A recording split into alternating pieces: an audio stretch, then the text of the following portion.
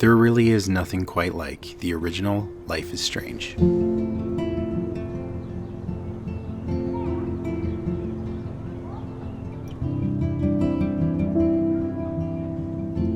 Its approach to storytelling, characterization, tone, and gameplay remains unmatched. An experience so singular, so entirely special, it still feels unlike anything the franchise could ever do 10 years later.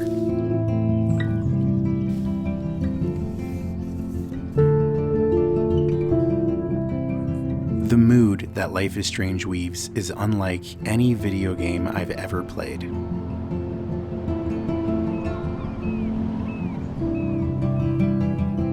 From its immersive level design and evocative, almost dreamlike cinematography, to its charming, nostalgia-laced soundtrack and score, Life is Strange carved out a genre all of its own. Square Enix and Don't Nod created something so special, so undeniably powerful, that no one, including themselves, has ever truly been able to replicate it. The alchemy that this sleeper hit made resonates so deeply that it seems impossible to bottle, mysterious and undefinable in its many ingredients.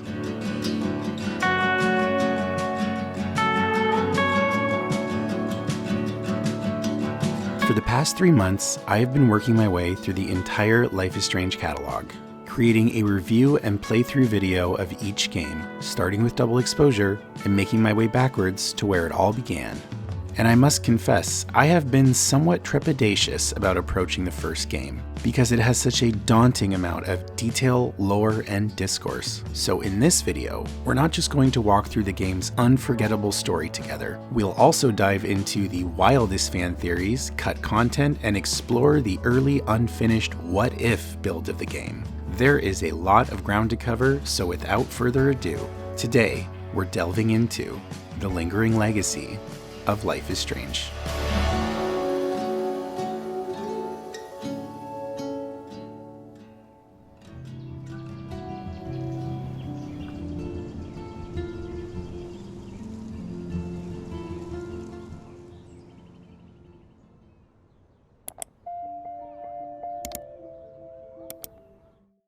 Episode 1 begins with a bang.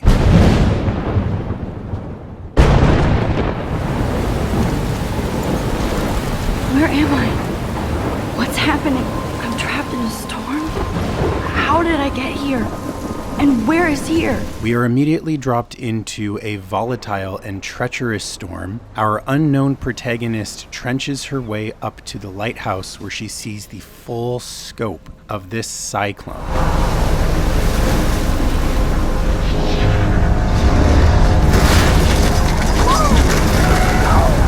When she is suddenly jolted back to reality. That was so surreal. Famously called film Little Pieces of Time. But he could be talking about photography, as he likely was. Okay, I'm in class. Everything's cool. I'm okay. Enter our lead protagonist, Max Caulfield. Max is shy, artistic, friendly, and insecure. Here we see Max in her photography class at Blackwell Academy in the sleepy town of Arcadia Bay.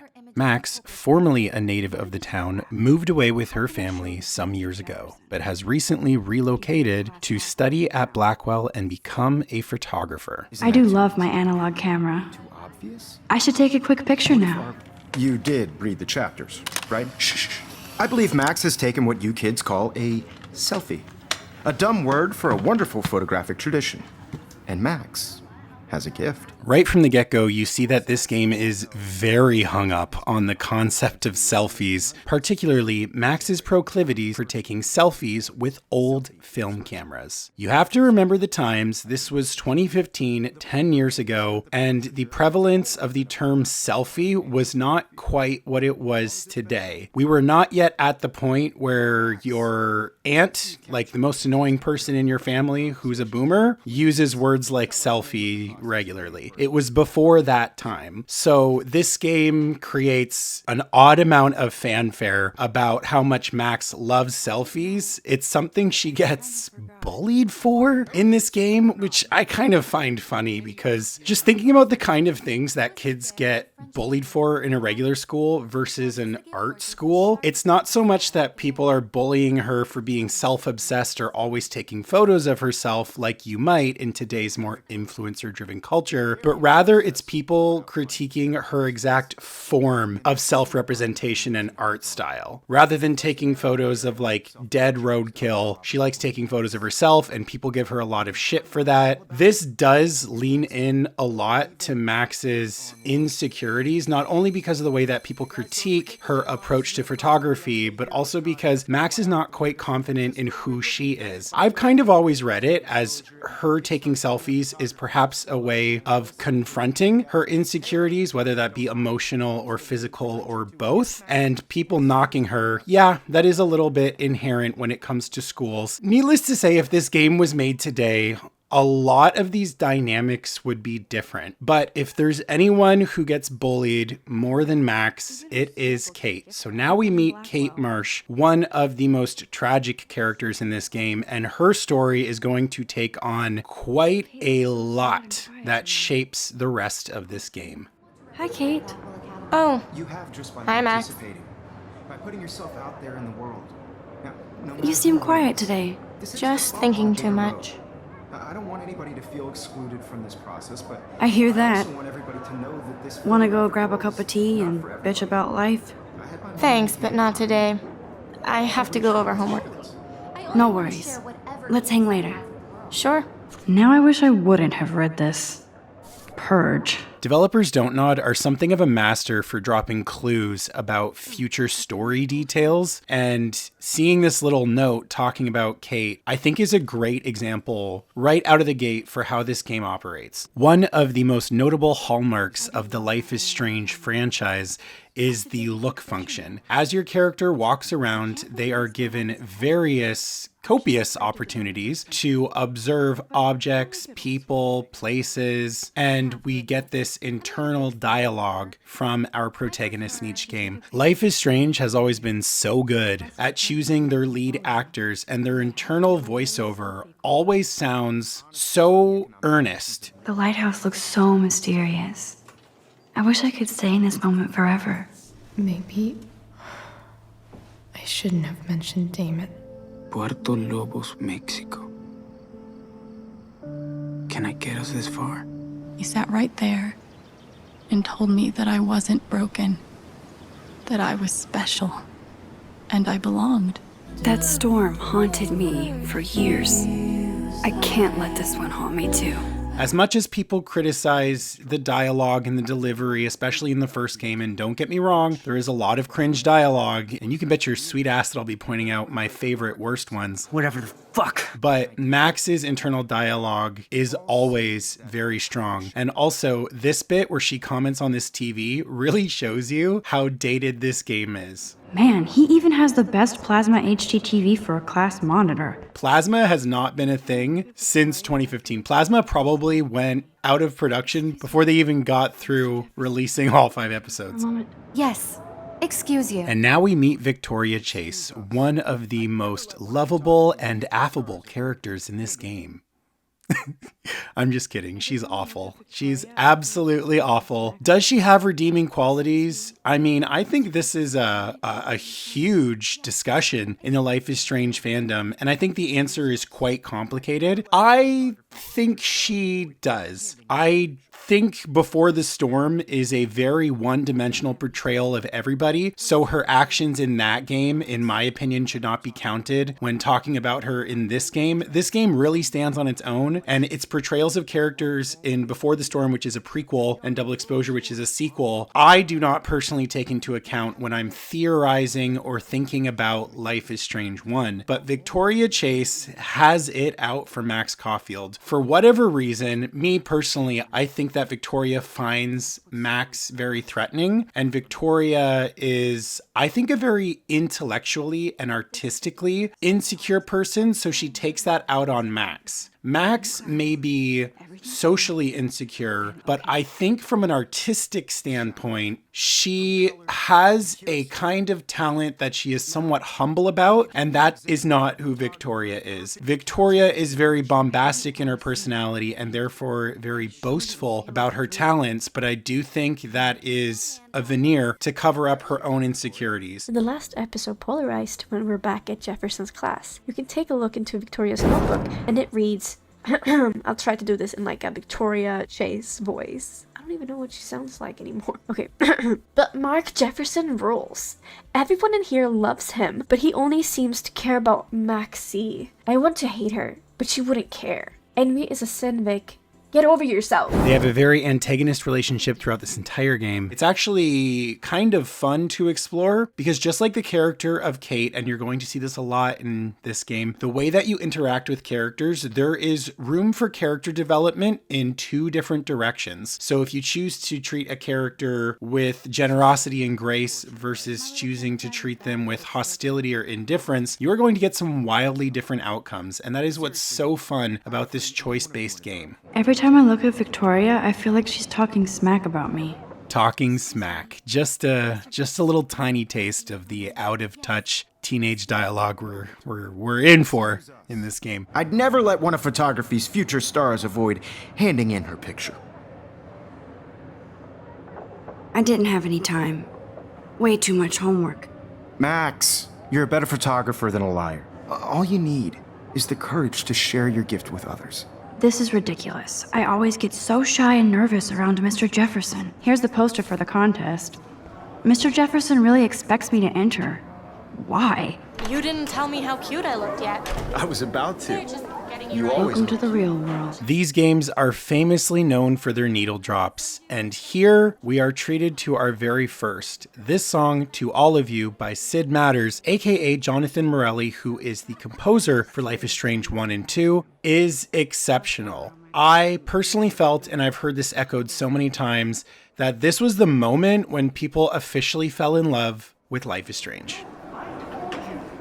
She's so fucking shy. She takes selfies with this giant camera.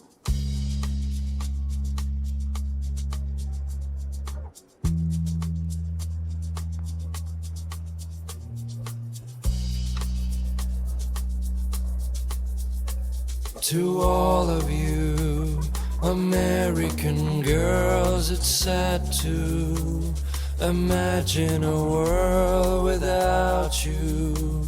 American Evan doesn't say much to me, but his photos are very cool. Alyssa is always texting, but she doesn't hang out with a lot of people. a car by the seaside. Dana is on my floor too. She's such an archetypal, gorgeous cheerleader. They must make them in a factory. I shouldn't be so catty. Dana is nice to me. I've seen Brooke hanging out with Warren. She seems like his type. Poor Daniel, he's so nice. I wish I could beat the shit out of Logan. Girls in the movie. It looks like she's been gone for months. No one can tell where your heart is. American girls like dollies. With Good thing I left my AK at home. plastic bodies.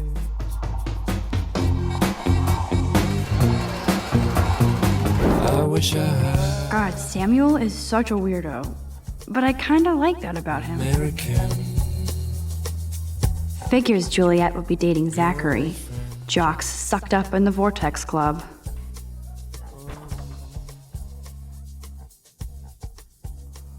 Empty. Good. Nobody can see my meltdown. Except for me. Fun fact, before this game was titled Life is Strange, it was originally titled What If? And in recent years, an early PS3 prototype of the game was leaked. And it is fascinating and it is really great insight into how this game is developed, and it is motherfucking comedy gold. There are so many interesting tidbits, but also so much humor in how this early build was put together. They did not yet have voice actors, and everything was basically a placeholder, so instead of having actual dialogue, sometimes the dialogue lines would just be in the spirit of what a character would say. Honestly, just so fucking funny. Another example of placeholders being used in the early build is the text for some of the dialogues. If you stop and read the lines, some of them are quite funny. For example, Brooke says, "I'm such a nerd, my drone is so cool," when playing with a drone outside of Blackwell Academy. Most of the placeholder text is just a lot simpler and less natural sounding than the final text that can be heard in a game. Oh, and of course, most of the audio, when it exists, is just text to speech, which leads to some amazing moments such as this. Well, you feel like totally haunted by the A's of those sad mothers and children. Amazing, and now I feel tired. Because chill out, nobody dosed you. Leave them out of this, bitch. I called and threatened to snitch on him to the cops if he didn't pay $3,000 cash. Now we can go to the drive-in. There's one of New Burt just 60 miles away. All right, back to our canon reality here. I feel like the universe is taunting me everywhere I go today. It all started with that bizarro dream in class. Am I going crazy? For the promotion of Double Exposure, Square Enix released a video on the official Life is Strange YouTube page featuring Hannah Tell, voice actor for Max Caulfield, reacting to this iconic scene, and it offers some really great insight. I loved this line. I love how she was kind of sarcastic about it at the end. You have a gift. Fuck it. Don't destroy your art. So you know what? I'm going to let Hannah take it from here for most of this scene. Who could really encapsulate this scene better than Max Caulfield herself? When a door closes, a window opens. Or something like that. Oh, wow. Okay, girl, you don't get a photo op like this every day. This is, oh my gosh, it's wild to see this. Take the picture. I remember what's coming. I remember recording in the booth with Nick Schreiner, who plays Nathan, and he was very scary and very real. It's cool, Nathan. Don't stress. You're okay, bro. Just count to 3. Don't be scared. You own this school. If I wanted, I could blow it up. So what do you want? I hope you check the perimeter, as my step-ass would say. Now, let's talk business. I got nothing for you. Wrong. You got hella cash. You don't know who the fuck I am or who you're messing around with. Where'd you get? Oh my gosh. What are you doing? Oh. Come on, put that thing down. Don't ever tell me what to do. I'm so sick of people trying to control me. You are going to get in hella more trouble for this than drugs. Nobody would ever even miss your punk ass, would they? Oh, it's so engrossing. Ah! Ah! No!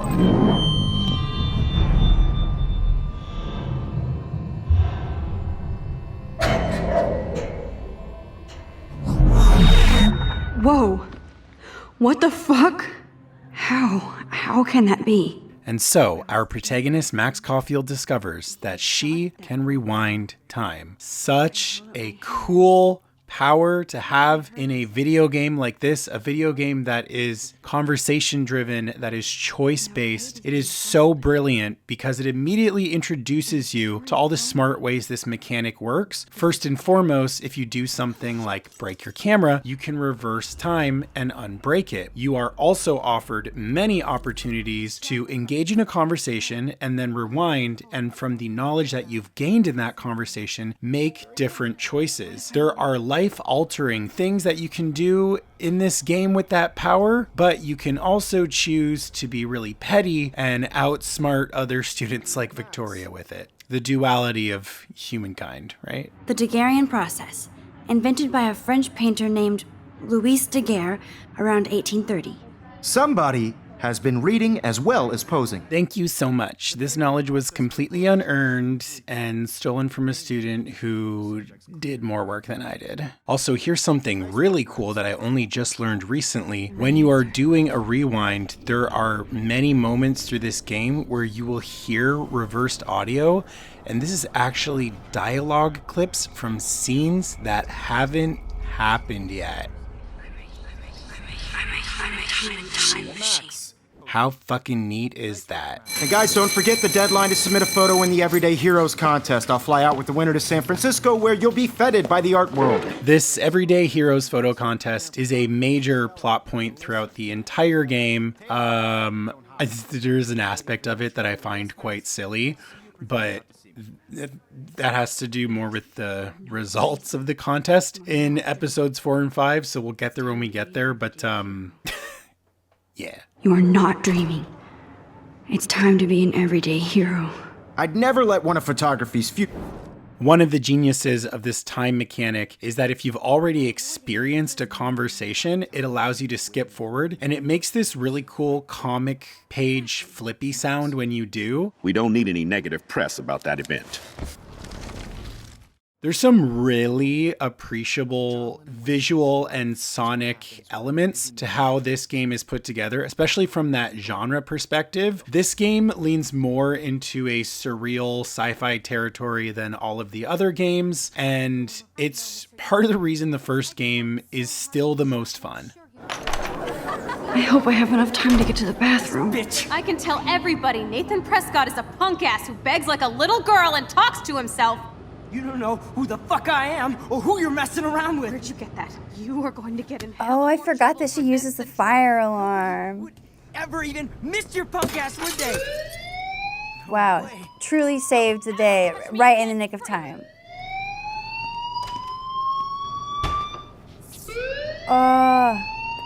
Another shitty day. Sorry, but I just wouldn't expect him to say that at the end of that. Just saw a girl get shot and then saved her. Oh. What the fuck is going on? They also uploaded a much less viewed video of Hannah Tell reacting to music from the Final Fantasy series. I just find that so funny and so peculiar because, the marketing for Double Exposure was a mess. They really tried to hit it hard and there was a big miss. Also, I just find this uniquely funny because I love to make fun of Square Enix for prioritizing Final Fantasy above every other franchise they have because it is their biggest winner and kind of the one that they continue to do best at. Insider word is that there is nobody left at the top at Square Enix who has love for the Life is Strange franchise. There are so many rumors about Square Enix and Deck Nine these days, and a big one is that part of the reason Double Exposure was such a failure and seemed so phoned in is because whoever it is that used to really care for Life is Strange, that was a top person at Square Enix, is gone, and it shows. I just find it so fucking embarrassing that they upload a video of Hannah Tell reacting to Final Fantasy music, and it has 8,000 views. My teardown of Double Exposure has more than that. Oh, wow. Lingering mystery. Oh my god, she almost said the title of this video. We're delving into the lingering legacy of Life is Strange. No way! Don't ever touch me again, freak! Hey, do you hear that fire alarm? That means you should be outside. I had to use the bathroom. Girls always use that excuse. That's not okay to say. Whatever you're up to, or are you hiding something? Huh? Whoa, so intense. Intense is right. So this is David Madsen. He is head of security at Blackwell. He is a big player in this game, and he is something of an antagonist for this game too. David is very suspicious, very untrusting, and keeps tabs on students in a way that absolutely crosses a line. She's so shy. I forgot how introverted she was. I didn't forget, but like, it's just exciting to see it again and remember how far she's come. I love hearing Hannah say this because when you also compare it to an interview that she did back in 2014 for Life is Strange, you can see how much Hannah has grown up with the character, and Hannah herself has gone from a more shy person to a more open person. I love that. I've never played a character that I related to so much. I have a lot of the same issues that she does with her confidence, and so getting to play someone that seemed so similar to me was really an extraordinary experience. I really feel like I'm growing with her. Wow, that scene, it feels so real. I don't know why that it affects me so much. But for a long time after making the game, I didn't want to play or watch the game because it would get me too hyped up and emotional to see the footage that we had done. So it's really cool to be here like way later, many, many years later, and actually be able to watch and appreciate like, wow, like that was a really gripping scene. So cool to see this again. Hold on, Max. Come back here. We're also introduced to Principal Wells, easily one of my least favorite characters in this game. He is not necessarily an antagonist, he's more just like a benevolent authority figure. He's here to toss hurdles at the characters in the plot when is necessary. There is this tiny subplot that he has a drinking problem. I mean, I guess I would too if I was the principal of an art school in Oregon. I don't really know why they chose to include this element because it doesn't really affect anything. Learning this about him doesn't really give you an opportunity to use this against him or to help him with his issues. One of the largest functions that he does serve is often being a proxy to the Prescott family's sometimes nefarious interferences at Blackwell and around Arcadia Bay. Nathan, the one who was just in the washroom there, is a Prescott, and as you'll come to learn very quickly, the Prescotts run this town, as he says it. How does he say it? I don't know. Kyle, future Kyle, cue the clip. Then you should know the Prescotts own this shithole. In this conversation, we are offered our first major choice. Do we report Nathan or do we hide the truth? This is going to have heavy effects on future conversation threads with both Principal Wells and Nathan. I just got sick in class. Female trouble. Except you're wandering around like a zombie. And do you think that's the first time a student has used that line on me? I felt dizzy in Mr. Jefferson's class. Just tell me what you're hiding. You can trust me. There's nothing to hide. You've only been here for 3 weeks and you're already causing conflict. I don't think your parents will approve when they find out. Now get outside with class. Please. No, he does not buy that at all. I may have just flushed my scholarship down the toilet. Yes, I could rewind and actually tell him the truth.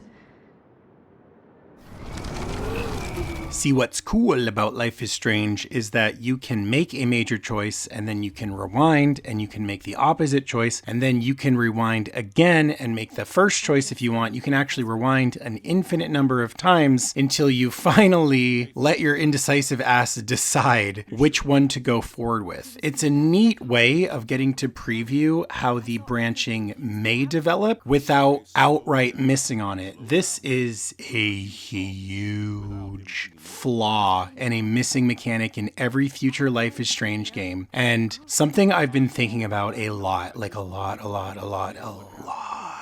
while making these videos is what could a future Life is Strange game do that could finally really get shit back on track and properly pay tribute to the first game in the right way that is interesting and fun like the first game is. And that is, I think what we really need is a new, completely standalone story where the main character also has these rewind powers. And you can tell an entirely new story with it and let all this cosmic time traveling, timeline shifting stuff reign again, because it's the funnest part of this game. And it's kind of crazy that every game going forward arguably gets more progressively boring with your powers and your abilities. That supernatural twist just absolutely doesn't hit like it does, but Life is Strange has continued to recede and get smaller and smaller. And again, that's why absolutely nothing feels like this first Life is Strange game does.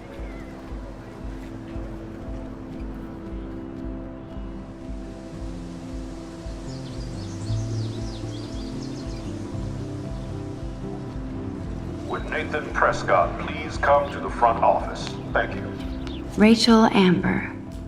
She looks so hopeful and pretty. I wonder what happened to her. On campus, Max receives a text from fellow student Warren. He asks her to return the hard drive that he lent her, but before she makes her way to her dorm, you can have a few interactions with different students sitting around campus. This is a great opportunity to get to know characters as well as to learn a little bit more about the interconnected relationship dynamics happening at Blackwell, including the disappearance of this mysterious Rachel Amber. Hey, Hayden. There she is, the retro selfie master. That's me, all right. You look relaxed as usual, Hayden. It's a skill one cultivates at Blackwell, especially when one represents the Vortex Club. What the hell is the Vortex Club anyway? It seems so elitist. Only if you're not cool enough to get in. But you should actually come hang with us one night, then you wouldn't be so inclined to gossip. You mean hang with the Vortex Club? That sounds like a setup to a horrible prank. Well, now that's some foreshadowing if I've ever heard it. It seems weird to think about partying with all those Rachel Amber posters up. You're high. Rachel used to hang out with us too. She was a blast. Smart, not bitchy like, you know. Like a certain most lovable, most affable character that I mentioned. So you knew Rachel Amber? I knew she liked to party. Fun to be around. Rachel was actually a member of the Vortex Club? No. Rachel was like her own club. She was actually too cool for us. And I'll deny I ever said that. So bizarro to be back here after 5 years. I thought I could just fit right back in at school. But with all this shit going on, I'm even more an outsider. And who can I confide in besides my journal and my camera? Man, these are supposed to be the best years of my life. This is what it's like to be alone and feel lonely at once.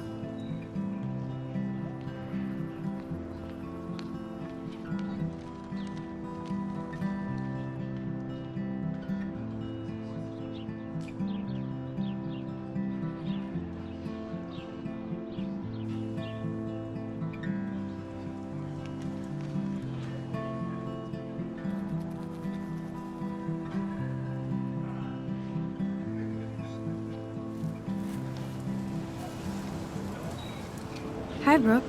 Let me guess.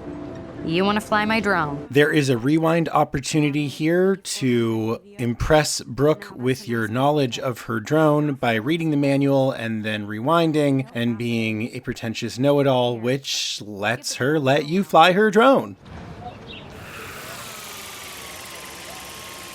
You know, the first time that I played this game, I thought I was actually flying the drone.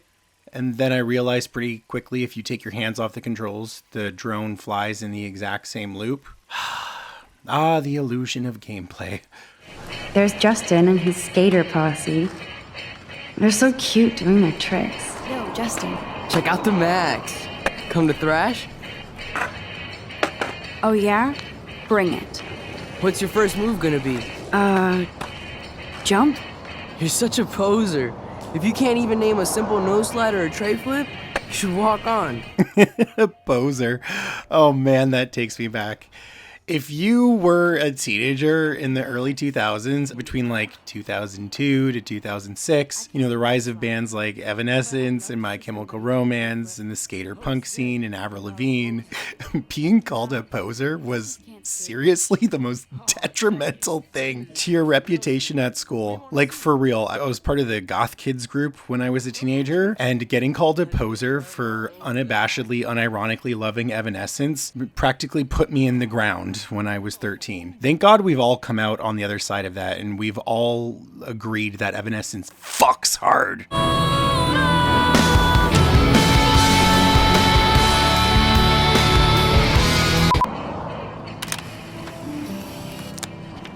That's so cool that Blackwell is doing a show of Mr. Jefferson's work. That's one of his famous shots.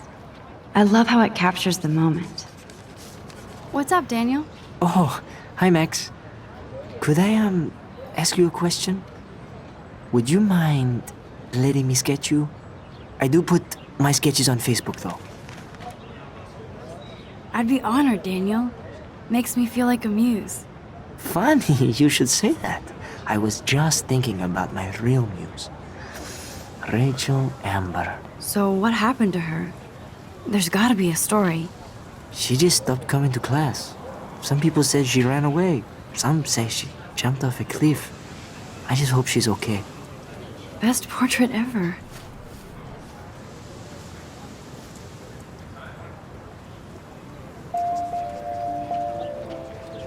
Ah, that sound effect for the "this action will have consequences" mechanic lives rent-free in my head. I love it. Pretty much every time I make a mistake in my personal life, I hear that sound internally. Unfortunately, I do not have a rewind function, so I will have to live with the consequences of my actions. And that's what games are really all about, escapism, right? This day has been so insane. Everything is happening too fast. And none of it makes any sense. These visions, this power. I keep expecting to wake up one more time. But if this is a dream, then I'm not asleep.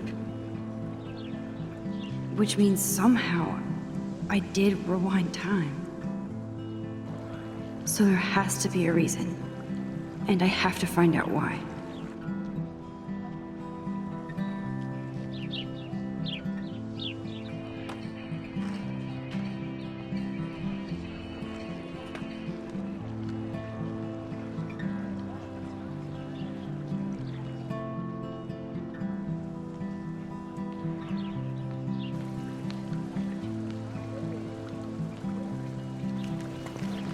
Miss Grant sure is dedicated to that petition. Hi, Miss Grant.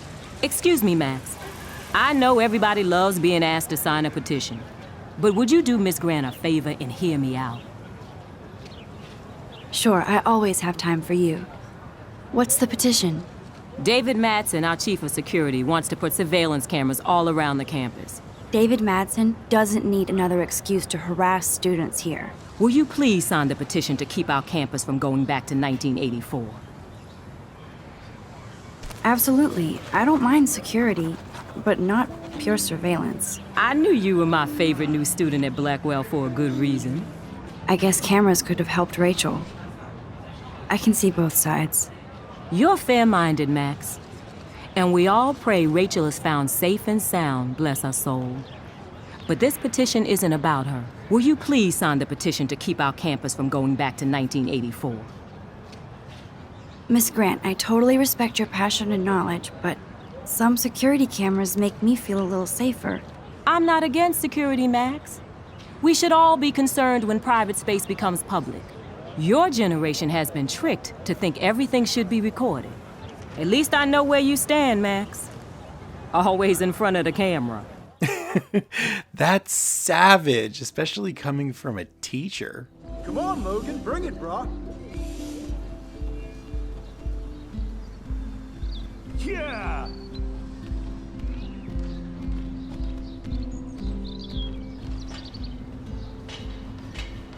I need to go to my room and return Warren's flash drive. Out on the campus, we also meet Alyssa. This is a character that you could call it a recurring mini-game with. Oh. Hi, Max. What are you reading? Love Today or Die Forever. Don't even say anything. It's a bestseller. What to say? Good point.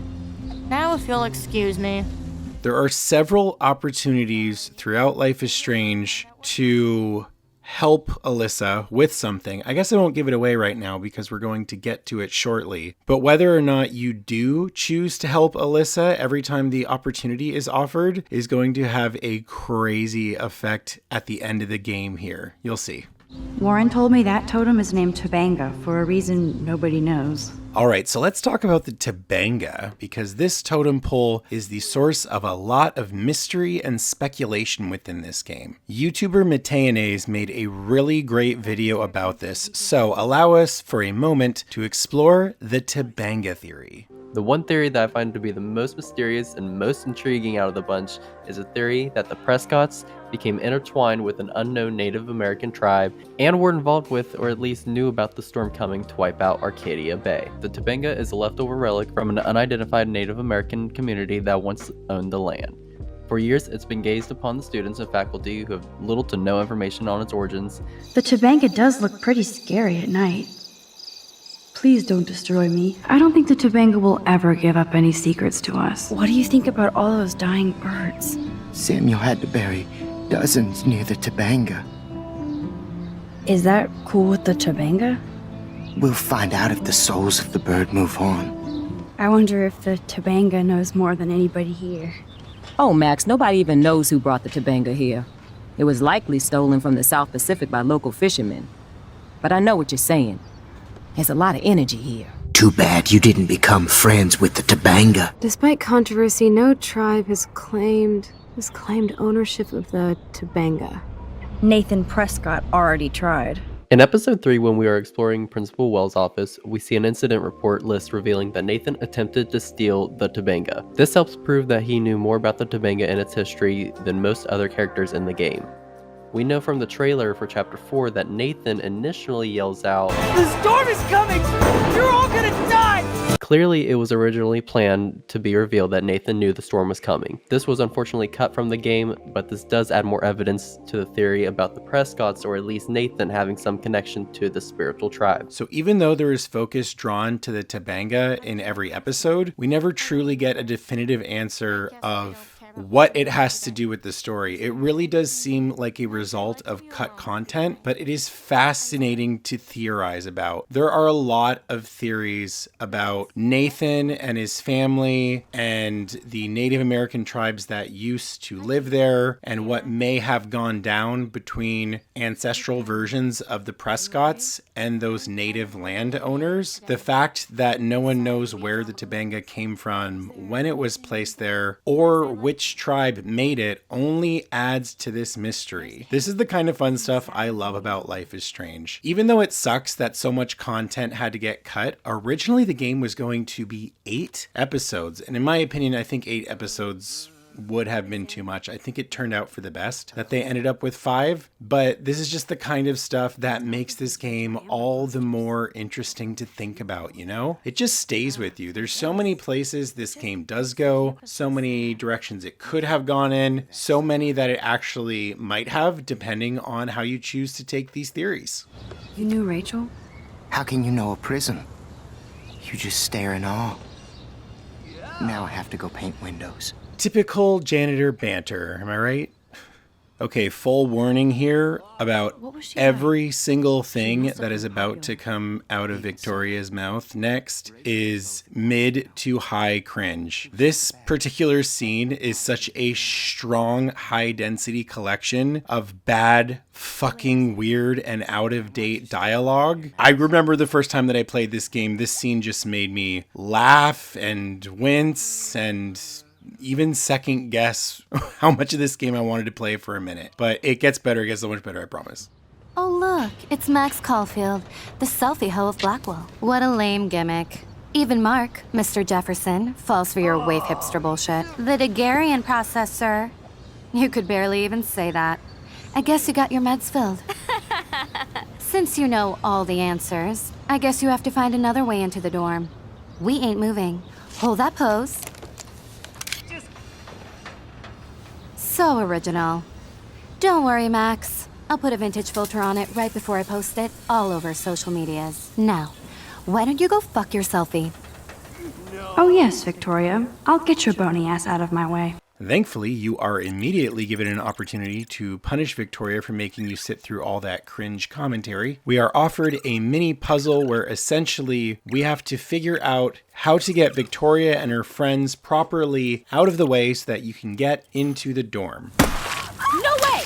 No fucking way! You okay, Victoria? Oh, Samuel is sorry. Hold on. We'll get some towels. We'll be right back. It worked. Don't mess with Max, bitches. Don't worry, it's only water. And do you know what water does to cashmere? BFFFF. Come on, let's move. Victoria, are you alright? Don't let me see. Go fetch a towel in my room. Show me mess. You don't touch me either. Get out of here. Hey, Victoria. What do you want, Max? I am sorry. That's an awesome cashmere coat. It was. But there'll be another. Well, you always seem to know how to pick the right outfits. I do have some talent. Mr. Jefferson told me. I've seen your pictures. You have a great eye. Richard Avedon-esque. He's one of my heroes. Thanks, Max. You deserve a better shot. Sorry about blocking you and the go fuck yourselfie. Victoria probably played me. I should have played her. Don't say a word, Max. Oh, wait. Hold that pose. And no filter needed before I post this. No. Now please move. I've had a messed up day and I'm going to my room. You do that? I know where you live. So does Nathan. Maybe I shouldn't have done that.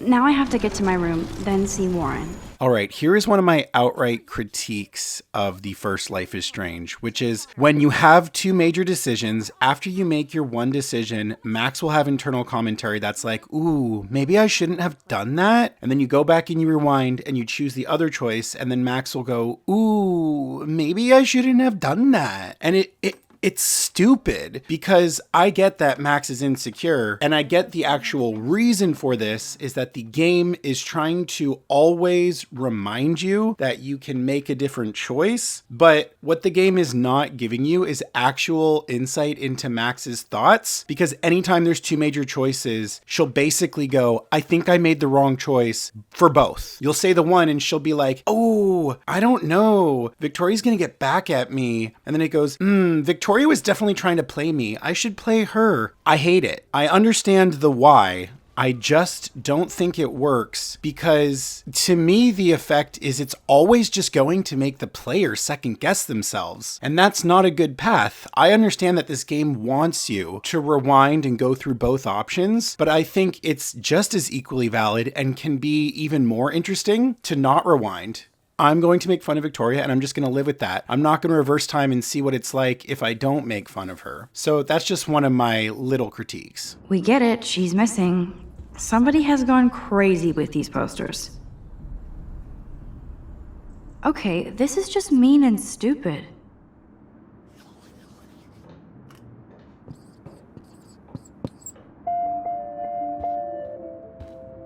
Oh, Victoria, give me a fucking break. Victoria having a Gandhi quote on her board could not be more fitting and perfect. That is some funny ass characterization. Home sweet home, my favorite cocoon. Max and Chloe, best friends forever. Who even says that anymore? I'm going to have to call Chloe eventually and find out what she'll say. Don't you know that I'll be around to guide you? It feels so nice to just relax. This day has been so damn bizarre, and it feels like it has gone on forever. Maybe I'll just wake up now and find out I was dreaming all of this. Or like Poe said, a dream within a dream. We'll catch some light and it'll be alright. For now, crosses all over, heavy on your shoulders.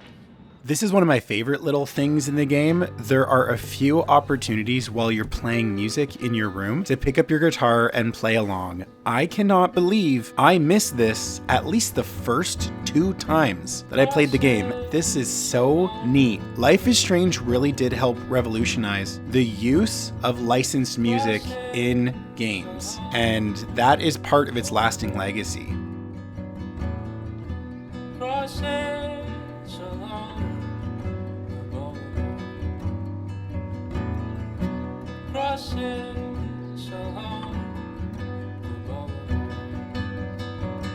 In the finalized game, Max plays a song called Crosses by Jose Gonzalez if you get her to play the guitar in her room. In the early build, she plays a song by Angus and Julia Stone called Draw Your Swords. This song happens to be one of my favorites of theirs, so I was really happy when I noticed that.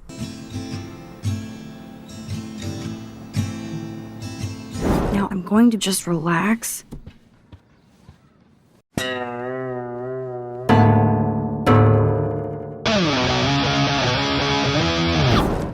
You are thirsty. I'm the worst baby mama. Drink up. This is Lisa the plant. You are given several opportunities to water or to not water the plant throughout. Max's mother sends her a text reminding her to water the plant, but not too often. This is a clever little gameplay element because you can water it up to 3 times, but if you water it a 3rd time, you'll kill it. So you have to really do what your mother is suggesting in the texts. What's also really funny is in 2015 for April Fool's Day, Square Enix advertised a Lisa the Plant official piece of merchandise. They said, and I quote, "Now you too can make the choice to water the plant or not, just like Max. We wanted to offer a product that had consequences in order to replicate Life is Strange's gameplay mechanic. And with the official plant, we feel we've done just that." And they have this official merch pic. It's hilarious. Also, the Life is Strange wiki gives me life. Under the basic information for Lisa the plant, it says cause of death, and it shows either drowned, dehydrated, or killed by the storm, presumably.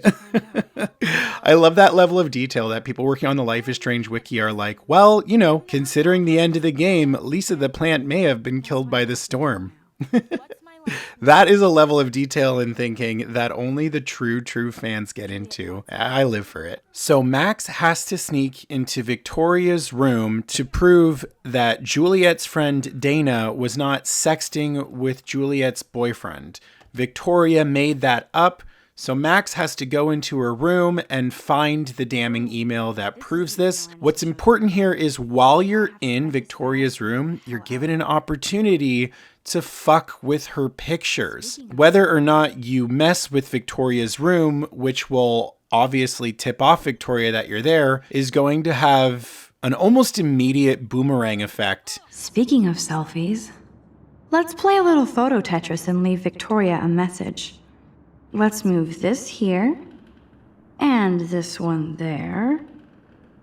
A pattern is emerging. I may be in the minority here, but do you kind of miss the juvenile cattiness of the first game? In the first 2 games, in the first 3, the characters are all in high school. And I absolutely appreciate the more adult tone of True Colors, but I feel like it really only worked with True Colors. College kids on campus definitely didn't work for Double Exposure. Maybe it could have. But is anybody else on the same page with me that the next entry, on top of being a standalone, should also be set in high school again? Because here's the thing about Life is Strange. They are melodramatic stories. They are meant to be inherently melodramatic because being a young person with superpowers is inherently melodramatic. Being a young, insecure, possibly queer girl in high school who also finds out that she has rewind powers, which has to be one of the most cosmically existential fucked up powers to have, is wonderfully melodramatic. And we get to see that play out in so many ways. Am I wrong in saying that all of the games are duller in comparison by some standards, and we kind of need to get back to this? I don't know. I miss the stories being about high school kids because in a way, there's a lot more room for character growth. When your character is already an adult and they're supposed to be mature, it's a lot less fun to watch them be super immature. Looking at you, Safi. So here's one of those recurring opportunities to help Alyssa. I don't know why I botched this so hard in my gameplay. I'm watching this back and I'm like, dude, it's not that hard. So there are several times throughout this game where Alyssa gets hit with something in the head, essentially, and you have the power to reverse time so that you can warn her. If you do this every time, you will get a very different ending with her character than if you don't help her at all. It's one of those cool setup and payoff things about Life is Strange. The Prescott dormitory? Good lord, Nathan's family owns my dorm? Here we see Kate essentially being harassed by David, and you can choose to intervene or you can choose to take a photo. This is going to have a huge effect on your relationship path with Kate. No, and leave me alone.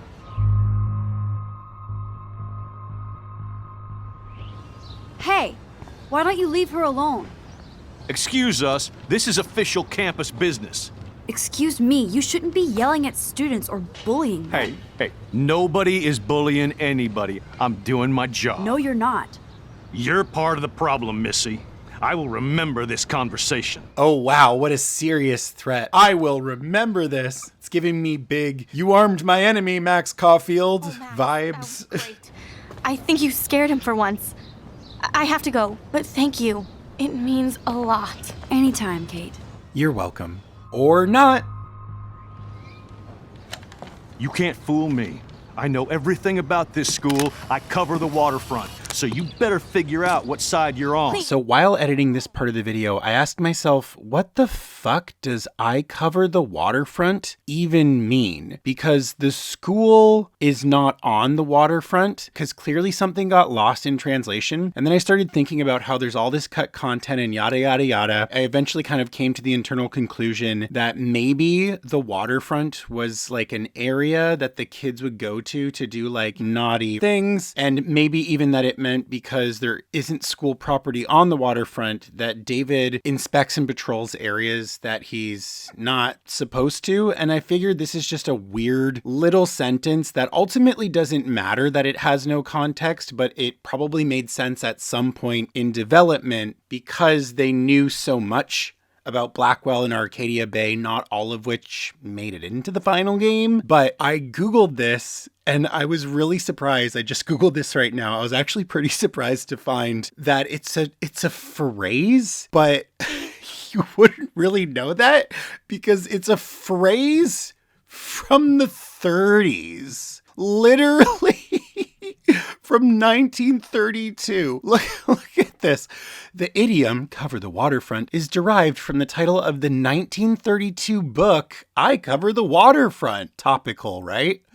I'm actually sitting here just wondering, like, where the fuck did developers in 2015 learn this phrase from the 30s and then think that somehow it would carry any kind of discernible meaning? Anyways, I'm completely adding it to my everyday vocabulary. I'm going to use it a bunch. And when people are like, what does that mean? I'm like, uncultured swine. Clearly, you've never played a Life is Strange game. So you better figure out what side you're on. Please, leave me alone.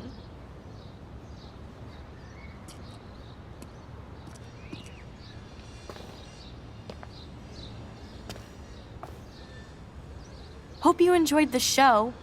Thanks for nothing, Max. Man, I should have stepped in between Kate and David. That asshole was so over the line.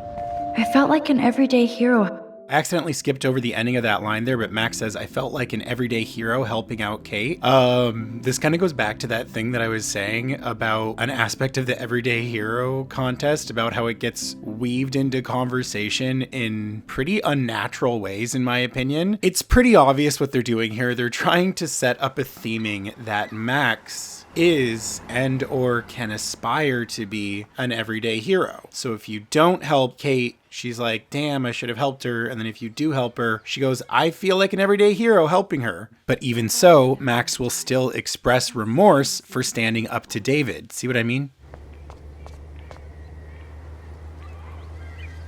Now this really pisses me off. So entitled. Sorry, handicapped folks. My truck needs these 2 spots more than you do. That dog looks peaceful asleep, but if I get too close, Cujo. There are a pretty decent amount of Stephen King references in Life is Strange. It's a very clear inspiration. A lot of Stephen King works do have that supernatural twist set in a small American town. I do really enjoy that. There's also a lot of Twin Peaks references. Oh, and virtually all of the license plates in this game are shortened versions of names of TV shows, including Buffy, Breaking Bad, Broadchurch, Top of the Lake, The Sopranos, 6 Feet Under. I don't get it. How could Zach and Victoria do that to me? Juliet still looks upset about Zach and Victoria. Hi, Juliet. How are you doing? Oh, hey, Max. Sorry, I'm still screwed up. For someone who's played the games so many times, there's something I've really never truly picked up on until this gameplay. Crazy that it took me 8 or 9 times to realize that there are a lot of repeat voice actors. In other words, voice actors in Life is Strange 1 who take on multiple roles. So I noticed here that Juliet seems to have a very similar voice to Kate. I look it up and she does also voice Kate. And she does also voice Alyssa. She does 3 voices. I also noticed in this chapter when they introduced Justin that he sounded a lot like Warren, and I look it up and he voices Warren too. I also noticed at the Vortex party that what's-her-name sounded a lot like Ashley Birch, and of course she is Ashley Birch. The Life is Strange wiki also confirms that she plays Taylor, Sarah, and the Weird Lady? Who the fuck is the Weird Lady? Hello there to you! Such a beautiful day, eh? Oh yeah, it's gonna be a super day. Enjoy your breakfast, eh? I have never seen this before. Oh, that's so funny because the Life is Strange wiki says that she has a pronounced Canadian accent, and I read that right before I watched the clip, and I was not prepared. Oh yeah, have a great day. It's gonna be a wonderful good day, yeah. Oh yeah, hello again. Back to breakfast, eh? But to be fair though, I am Canadian and that is what we sound like. So honestly, Ashley Birch nailed it. What can't she do? What up, Max? How are you? Here's your flash. Thanks. Warren is the definition of that where's my hug guy in your friend group. By the way, has anyone ever noticed the guy who always says where's my hug at only ever asks that of the women? I don't see that guy asking for all his bros hugs, and that's sad. How are you? Here's your flash. They ask you how you are, and you just have to say that you're fine when you're not really fine, but you just can't get into it because they would never understand. You okay? It's been one strange fucking day. I bet. I heard Victoria got a face full of paint. I'd pay money to see a photo of that. I don't want to talk about it. Jeez, you're a little missensitive today. Red flag, red flag, red flag. If you are friends with a guy and he's one of those where my hug at dudes and he's always trying to be warm with you and he's constantly texting you and he's constantly asking you to do things, and then you say something like, I'd rather not talk about that difficult subject today, and he says something like this, you're a little missensitive today.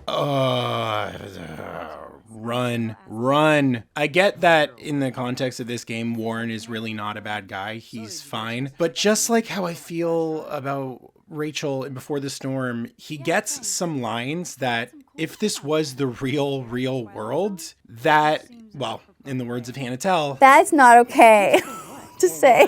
So you're sensitive. Ouch, that sounds awful the way you say it. How so? Sensitive usually means won't be having sex with you. Ah, my brother, this is bordering on harassment. Let's go ape. I have no sexual interest in you whatsoever. Max Caulfield, right? You're one of the Jefferson's photo groupies? I'm one of his students. What the fuck ever? I know you like to take pictures, especially when you're hiding out in the bathrooms. You best tell me what you told the principal, now. I told him the truth. A student had a gun. No, you told him I had a gun. That's why he dragged me into his office. Take a step back, Nathan Prescott. Oh man, you're telling me what to do? Get away from her, dude! Hey, leave him alone! Nobody tells me what to do. Not my parents, not the principal, Stop that! or that whore right in the bathroom.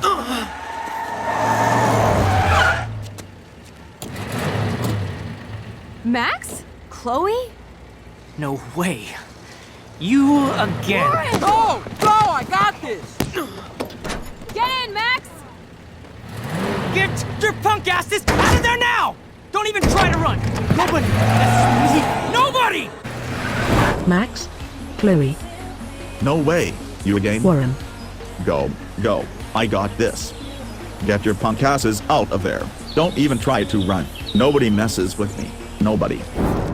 Man, Nathan Prescott is messed up and dangerous. This day never ends. Oh, and thanks, Chloe. After 5 years, you're still Max Caulfield. Don't give me the guilty face. At least pretend you're glad to see me. I am seriously glad to see you. Oh, and thanks, Chloe. It makes perfect sense I'd see you today. Yes, it's been that kind of day. So what did that freak want with you? I have no idea. I know he's a Prescott. And an asshole. Your friend really stood up for you. Warren? Yeah, I owe him big time. You're not the only one in debt. And you're already causing trouble. I thought it would be quiet here. Feels so weird to be back. You were happy to wait 5 years without a call or even a text. I'm sorry. I know things were tough on you when I left. How do you know? You weren't even here. I didn't order my parents to move specifically to fuck you over, Chloe. You've been at Blackwell for almost a month without letting me know. Enough said. I just wanted to settle in first and not be such a shy, cliche geek. I totally would have contacted you. I bet you don't use these sad excuses on Mr. Jefferson. Don't use them on me, Max. So Max and Chloe were best friends until Max moved away 5 years ago, which also tragically just so happened to be right after Chloe's father died. For whatever reason, Max has been pretty MIA since, so Chloe is understandably upset. This is indeed an unusual way for them to meet again, and we'll never really know when or if Max would have reached out to Chloe during her time at Blackwell. It sounded like she was right about to. She was just having a hard time working up the courage. Probably that kind of, embarrassment and remorse after leaving Chloe on red for so long. However, if you believe in the idea of fate, and my personal perspective about this game is that it certainly does have a lot to do with fate, I think that these two could not have come back together in any other way, because it is, of course, after all, the impetus for this wonderful friendship and romance story.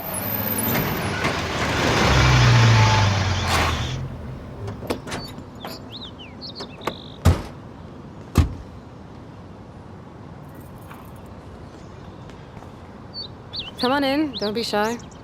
The house still looks nice. Home shit home.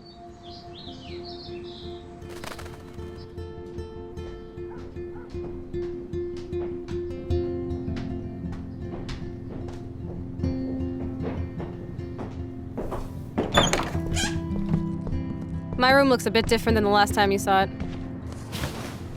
It's cool. At least we can chill out. This isn't exactly my chill-out zone. My stepfuhrer makes sure of that. Come in and close the door. Put on some music while I medicate. Chloe's room is without a doubt one of my favorite video game rooms of all time. And I know I'm not alone when I say that. It is just so quintessentially teenage American. It's messy. It's full of cool stuff to look at. She's got graffiti on the wall. I know I did the same thing when I was a teenager. It's just the perfect mix of twee, authentic, visually neat looking, and well, messy. There's even more pop culture references in Chloe's bedroom. "Everybody lies, no exceptions" is a quote from Daria. This poster resembles the movie poster for The Thing. There's a The Girl with the Dragon Tattoo poster right above Chloe's bed, one of my favorite movies. Chloe's Misfit skull very closely resembles Lisbeth's skull shirt design from the Swedish version of The Girl with the Dragon Tattoo. There are theories that Chloe herself is inspired by Lisbeth, or even Emma from the French graphic novel and movie, Blue is the Warmest Color. She looks super happy. She looks super sad. She looks super stoned. I've always loved this little guitar strum that you get when you pick up items. Every Life is Strange game has its own sound up for when you pick up an item. It's just iconic.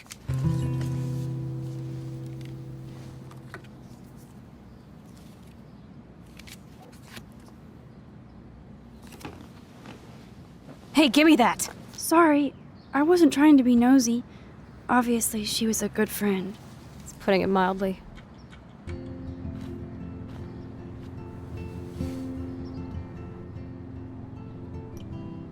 That's Rachel Amber. Her missing person posters are all over Blackwell. Yeah, I put them up. She was my angel. After my dad died and you moved, I felt abandoned. Rachel saved my life. Man, I had no idea. Well, you never made much effort to find out. I was 14. We were best friends. Part of me will always wonder why Max never reached out during all that time. We never really get a canon explanation. We don't really know what Max got up to in the meantime either. Thank you for saving my ass back there. How have you been these past 5 years?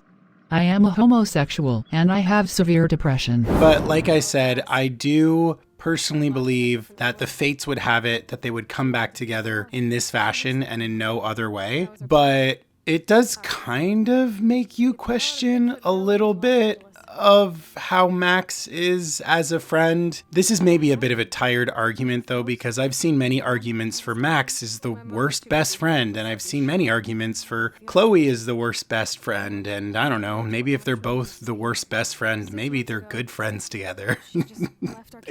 I don't know, it's a video game sometimes. It's a video game, he said, after spending 3 months making several hour-long videos about each of these. Sometimes things don't have a hardwired explanation. Maybe sometimes the idea is that Max is out of the picture because she had to be out of the picture in order for this plot to move forward. I've kind of always wondered why she never reached out though. What are your personal thoughts? Feel free to let me know in the comments if you have a kind of canon explanation in your head for why Max did not reach out during all that time. Can you put on some music now?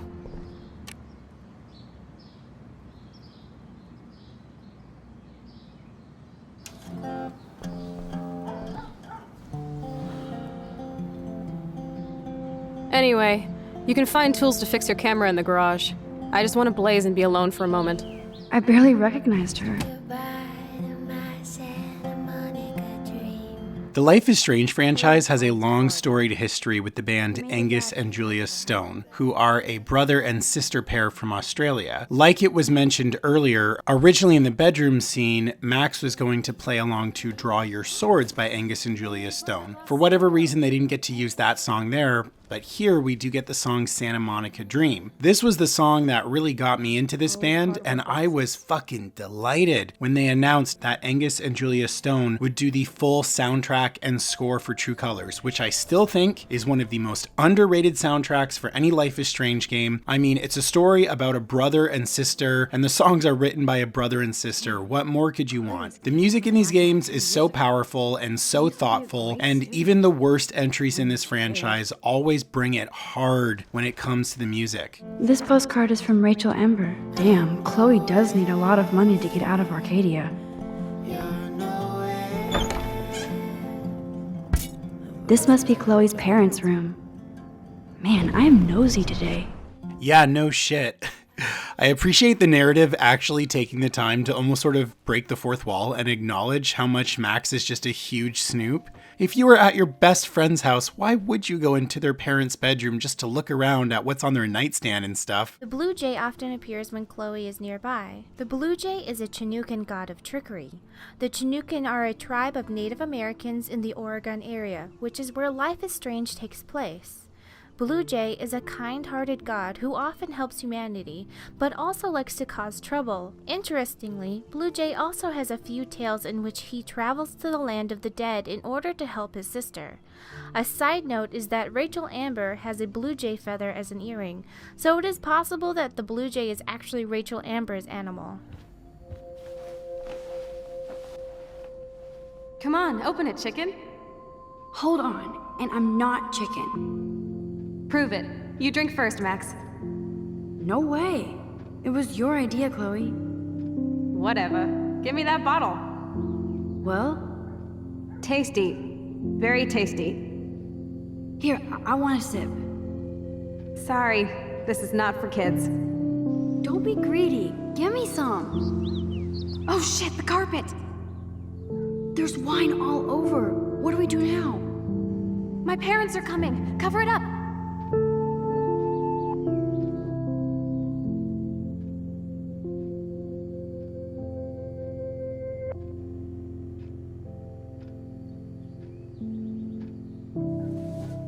So Max heads into the garage to find the tools to fix her camera, where she also stumbles upon David's workshop. David, the head of security at Blackwell Academy, is Chloe's stepfather. And she finds that not only does he have secret surveillance cameras in every part of the house, but that he has also been spying on Blackwell students.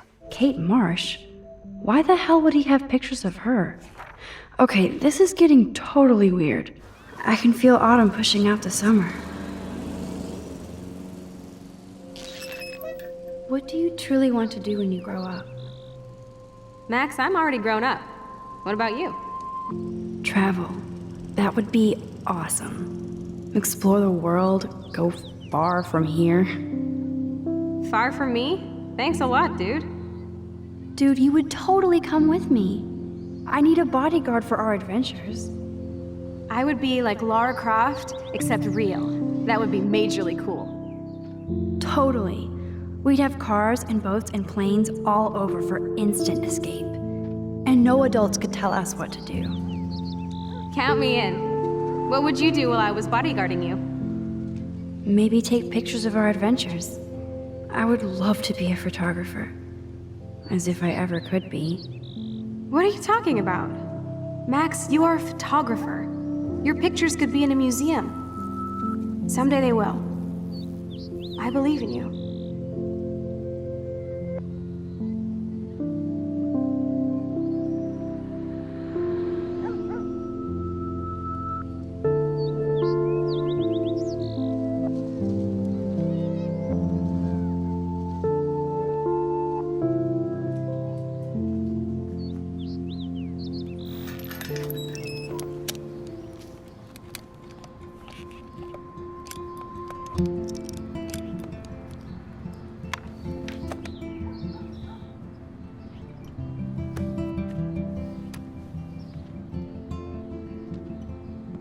So? I can't fix this thing. Are these your new photos? Yeah, I just took them today. Let me see. Wait, I've seen this before. No way. When did you take this? You took this photo, you brat? In the bathroom today. You set off the alarm. That's why Nathan raged after you. It totally makes sense. You hella saved my life. I know it was your birthday last month.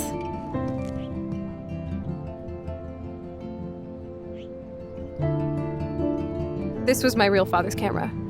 I want you to have it. And I'll snag this picture as a symbol of our reunion. Cool? Yes, of course it's cool. Now that we got that mushy shit out of the way, I feel like stage diving. Let's thrash this place. You're crazy.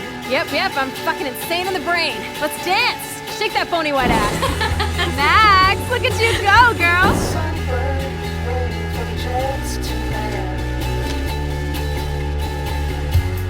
Yes, break it down, Max. Ready for the mosh pit, Shaka Bra. Yo, turn it off, turn it off. How many times have I told you to stop blasting that punk shit? You need to hide now. My stepdad will kill me if he finds you here. What's going on in here? Jesus, I'm just trying on clothes. You're so friggin' paranoid. One of my guns is missing. Did you take it? Oh God, I didn't take your stupid gun. You do know I believe in gun control? Wait. I will say I do find it awfully convenient that David doesn't really press about one of his guns being missing. I mean, if you are a gun owner, does it go without saying? And one of your guns goes missing in your house, and it's also pretty fucking obvious that your daughter's suspect number 1 and 2 and 3, he just doesn't press about it. I would not let it go. It's a gun. Even if she didn't do it, that means somebody came into their house and stole one of his guns. David is a highly paranoid individual. It is so stupid. I guess you could call it a dropped plot point that he doesn't pursue this. Of all the different paranoid things that he does, of all the fruitless leads that he pursues, it's crazy to me that he doesn't seem to think twice about his gun going missing. He thinks about it once, and then Chloe's like, nah, brah, that's not me. And he's like, okay. And Max, if I see you here again, you'll learn all about real trouble. Because you're such a badass, Max, Let me show you my new toy.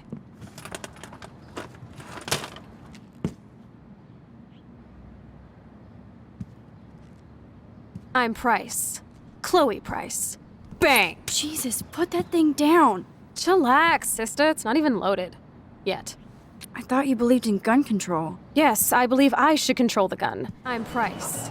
Chloe Price. Bang! You got hella cash.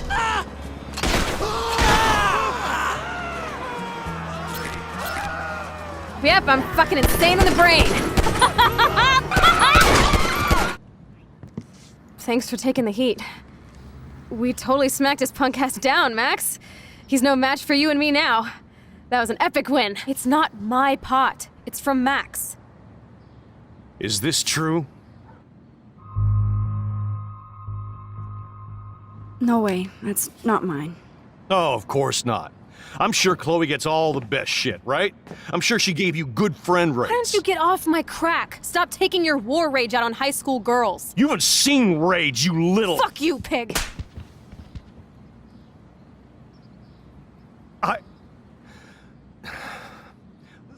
Listen. You asked for that. You know exactly what you're doing. I can already tell from today that you're trouble, Max. I hope this doesn't affect your status at Blackwell. Don't ever come back here. Listen, dipshit, if you ever lay a hand on me again, I'll have your ass in jail. Then you can guard yourself all night. You're the ones who'll end up in jail. I'm sorry, Chloe. I didn't know what to do. Whatever. Everybody bails on me. Even my best friend, Max. Don't you? So done with everybody in this town. I wish I hadn't even seen you. As if you care. Color me out of here. Anyway, let's sneak out the window. There is one cool place we can hang in this hickhole.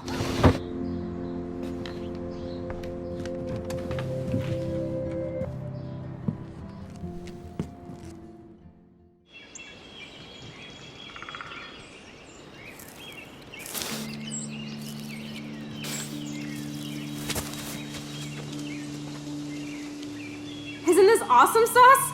Totally reminds me of when we were kids. Come on, Slowpoke! I haven't been here in forever. So why do I feel like I was just here?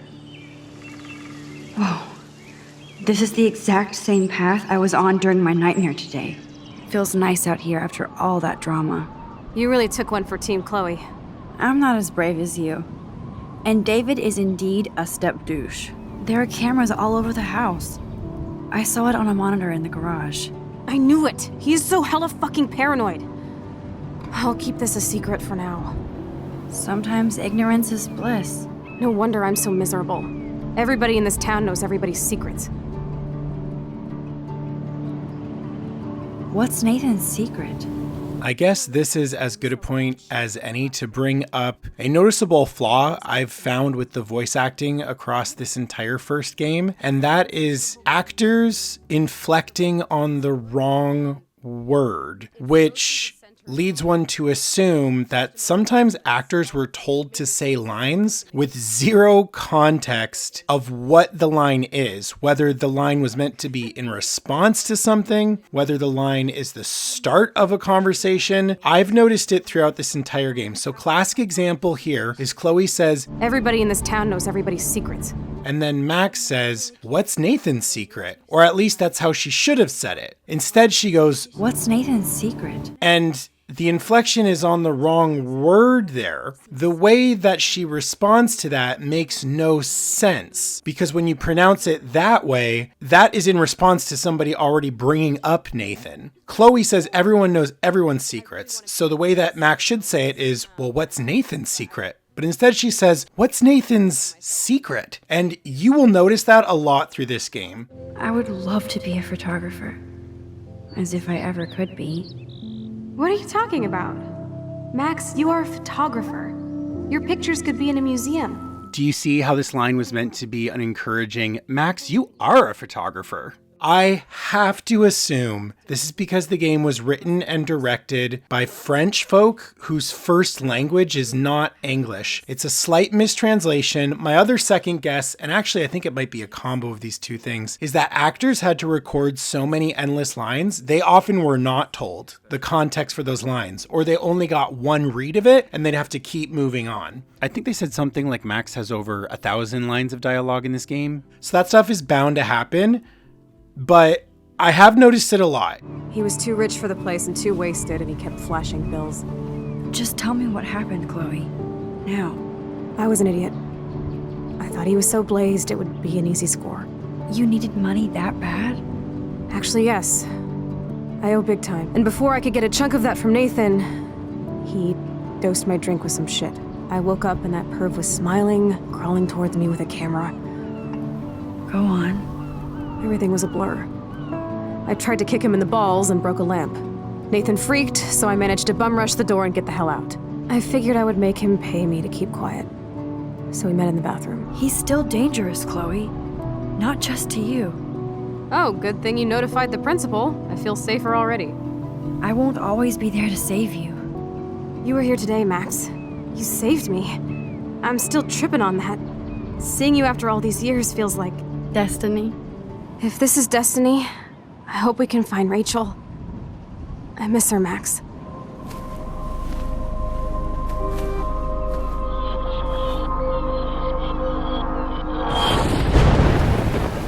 Oh no! Not again!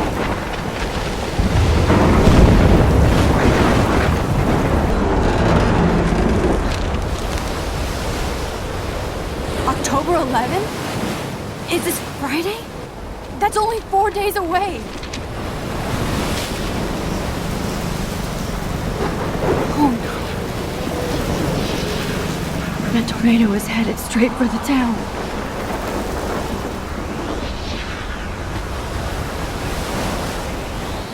Chloe, you're here.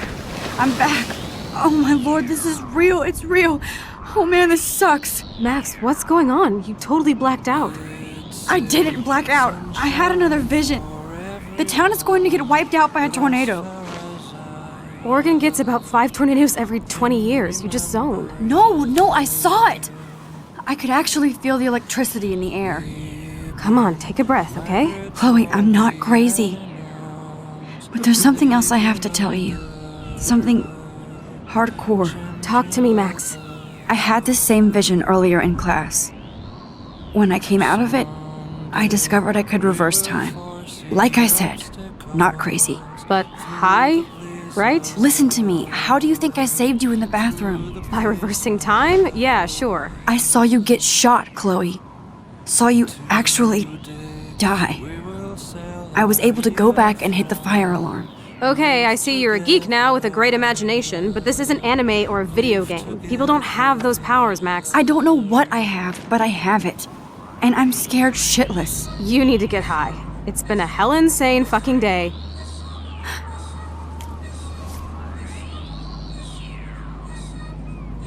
What the hell is this? Snowflakes? It's like 80 degrees. How? Climate change. Or a storm is coming. Max, start from the beginning. Tell me everything.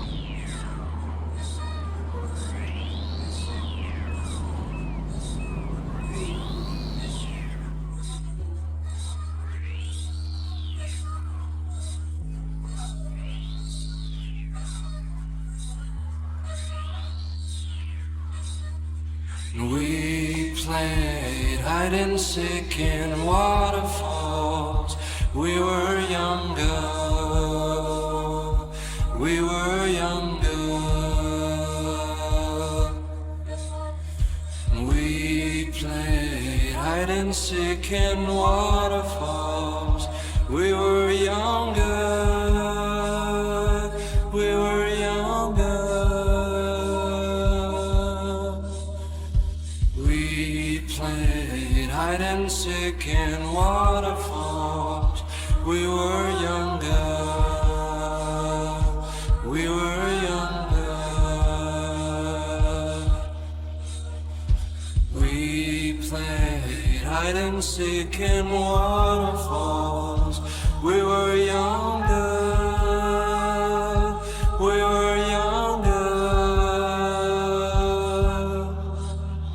Someday we will foresee obstacles through the blizzard, through the blizzard.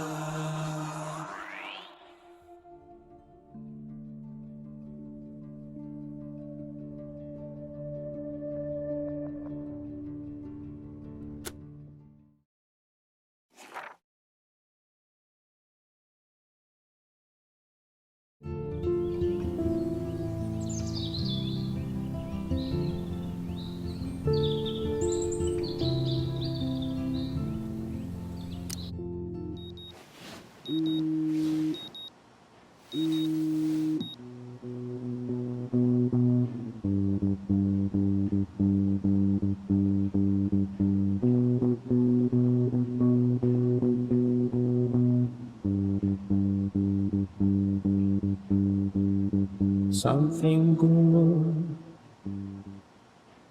oh something good, oh something good, oh something good tonight, make me forget about you for now.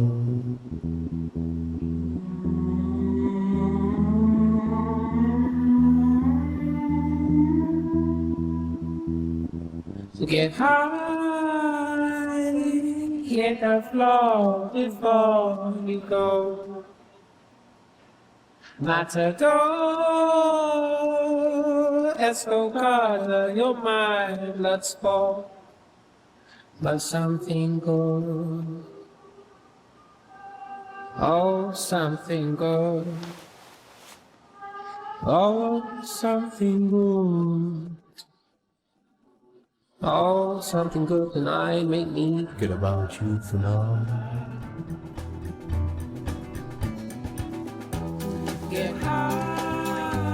There is a very easy to miss moment of Warren peeping into Max's window. I don't know, no comment on that?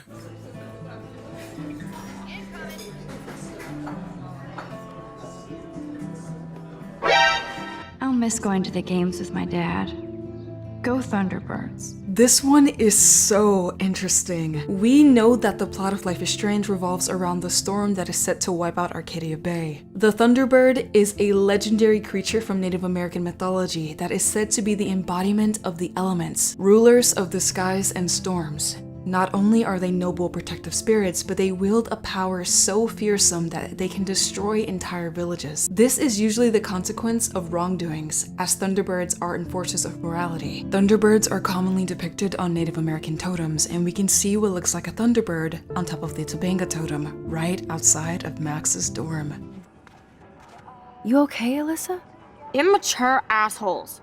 Sorry, Max. I'm not feeling social right now. Okay, so I accidentally missed recording the part where Alyssa gets hit in the head with a toilet paper roll. So like anytime I miss something, I go to YouTube to try and find a clip of it, and I can't find a proper clip, but I do find this.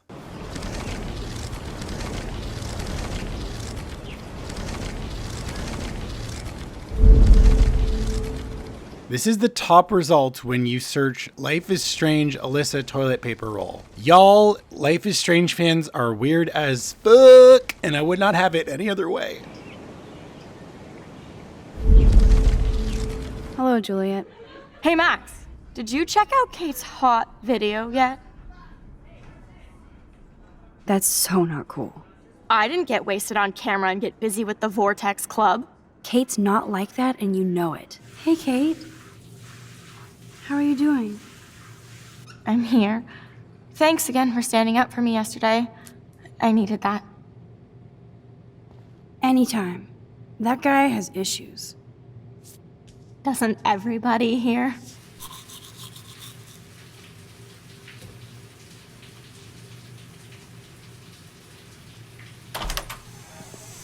What's up, Kate? School. That's it? That video of you clubbing didn't look like homework.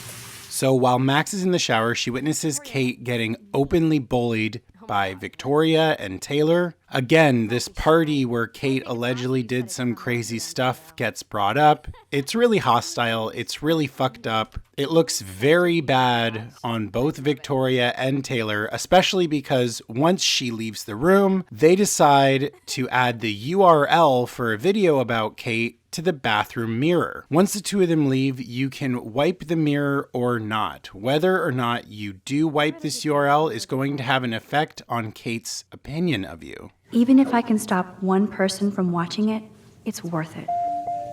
Fun fact, at the time this video was released, Square Enix actually did create a real katesvid.com, and it would take you to a blog that had a removed YouTube video.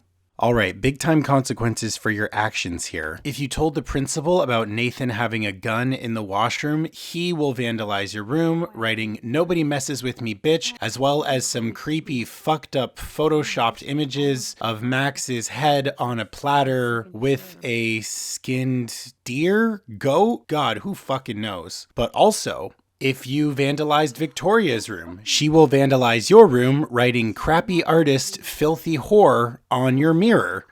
Not exactly the most original, but there you go. I do also believe there is a variant of this where both of them will vandalize your room together if you happened to choose both of those actions. But for the life of me, I cannot find this clip online. Conversely, if you pissed off neither, your room will be perfectly safe. Actions and consequences. Of course she just spilled soda on Kate's book. I better fix this fast. Kate needs the book, and I don't want to add to her list of problems. Be gone, foul soft drink. I do find it exceptionally funny that there's several times in this game where Max's clumsiness will accidentally make her ruin something that she's meant to grab. For example, here she's meant to grab Kate's book, but then she accidentally gets soda on it, so she uses her rewind power to move the soda so that she can grab the book again. And every time she does this, I just ask myself, couldn't she have just done it more delicately? Couldn't she have just reached for it slower or from a slightly different angle instead of this sort of more onerous looking task of rewind time, grab the cup, move the cup over, then reach for the book in the exact same way that you did before? I'm like, couldn't she have just grabbed the book less clumsily? Shit! Stupid bottle. Don't get smart, just let me. You know you're clumsy, Max. Don't waste your rewind power. Use the damn chair.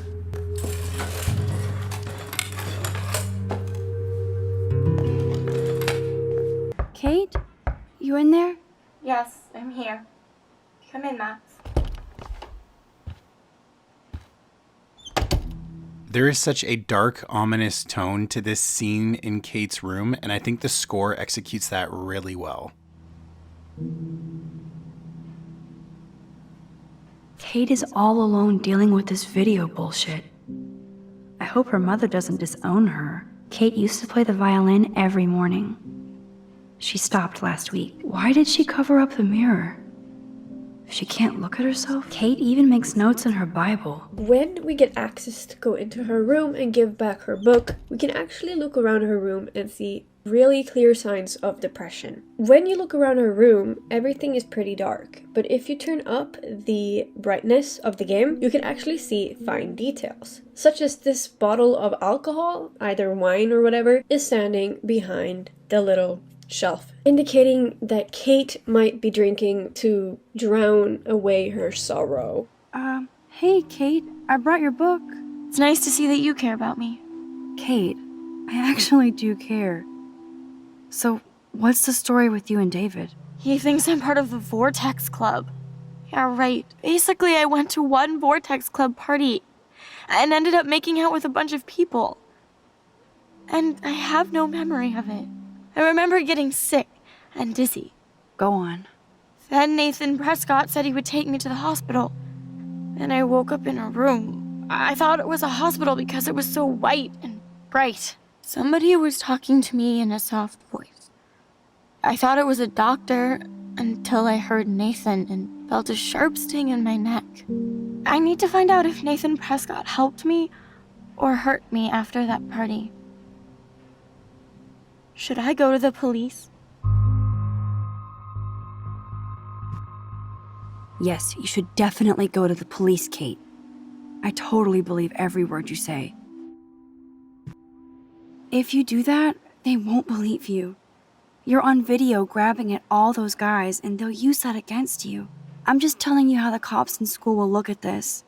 I just don't want you to get hurt anymore. That seems impossible at this point. So that's your answer? I think we should wait.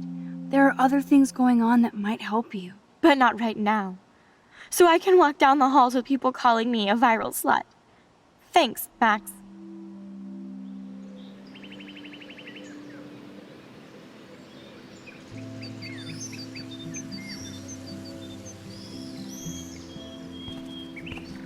Hey, Samuel. You're up early. Oh, hello, young Max. I do love the early morning. Everything is so calm and quiet. And I can feel the animals waking up with me. So my personal take on Samuel is that he was always meant to be a pretty obvious red herring. Somebody goes missing at the school, and here we have creepy janitor who talks in a creepy kind of way. I feel like Max's first line when she talks about Samuel saying, "He seems so weird, but I kind of like that about him," is meant to disarm the audience. I don't know if when you played this game for the first time, you suspected him outright. I didn't, because I felt like in a way this is kind of a very obvious red herring, but I enjoy the character of Samuel. He's just a nice man who loves animals. Don't laugh, but I saw a doe that seemed to be looking right at me, like it was trying to communicate. Oh, that's your spirit animal. Nothing weird there except you saw yours. Could be a sign about your destiny. What do I know? My spirit animal is a squirrel. Oh! This can't be real. I don't believe it. Oh, stop! Hey, come on. Also, I love this squirrel just sliding around in the background of the conversation with Brooke as well. There is a ton of theory about spirit animals in this game, especially when it comes to the doe and the butterfly. I'm not going to discuss it right now on the off chance that there are viewers who have not played through this game, because it will involve spoiling a major plot point. But needless to say, the doe and the butterfly, which are reoccurring imagery throughout this entire game, do certainly have a lot of significance, although the specificity of that significance is a hotly debated item. Hi, Taylor. Hi, Taylor. Just because you were nice to Victoria doesn't mean I have to be nice to you. I don't want to fight with you or Victoria. Instead of smack talk, let's just talk. Well, I'm not doing anything at the moment, so talk. Kate is really upset about the video. All this gossip is cruel. Boo-hoo. That's what happens when you preach to everybody about sex. She'll live. Why do you hang out with Victoria? She's pretty mean to you and Courtney. And she's bossy too. Look, you don't know her. I do. And she's one of the best friends you could have. I guess I've had mean, bossy best friends too. Lauren, what are you doing here? Oh, nothing. Waiting for a call? I mean, I already took the call. Anyway, I wanted to rap about that action yesterday. One of the funniest, worst lines from this game. No actor in this world could make "I wanted to rap about that action yesterday" sound like anything more than Steve Buscemi in that episode of 30 Rock where he rolls into the high school going, "Hello, how do you do, fellow kids?" I'm some personal superhero. You're a real everyday hero. You stood up to a bully and it was awesome. Again, with the weird shoehorning of this strange... Oh, no. Again, with the weird shoehorning of this everyday hero shtick.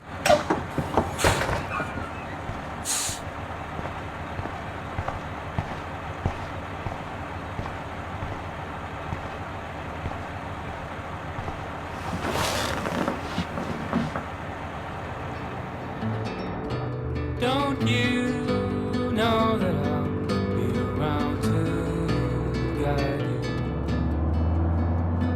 Crosses. Don't try to take it from me. It's mine.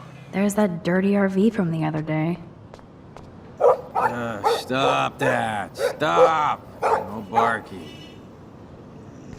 There was something creepy about that guy and his dog. Good morning. Looks like you're ready to catch some serious fish. I wish, young gal.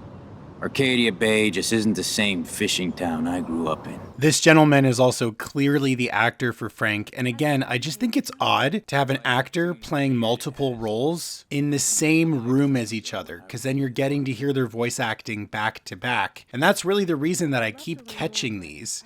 It's really in the editing room where I'm like, oh, okay, Frank talking about his dog, Fisherman talking about fish, clearly the same dude, barely changing his voice at all. I'm a huge fan of this game, and I understand that it was done under a limited budget. I just think it might have made more sense to sort of spread the voice acting around, to not have an actor do two voices in the same room in the same scene, you know? Hello? Oh, look at you. A fine example of youth. I bet you're a senior student. Yes, I go to Blackwell Academy. I could tell you're a wise young woman. I know all about Blackwell and this town.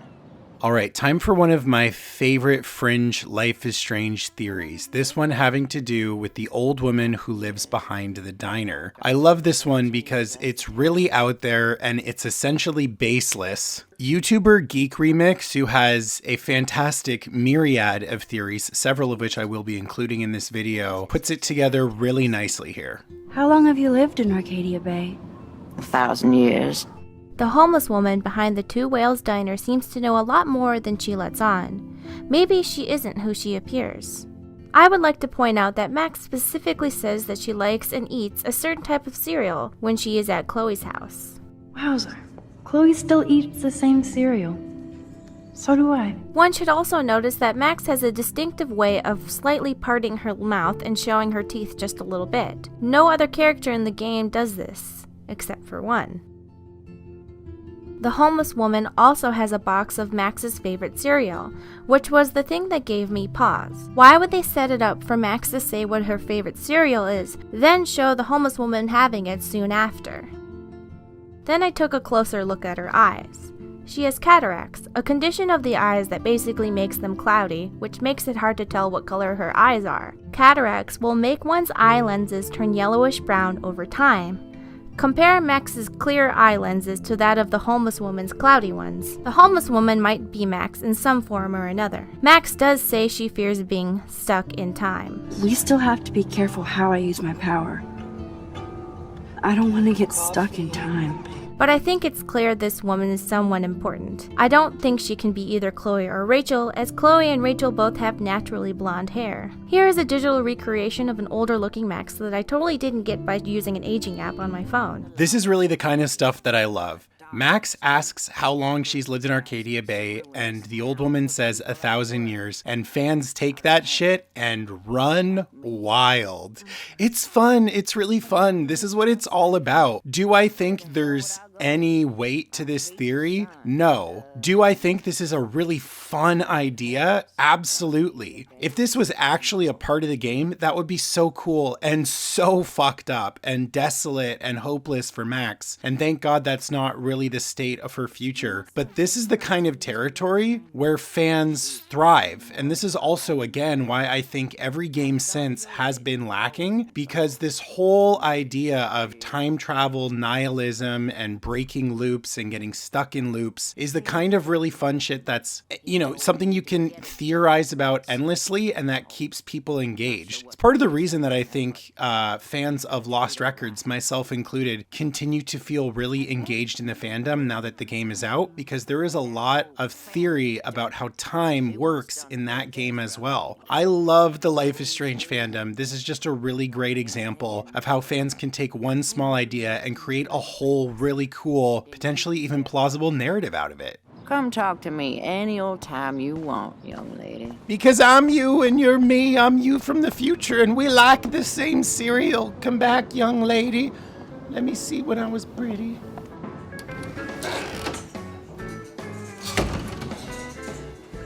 Man, that smell of breakfast and the sound of clanging silverware.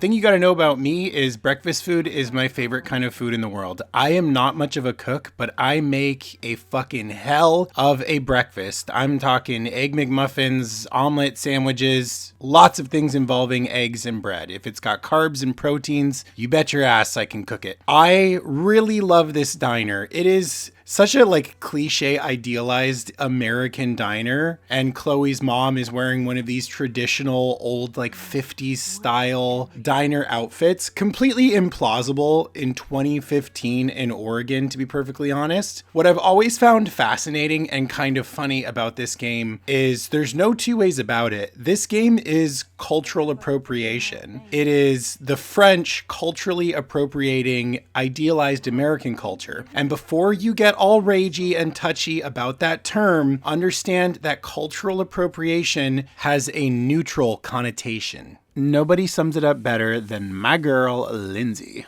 As a theoretical term, cultural appropriation is neither bad nor good. It just describes a sociological phenomena. It may have deleterious or positive effects on certain groups, but the term itself is neutral. Cultural appropriation is the adoption or use of elements of one culture by members of another culture. If you happen to be American and want a more subjective understanding of what cultural appropriation in movies even is, one of my favorite examples is from a 2003 Bollywood movie called Galhonaho. I'm crazy about you, pretty woman. This movie takes place in New York. This was filmed in Toronto.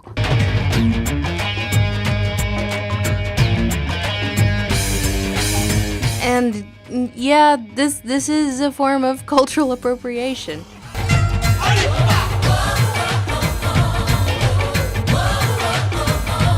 It is very clear the European creators of this game had a lot of love for modern day American culture. And of course, that's always blended in with some nostalgic form of older American culture, hence the 50s style diner, hence the way that Joyce acts and sounds. But it's great. It's done really well. It is almost a little bit, I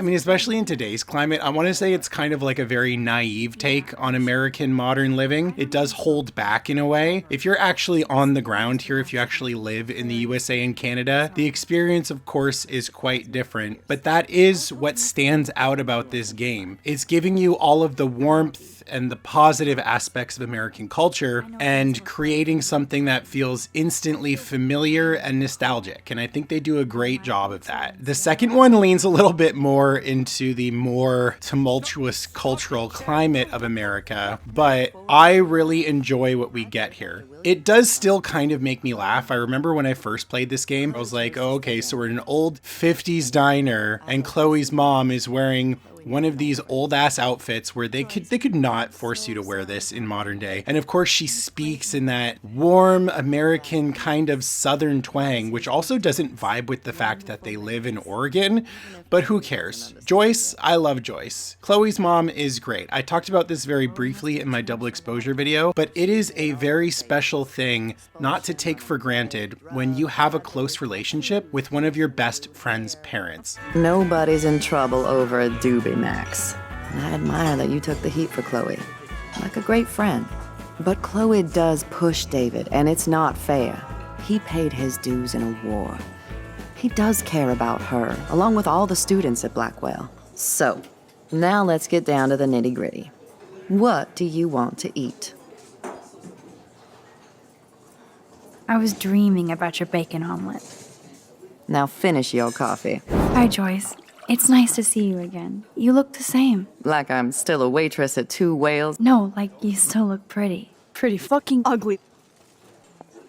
Joyce, come back. I'm sorry. I don't give a shit. Oh yes, black coffee. You will be mine.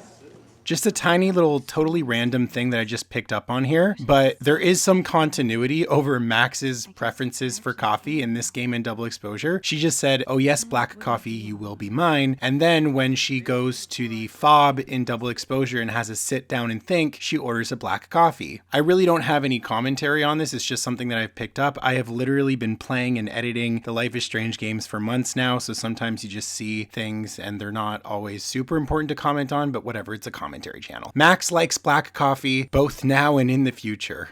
There you have it. The lighthouse looks so mysterious. I wish I could stay in this moment forever. I guess I actually can now.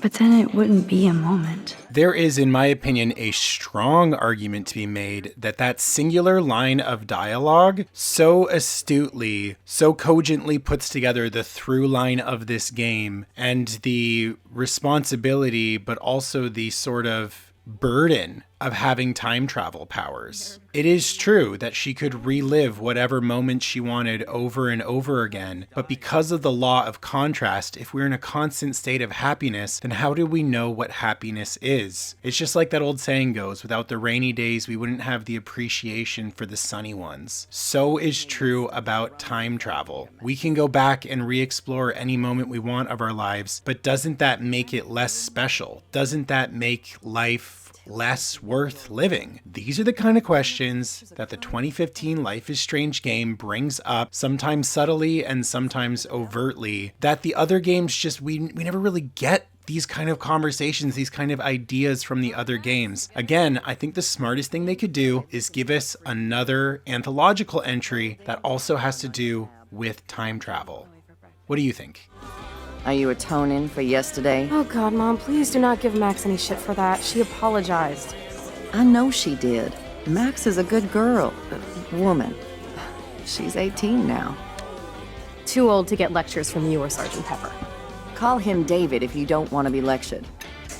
You only get one damn slice of bacon a day. So Max and Chloe meet at the diner, and Chloe asks Max to prove her powers. This is a really fun, cool minigame. Essentially what happens here is you have to tell Chloe everything that's in her pockets, even though you haven't seen them. First you have her show you what's in her pockets, and then you gotta rewind time and correctly guess everything. I loved this one because I didn't get it all right on the first try. I underestimated the level of detail the developers would ask of the player. You don't just have to know that she's got a pack of cigarettes, but exactly how many cigarettes. You don't just have to know that she has change, but exactly how much in change. What exact time did she get a parking ticket at? I think this is really fun. The way that they used time travel as a puzzle mechanic in this game is overall very smart. It's just the correct level of challenging.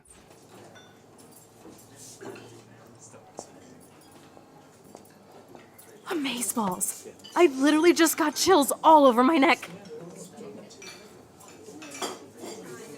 You have powers. I am freaking out about what just happened. You have to show me more, something way cooler, so I will believe you without any doubt.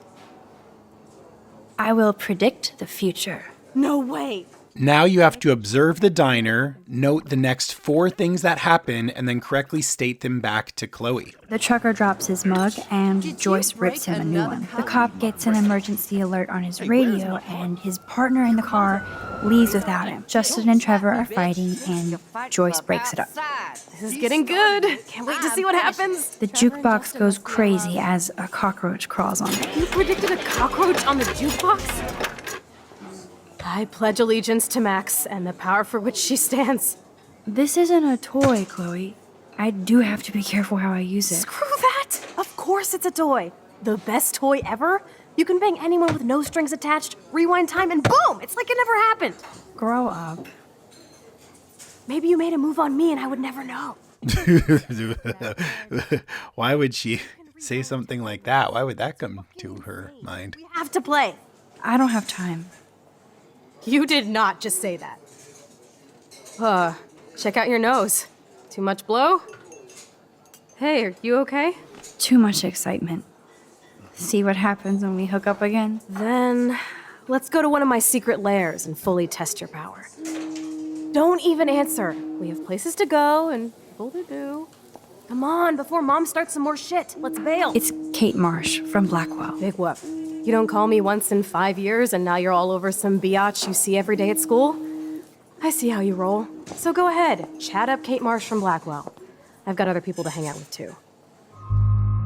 Boy, that was a highly manipulative moment on Chloe's part there, especially with the I've got other people to hang out with too, which you fucking know that she doesn't. She's got one other best friend, and that best friend is, not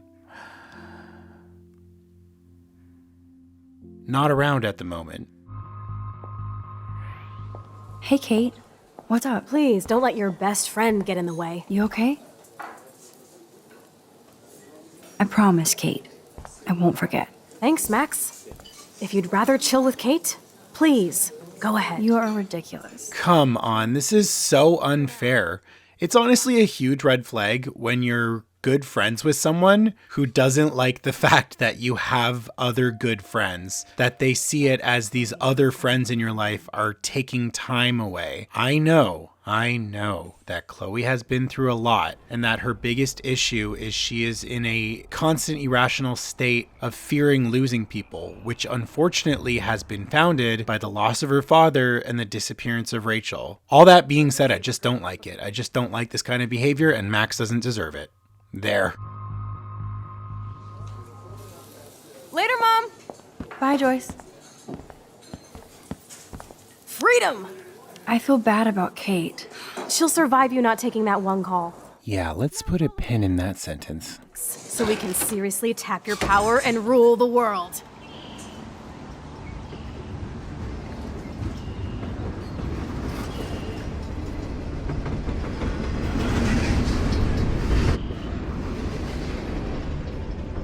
Is this a race? Keep up. How many times are you going to get pissed at me this week? That depends on you and how well you do in this phase of the test. Are you kidding? After yesterday, I'm kind of over guns, Chloe. Freaks me out that you have one. Don't you trust me? Shake that phony white ass! Okay, let's do this. Can you find 5 bottles while I prep the shooting range? Fetch mission! I honestly hate having to do tasks like these, especially something like collect 5 bottles. And at the very least, I can take comfort in knowing that Max fucking hates it too. Oh no. Bottles. This might be hell. Although this junkyard is a dive, I see why Chloe hangs here. She's a steampunk. It actually feels like Chloe and I are kids again. We're hiding out and plotting our future. Despite all the chaos and bullshit, I feel so giddy hanging out with her again. So happy. Like we've both gone back in time.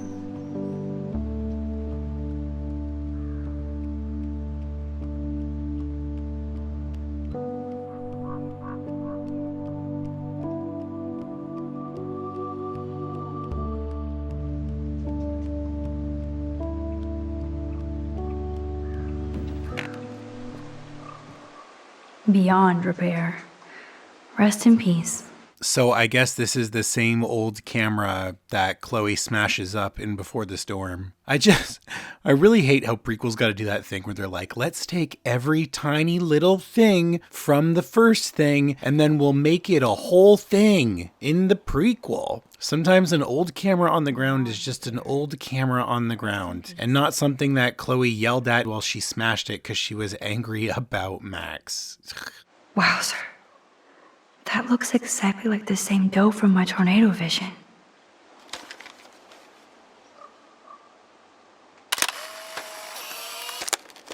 I only just discovered today through the Life is Strange wiki that if Max tries to rewind in this moment, she will comment on the fact that the dough is unaffected by the rewind, that the dough does not in any way rewind. And it's the only canon thing other than Max that doesn't go through a rewind process when she uses her powers. This adds a lot of mystery and discourse to the dough and spirit animal theories that surround this game. I think that's a really, really, really fascinating thing to think about.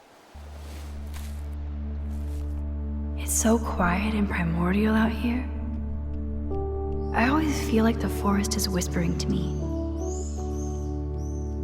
Like Arcadia Bay is trying to tell me something. I just have to figure out the message.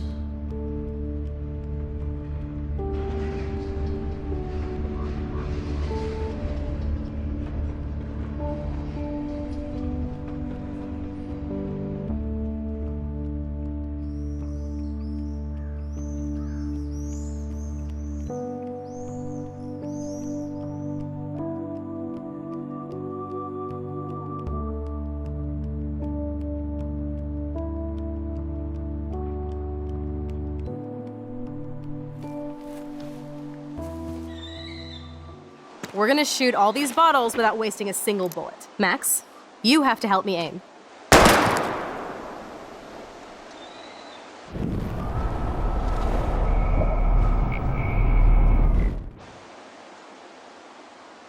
Aim a bit to the right. Sir, yes, sir. Oh, yes! Did you see that shit, Max? Duh. That was so fucking cool. Well, it's all fun and games until... Jesus, I shot myself! Ugh, I shot myself! Back up, back Stupid up! gun. Hold on, Chloe.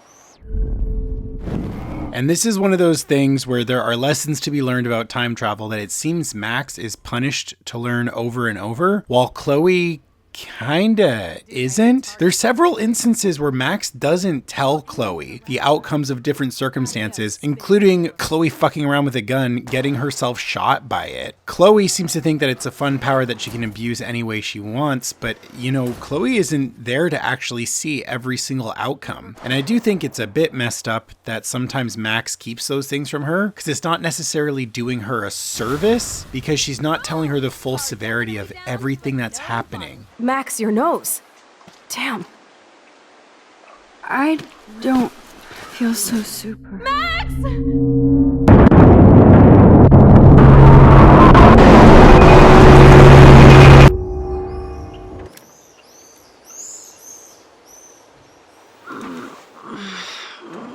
You freaked me out there. Do you feel any better now? A little. Hey, it's Thelma and Louise. Oh, sorry, Chloe. Don't let me get in the way of your bonding. You'll get your money. Don't they all say that? You know, even when they're broke and acting tough? Where did you get that bracelet? A friend, and it's none of your goddamn business. Give it to me right now, asshole! You better step back before you regret it, girl. I mean it. You want me to cut you, bitch? Please, step back. You're kidding. Put that down.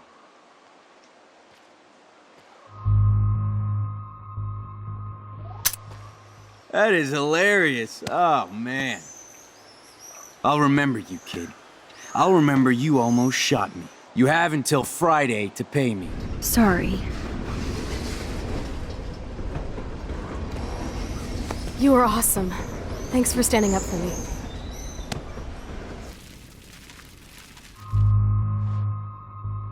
Come on, girlie. Shoot me. Ah, Christ. You're more like Abbott and Costello. You have until Friday to pay me, or I'll track you down with this interest. Have a good play, kids. This rewind sequence creates a pretty unique dilemma for the player, because if you attempt to shoot, you will get to keep the gun, and if you don't shoot, Frank will take your gun, so you won't have one for the future. Now, of course, we know it's not Max who's really doing anything with these guns, so the real question is, do you think that Chloe should have a gun? You get to see both versions through, so you can knowingly have Chloe's gun taken away from her if you want, which is, considering her history, not the worst option. Goodbye, cruel bumper.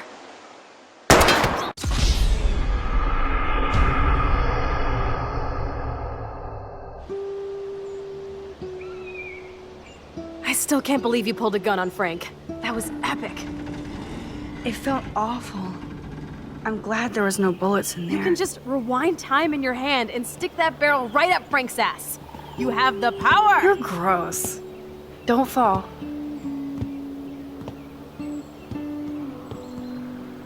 I'm just glad you were here. Me too. Feels like a different world, huh? I wish we could stay forever. I'm still freaked out about what happened. That was awful, Chloe. I'm sorry. But Frank isn't as hardcore as he fronts. Anyway, Frank and I kind of hung out.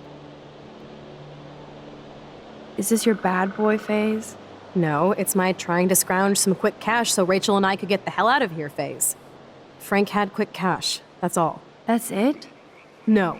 I want to know how Frank got Rachel's bracelet. I wish Rachel was here to meet you. Do you think that Rachel and I would have been friends? You're not that different.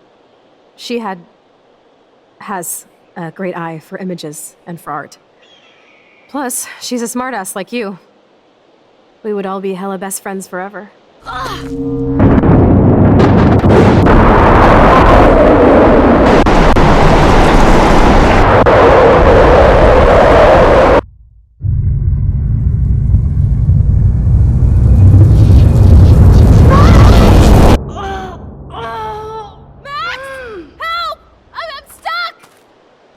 Chloe.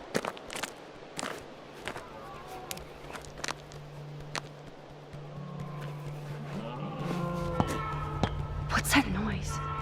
The train. Oh shit. So Chloe is stuck on the railroad tracks. You have to use your rewind powers to try and solve this. If you free Chloe by tampering with the railroad track, then the train will actually not make it to its assumed destination. This doesn't really have any effect on the story. It's just kind of a side note consequence. That was close. You saved me again. Crazy. We were totally bombed for life. You okay? I got splinters in my ass and legs, so I wish there was a less violent way for you to save me. And now the trains can't get to the lumber mill. Oops. Aren't you glad I took you away to a nice, quiet, desolate spot? It was cool to spend time in your lair, but I have to get back to school before my next class. Since you're the mysterious superhero, I'll be your faithful chauffeur and companion. My powers might not last, Chloe. That's okay. We will. Forever. Thanks for the ride, Chloe. Right on time for my art lesson. Thanks for coming with me. Sorry to be so boring. Nothing exciting ever happens to us, right? Listen, your rewind power has to be connected to that snow yesterday. Do you know about chaos theory? It means shit happens, right? No, crazy shit happens. Because it can. Okay, so here's another great example of actors impressing on the wrong word or the wrong part of the word. She asks, "Are you familiar with chaos theory?" And Max says, "Shit happens." And then Chloe says, "Crazy shit happens," right? That's how she should have said it. But instead, she says it like crazy shit happens. And that really just tells me that for whatever reason, for this line, Ashley Birch was not told the context of this. When the actors are inflecting on the wrong word, it's because they clearly don't know they're supposed to be saying something in response to something else. So you do end up with these moments where character A saying something and character B saying something sound completely divorced from each other. Did y'all notice this too? Because this is something that I noticed from the get-go of my first viewing. I just remember when I looked up the game on Wikipedia and found out that it was done by French-speaking actors in France, I was like, oh, okay, now it makes sense. Because they wouldn't necessarily understand the minutia of those things. And again, I also think these actors had so many endless lines that confusion was bound to happen in terms of delivery.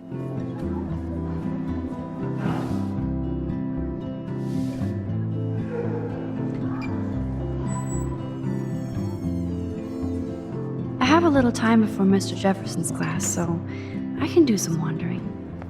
Excuse me, Mr. Madsen? I know things got a little heated yesterday in Chloe's room.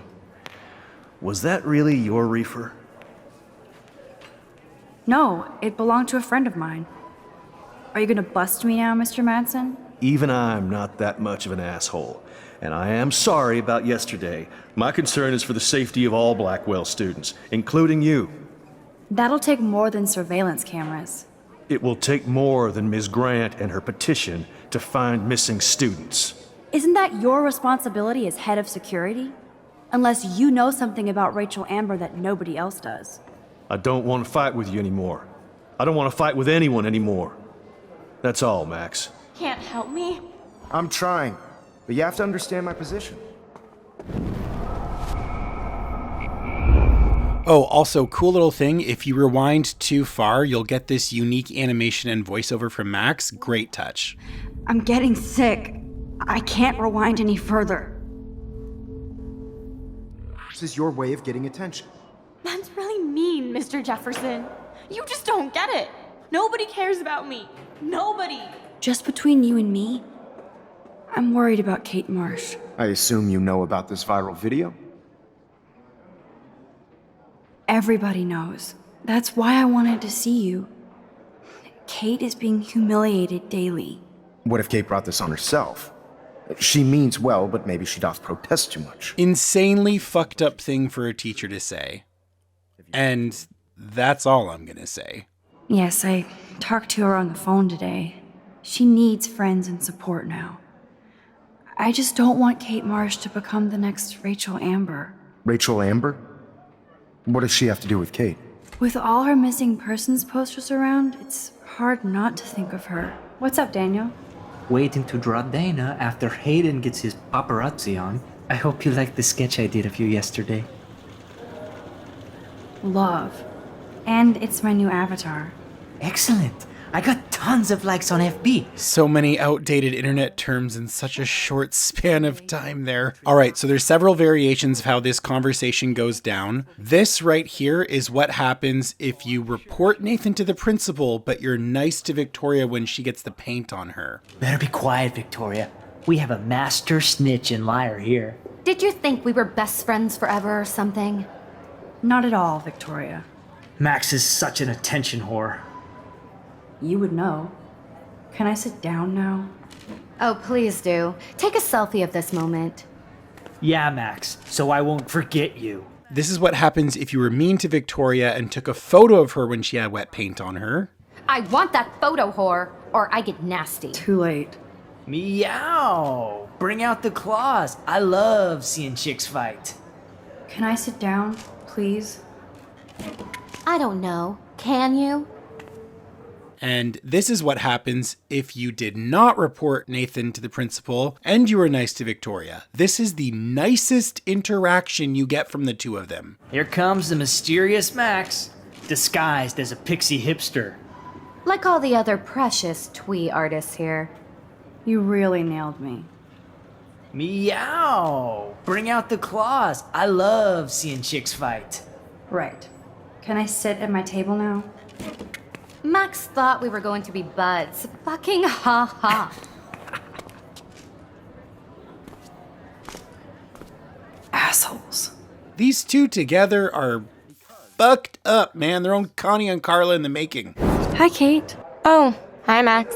Want to go grab a cup of tea and bitch about life? No! I'll be partying later with the Vortex Club. I can't see you partying with Victoria. She's not in the Vortex Club. What did you just say? You heard me. It's my club, and you're not in it. Listen, I totally know I'm a mean bitch, but I actually think you're one of the coolest people at Blackwell. Oh, really? Yes. I do believe in forgiveness and redemption. But fuck you. You're a phony. Okay, I do not have to listen to this bullshit. Oh my god. I can't stand to see people being bullied. Then why didn't you stop me, idiot? I fucking love this fandom so much. Yo! Some crazy shit is going down at the girls' dorm! Zachary, do not come into my class like that ever again. Listen, everybody remain seated. Is this for real? It flipped out! Now, if you've been paying attention to the score, you'll already know this scene is going to be about Kate. This is the same leitmotif that we got in Kate's bedroom. Kate! No! She can't die. She can't.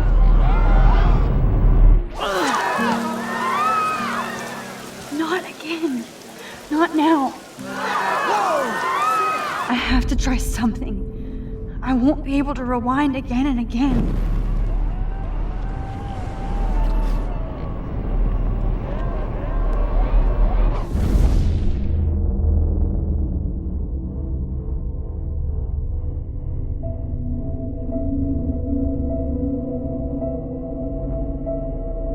This is absolutely one of my favorite sequences in this game. This scene is so eerie, so ethereal, so incredibly well scored with excellent cinematography, and it kind of gives you chills, doesn't it? This is the kind of stuff we get in the first game that I really just think we're missing in pretty much all the other games. Also, I know that I keep using this word, but how existential is this? Literally learning to freeze time to save your friend from jumping off of a fucking roof. The stakes of this game were just out of this world.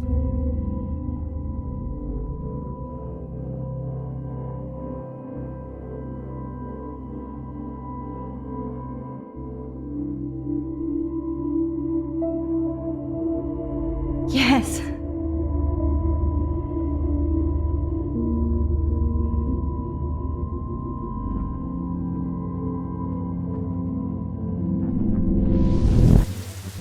What are you doing here, Max?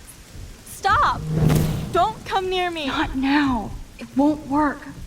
I don't have any power. Now I have to do this by myself. There are many, many variations of how this conversation can go down, but we essentially have two main paths here. Whether you have a strong relationship with Kate or whether you have a very poor relationship with Kate, and some of the in-between of that will tweak some of the dialogue. And if you have a very poor relationship with Kate, if you did not tell her to go to the police, if you did not pick up her phone call, and if you are overall dismissive towards her, you will not be able to save her. Did you come to get another Pulitzer shot like yesterday, Max? Oh, choosing to take that photo of Kate instead of stepping in with David is also a huge factor. I only wanted proof that David was harassing you. More like you wanted another shot for the Max Caulfield scrapbook. Let me help. Like I helped by erasing all that crap people wrote on your room slate. Thanks for that.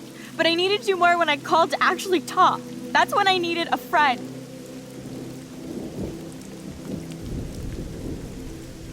I was with Chloe, and she was having a serious problem too. I'm sorry. Apparently her problem is worse than mine. So why even bother with me? I'm done anyway. No! However, if you were there for her, if you told her that you think she should go to the police and that you believe her, if you calmed her by picking up that phone call and talking about her, as well as if you erased the URL from the mirror and twice erased the stupid messages that people had written on her board. If you can do all that, you can access the fastest path towards saving Kate. I did feel better talking to you on the phone. I always feel like you really listen. Kate, please trust me. Come stand by me, okay? I saw that cute photo of you with your sisters in your room this morning. I can see how much your little sister loves you by her smile. That's Lynn. She's only 10. She does have the best smile ever. I would hate to see her sad.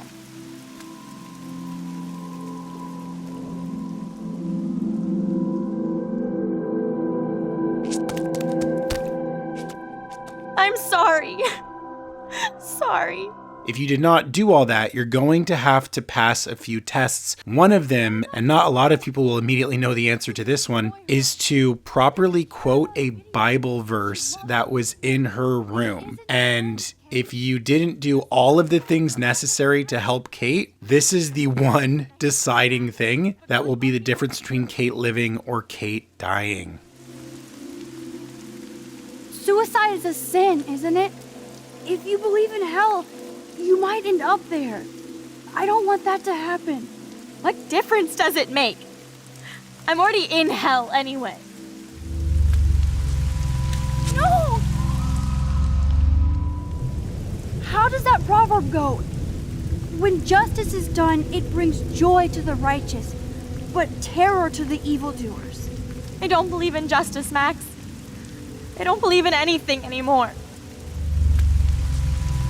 No! I can't trust you or anybody. What's the point?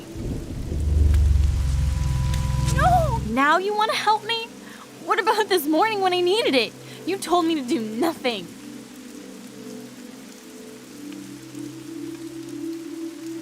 I needed more time to investigate on my own first. But we have to be careful. You get to be careful, but I'm the one in the goddamn video. Too late, Max. You're too late. No! I believe you, Kate. But it's dangerous for both of us if I get involved now. Like everybody at Blackwell, it's all about you. Even when I'm the victim. No! Kate, there are billions of videos out there. Yours will fade away like white noise. Oh, God, please, Max. You haven't seen the looks I get. Or the laughs. I understand, truly. I get bullied too. But this is a blip. Yep, my life is a blip. Blackwell taught me I'm worthless. I'll prove it right now. No!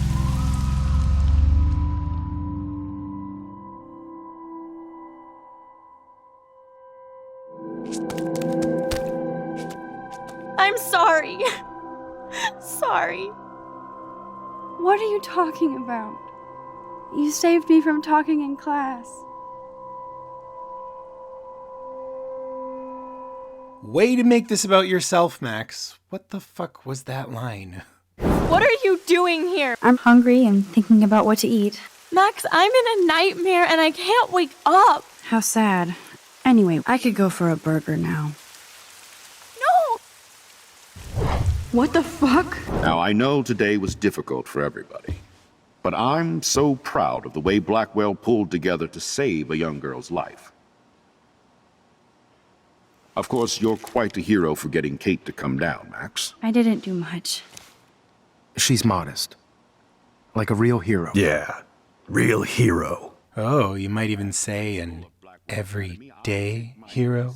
Okay, so basically in this scene, you have Mr. Jefferson, you have David, and you have Nathan, and you basically have a chance to tell on any of them. Nathan dosed her, Jefferson made her cry, or David bullied her.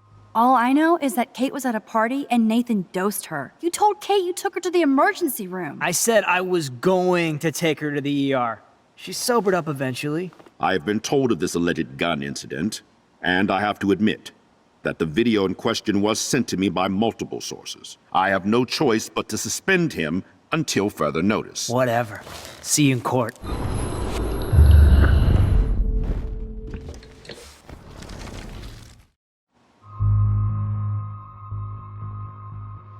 I saw Mr. Jefferson talking to Kate right before our class.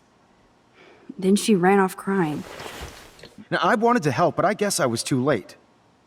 Well, now this is problematic. The publicity is rising, and perhaps you shouldn't represent Blackwell at the Everyday Heroes contest in San Francisco. Are you serious? I am. We don't need any negative press about that event.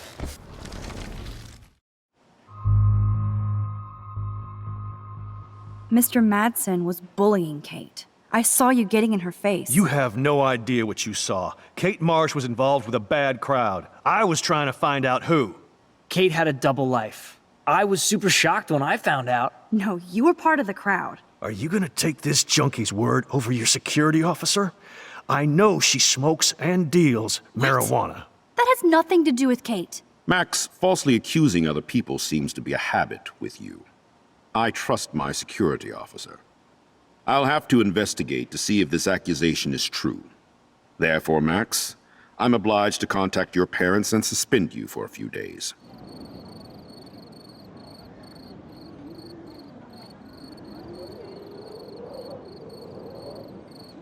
I couldn't even believe it was happening. It was literally slow motion as I grabbed her hand. And then I could feel her grabbing mine. Max, that was the greatest thing I've ever seen. Ever! You reached out, she reached out, hugs, tears, applause. Like a superhero. Not quite. Look at me. I'm a mess. You're glowing. Seriously, a human halo. I'm pretty sure you earned your wings today. I just can't believe it. It's like it wasn't even real. Watching her drop like a weight, I really thought I could save her. Stop it. You were the only one with balls enough to run to the roof. You were the only one who cared. Yeah, I sure made a big fucking difference.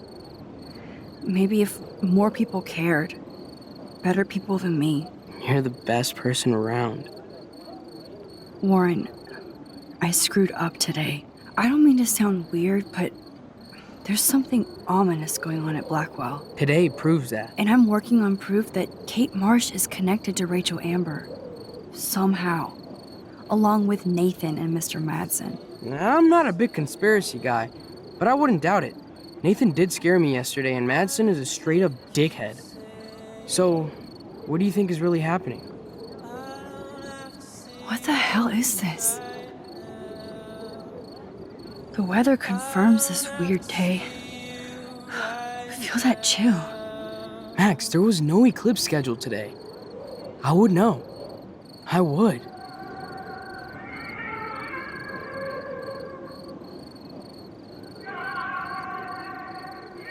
I believe you, Warren. I'll believe anything this week.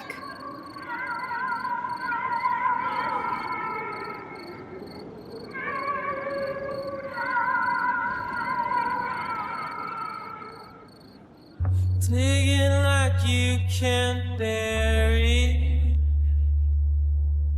something that cannot die. We could wash dirt off our hands now, keep it from living underground.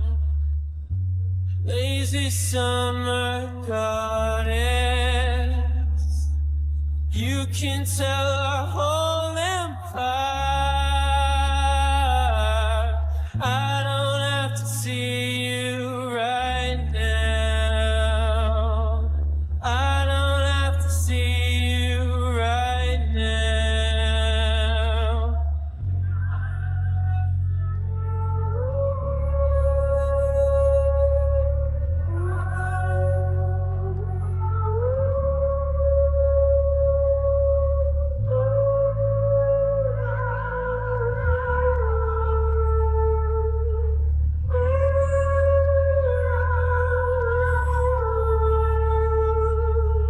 I don't have to see you right now.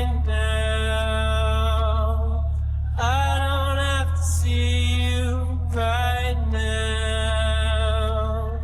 I don't have to see you right now. I don't have to see you right now.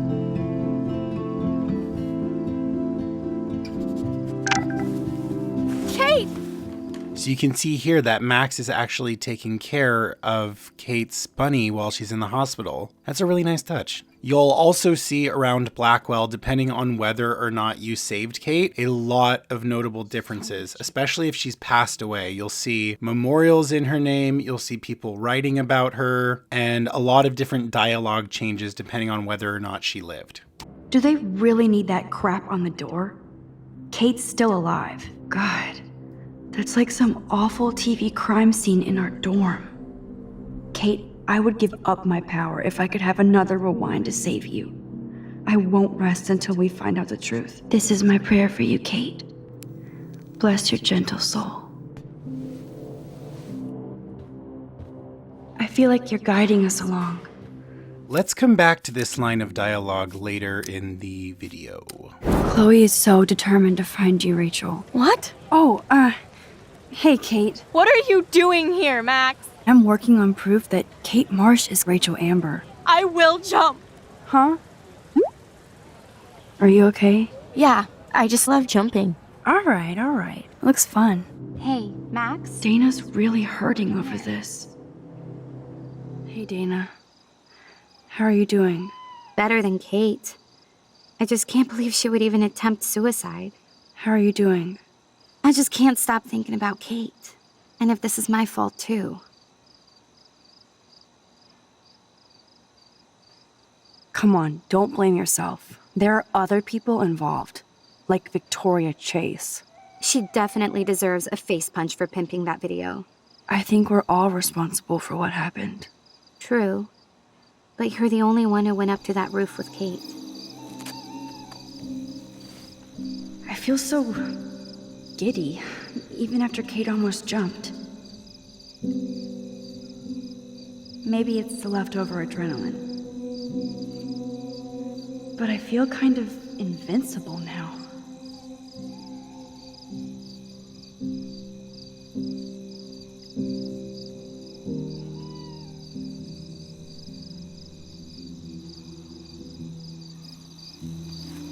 The Tobanga does look pretty scary at night. Please don't destroy me.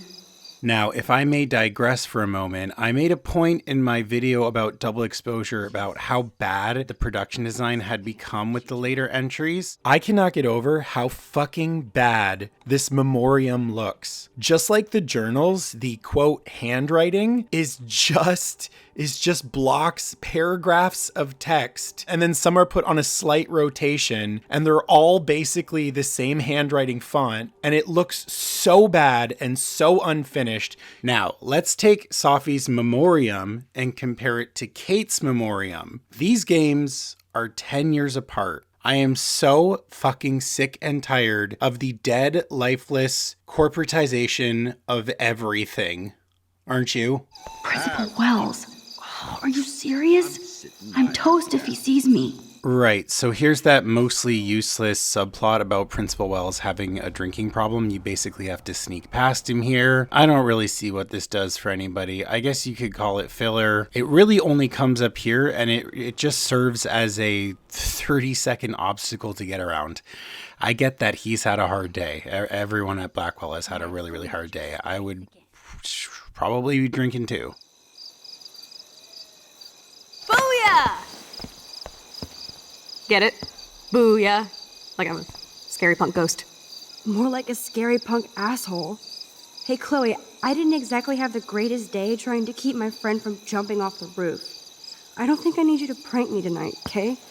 Sorry, but you absolutely balls to the walls did save your friend. Chloe, I watched my friend jump off a roof today. I don't think you need to prank me tonight. Chloe can really be an asshole sometimes. It's kind of astonishing. Oh, you're there for me. I'm sorry, Max. I wasn't even thinking. I suck. Kate saved herself. I couldn't even use my power. My head felt like it was being crushed. Then I had no clue what to say to her on that roof. Don't be so modest, Rockstar. Kate is alive because of you. We need to find out more about who Rachel was involved with around here. And even though I don't know her, it feels like Rachel is guiding us to the truth. Again, let's circle back on this later. So Chloe and Max have a scheme to break into the principal's office to find whatever kind of evidence they can to help further their investigation. You have to do a kind of boring fetch mission to grab some materials to blow up the office door. Then use your rewind powers to outsmart Chloe to get into the principal's office before she can. Welcome to my domain. You are magic! I have no clue how the hell you got in there, but you did it, sister. Chloe saying "sista," which she does so many times through this game, is definitely one of the more grating bits of recurring dialogue. It just sets my teeth on edge. It makes me go, "Ugh, why are you saying that word like that?" Even for 2015. Sometimes I wonder if they started writing this game in, like 2006 or 2007, and it just took them to 2015 to get it greenlit. And they just looked at all the dialogue they had written and went, well, too late to change it all now. Max, you better come check out these files. Nathan accuses Rachel of bringing drugs on campus, and my step-troll went along because he thinks Rachel was a bad influence on me. If David is teaming up with Nathan Prescott, that's a bad sign. There is quite a bit of theory about David's relationship with the Prescotts. The Prescotts are building a new estate called Pan Estates, which it's essentially theorized was meant to be an entirely newly developed town after the storm. There is a big theory that the Prescotts, perhaps because of their long storied history with the original landowners, may have set up some kind of a prophetic storm, maybe that they knew the storm was coming and that they were planning to basically build an entirely new estate once the place had been razed to the ground. When you're snooping through David's stuff, you'll find blueprints for the Pan Estates. This also leads some people to believe that David was possibly contracted to build a bunker for the Prescotts, only furthering the idea that the Prescotts knew a storm was coming. So we know the Prescotts have a firm grip over Blackwell, but what other projects could be cooking in their sinister kitchen? Pan Estates is a Prescott development that invites you to live in the woods. There are flyers about it in the diner and, strangely, blueprints in David's stash. This could easily be just another something that the Prescotts own, but there's something else that warrants our attention. Sean's email. It states, "I need you to be calm and quiet while Pan Estates is being developed." Furthermore, the email goes on to talk about the Prescott destiny and says that Arcadia Bay is going to get an enema. From analysing this email, we can surmise that Sean knows Arcadia Bay is going to be destroyed. Since he talked about this and Pan Estates in the same paragraph, we can propose that these two are linked. Prescott Development invites you to live in Pan Estates. Why not Prescott Estates? The use of the name Pan seems very deliberate. Pan is the Greek god of the wild, of nature, and of shepherds and flocks. Also, he lived in Arcadia. Hey, wait. Haven't we heard that word before? I think it's interesting that Pan lived in Arcadia and Life is Strange is set in Arcadia Bay. Let's examine Pan's Arcadia. In mythology, Arcadia is some sort of paradise, said to be an idyllic vision of unspoiled, harmonious wilderness. Free from corruption, it is a place that is at peace with nature. Conversely, the Arcadia Bay that we know is being directly threatened by an unstoppable force of nature, a storm. Sean seems to have made deliberate use of Pan in relation to Arcadia and may have an interest in shepherding away worthy individuals to the estates where they will be protected from the storm. As an extra thing to note, there is a Latin phrase that goes et in Arcadia ego, which roughly translates to, even in Arcadia, there am I. The I refers to death, and the expression supposedly means that even in paradise, somewhere as beautiful as Arcadia, there is death. This is pretty interesting, and I'm not 100% sure what to make of it, but it did remind me of something. On Victoria's board, at the start of episode 3, are the words, "Wherever you go, there I am." The phrasing has an uncanny resemblance to the Arcadia ego line, don't you think? David was stalking Kate, hassling me, and now we know he was all over Rachel too. Oh, we are so going into his garage files. Plus, I'm getting a little paranoid in here. We got our info, let's bail. We should definitely get out of here. We pressed our luck enough. Hello, what have we here? Holy shit! Jackpot! Cha-ching! Wowzer. That's a lot for the handicapped fund. Dude, there's $5,000 here. I could pay Frank back tonight. Frank knows things about Rachel, and he might talk if he's been paid, right? You are Supermax. Look at her hugging her. Thank you for helping me steal money from the literal handicapped. You know, I do see a lot of the reasoning for the argument of Chloe not being a great friend. You really want to take money from the handicapped fund? I know you need to pay Frank back, but I've got my power to protect you, right? There's a lot of power in that horse-choking wad of cash. But yes, Moral Max is right again. I guess. Let's get the hell out of this office morgue. I feel like shit for taking that money.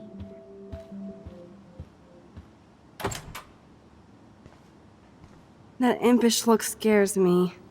Care for a midnight swim? So Chloe and Max sneak into the Blackwell pool and have a swim together. It's a really cute scene. It's a really nice, quiet moment. It's one of those calm before the storm kind of bits, because shit's really going to ramp up by the end of episode 3. Yeah, those shark shows. I wish Rachel was here. She would totally love being in here at night. Wish you guys had met each other. We will. With all this stuff going on, I'm starting to think everything is related, and I want to find out for Kate's sake. She almost died today. Your power is changing everything, Max. Especially you. I can already tell. Maybe I'm just stumbling back and forth in time. For what reason? You didn't stumble when you saved me, Max. Once you get over yourself, you're gonna make the world bow. As long as you're there with me. Don't look so sad. I'm never leaving you. Security shows up, and Max and Chloe must hide, and we're treated to another really solid traversal puzzle right here. Max and Chloe return to Chloe's house, and the next morning we see the two of them waking up together. This is one of my favorite scenes. It's very quiet, understated, and it's one of those other moments where I think people really fell in love with the game and with these characters.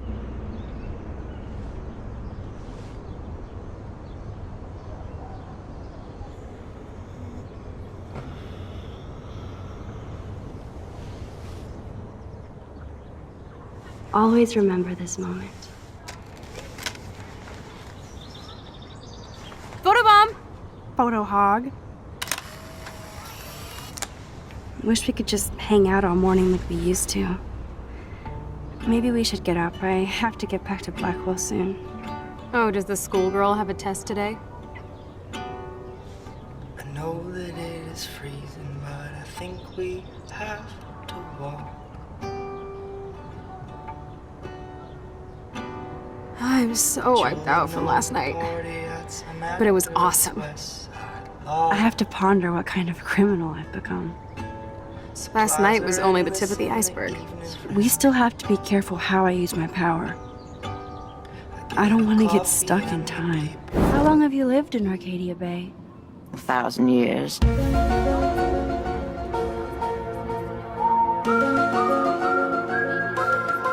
I love this morning light.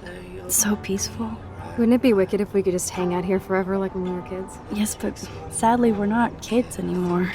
At least you can date now, right? My dad was terrified of the day I would discover boys. You never really told me if you had a serious boyfriend while I was away. Not serious. That's why I was so glad Rachel came along to rescue me. Sounds like you totally crushed on Rachel. You would have too. Smart, sexy, and sassy. Like me, right? Well, duh. Maybe Rachel would have fought over both of us. You wish. Then again, maybe. You're a photographer and she wanted to be a model. Okay, time for some Chloe cosplay. Hey, there you go. Rachel left a bunch of her clothes with me. She's your size. It would be cool to try on Rachel's clothes just to see if they fit. Stop second-guessing yourself, Max. Put this on and let your inner punk rock girl come out. You can afford to take chances whenever and whatever you want to try. For example, I dare you to kiss me. What? I double dare you. Kiss me now.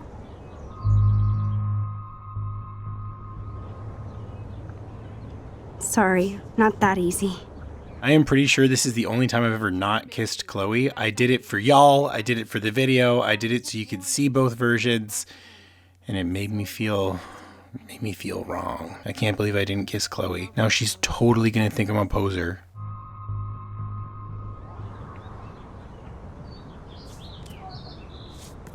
Damn, you're hardcore, Max. Now I can text Warren and tell him he doesn't stand a chance. Unless he's into girl-on-girl action. You're such a dork. Oh man, that was priceless when I kissed Chloe. She didn't think I would. Yeah, it was priceless. It was totally jokes. It was absolutely hilarious. Got her. the homosexual denial is just, it's adorable. Max is in the closet. Tell me something I don't know. Looking sick, Max? A couple tats, some piercings, and we'll make a thrasher out of you yet. Ready for the mosh pit, Shaka Bra? Maybe not. Go on down and say hi to Joyce. Free breakfast. I have to wake and bake first. I promise not to tell. Let's not rewind and find out, okay? I'm presuming this was a voicemail from the school about us breaking in, but I didn't actually play it. So because you delete it without playing it, Max says this. Oops. And I hope that message wasn't for Joyce or Chloe. I just love the idea that canonically I went into their house, went up to their answering machine and was just like, you know what? No messages today. I don't fucking care what the contents are. Good morning, Joyce.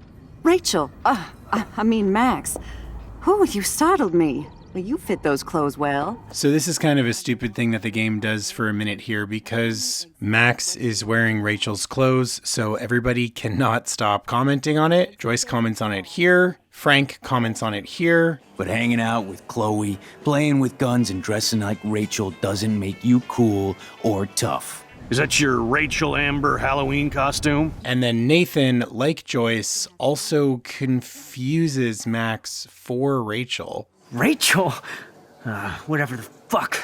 Sorry, did Rachel have some kind of a town-wide patent? A copyright on wearing plaid? Yes, this is totally a nitpick, but I just think it's, I don't know, I just personally find it stupid and unbelievable that both Joyce and Nathan see her and immediately call her Rachel. Besides the obvious reason that that doesn't make any sense, Rachel was supposed to be an incredibly unique character, right? Maybe I'm reading into this a little deeply, but she just kind of seems like the kind of person no one, like she had an aura about her, did she not? How could people confuse her for Max, people that really knew her, just because she happened to be wearing the same red plaid shirt? This is one of those things where it's like the writers are trying to drive a point home and they're driving it so hard, they've driven it off the cliff. They've become that car that hits the lighthouse in this game. Stuff. Holy shitballs. That's Rachel Amber. Hi. Hello? Can I take a quick picture of you? Yeah, sure. Thanks. Chloe, I found Rachel. Bullshit. So you don't believe me? I would never make something like this up. I'd really love to believe that. I have an actual photograph for once. She's so pretty. What the fuck? This is not Rachel. Oh god, that is so embarrassing. Voila, a breakfast fit for us queens. And a king. Go sit at the table. Oh my god, it's the cereal that was prophesied? Prophecy? It's the cereal. 3 dead birds lined up? That's fucking ominous. Sitting in a swing always feels so comforting. I remember when Chloe and me would take turns in the swing. We would push each other so hard we'd fly way up in the air.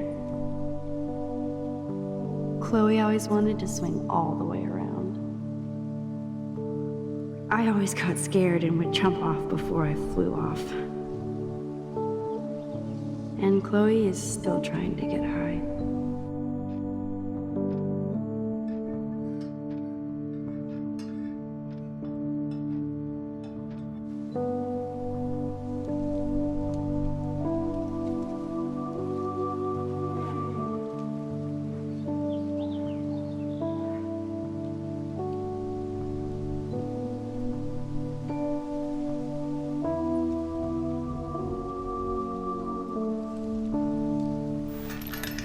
Seeing you again, made me remember so much. I know these photos don't measure up to your work, Max. My favorite photographers probably take pictures similar to yours. You make David happy, Joyce. He wants us all to be happy, Max. Wowzer. I totally remember that day. I'm glad. William took this picture with his instant camera. Oh, it was the last picture he ever took. He had his car out right after this, and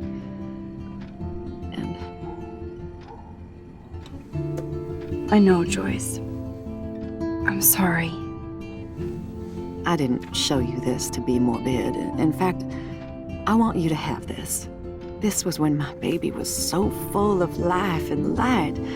She was hopeful, positive. Everything she's not today. And this was the last time I ever saw Chloe truly happy. Did you guys have a bonding session about how fucked up I am? I'll keep the warden busy while you go peek in the garage.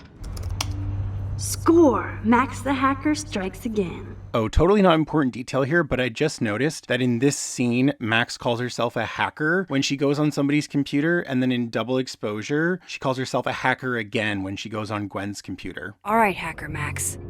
Let's go. This is another one of those black coffee moments where it totally doesn't matter, and some people would argue it's not even worth bringing up, but it's my video, and I will bring up superfluous, non-consequential continuity details if I want to. Welcome to my 5-hour video. Whoa, spoiler alert.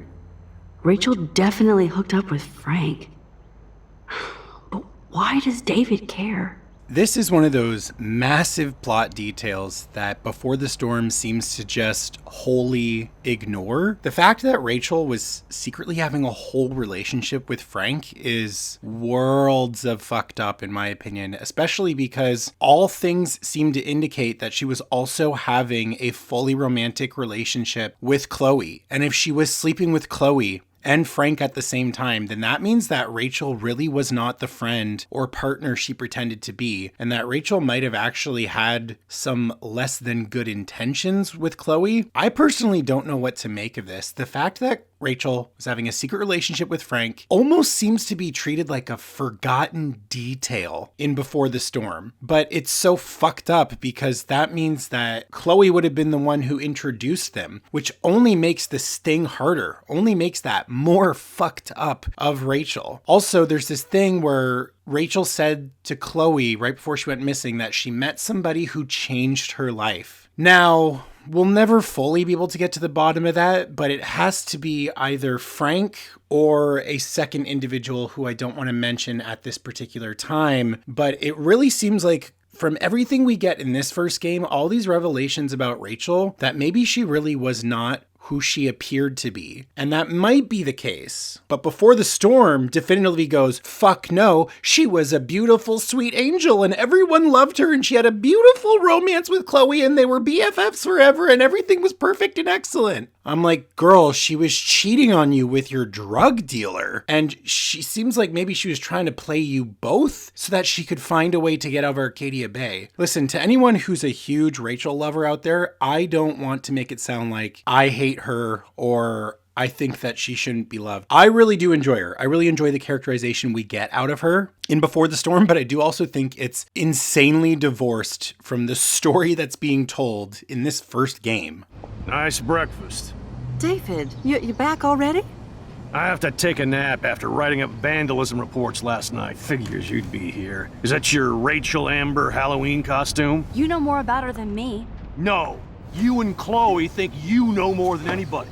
Like all teenagers. Between your investigations into Rachel and Kate, what have you done besides get in trouble? You're a bully, David. I saw you harass Kate Marsh when she was going through hell. Why do you have photos of Kate Marsh and Rachel Amber in your files anyway? What? Is this true, Max? Yes, David. Why do you have these files at all? I find this very disturbing. You're turning on me now, huh? Of course. Women always stick together. That's not okay to say. You can't kick me out of my own home. It's my home, David. Paid for and in my name. You know the law, right? Oh, I thought I knew a lot of things. Have a nice day. Chloe, for once, just please shut up. I don't want to see or hear you again, Max. You've hurt me and my family enough. Max, don't beat yourself up. David earned this all by himself. Understand? Max, that gave me chills. And you better not rewind this one. Listen, we don't know that David did anything, and nobody has any proof against him. As far as we know, it's Nathan Prescott who's the real threat so far. I would cut David slack here. Oh, would you? How generous, King Max. I don't want anybody being accused of anything. Well, I agree with that. Now, if you all don't mind, I'd like to forget about work and sit down and eat some of this incredible grub. I have to take a dump. Are you coming, Max? What a line. What a response. Maybe I went too easy on David for Joyce's sake. Thanks again for defending me, Max. But this is my family now. Max, I appreciate you sticking up for David and our family, even if Chloe doesn't. Thanks for letting me down again, Max. Why can't you just rewind so I don't have to see you defending that asshole? Listen, when I went through David's laptop, I found pictures of Rachel and Frank being more than friends. Right, no way, Max. She was just posing to tease Frank. If you're not gonna believe me, why don't we check out what Frank has in his RV? What's that gonna prove? Frank has Rachel's bracelet.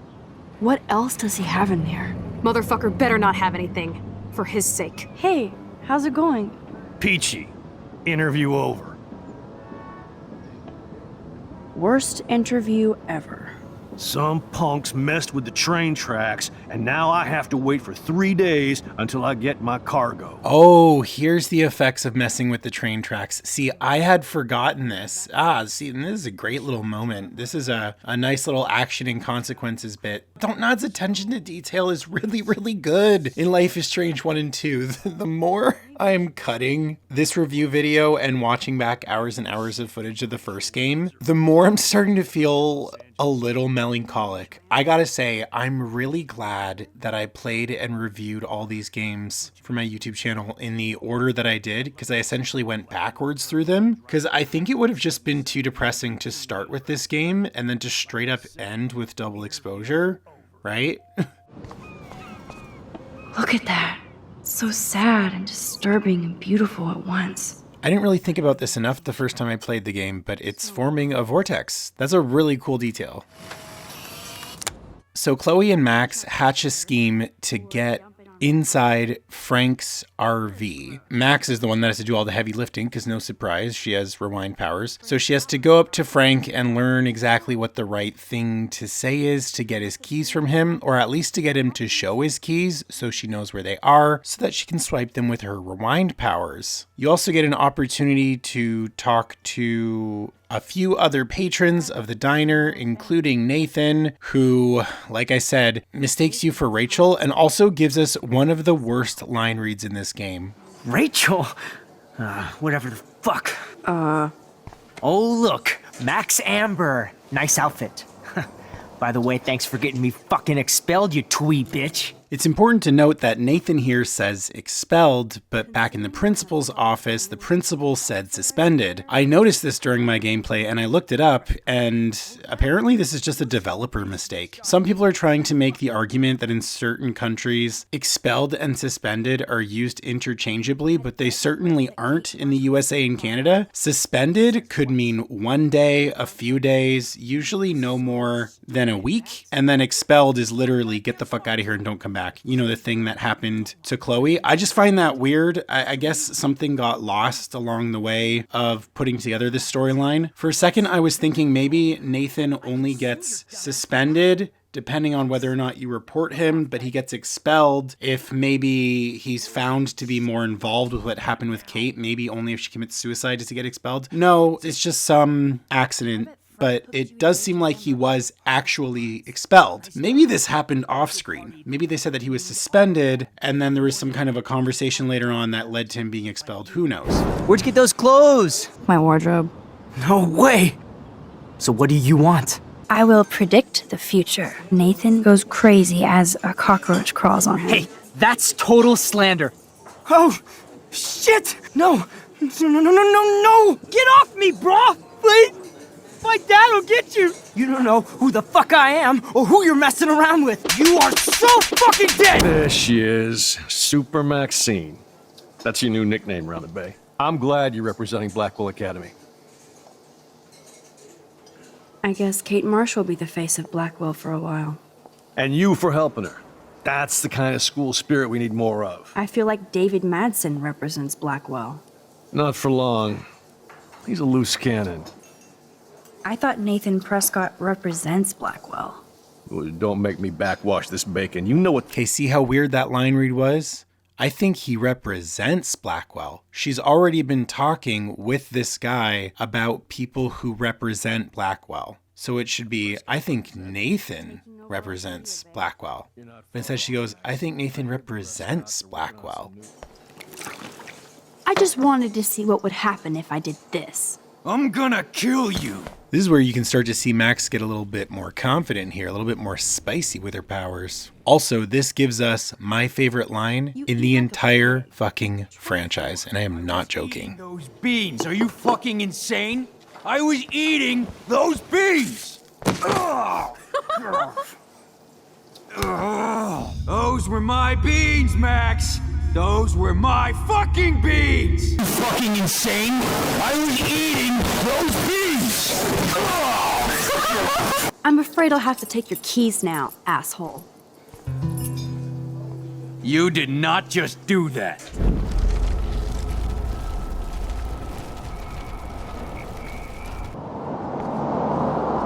Are you shitting me?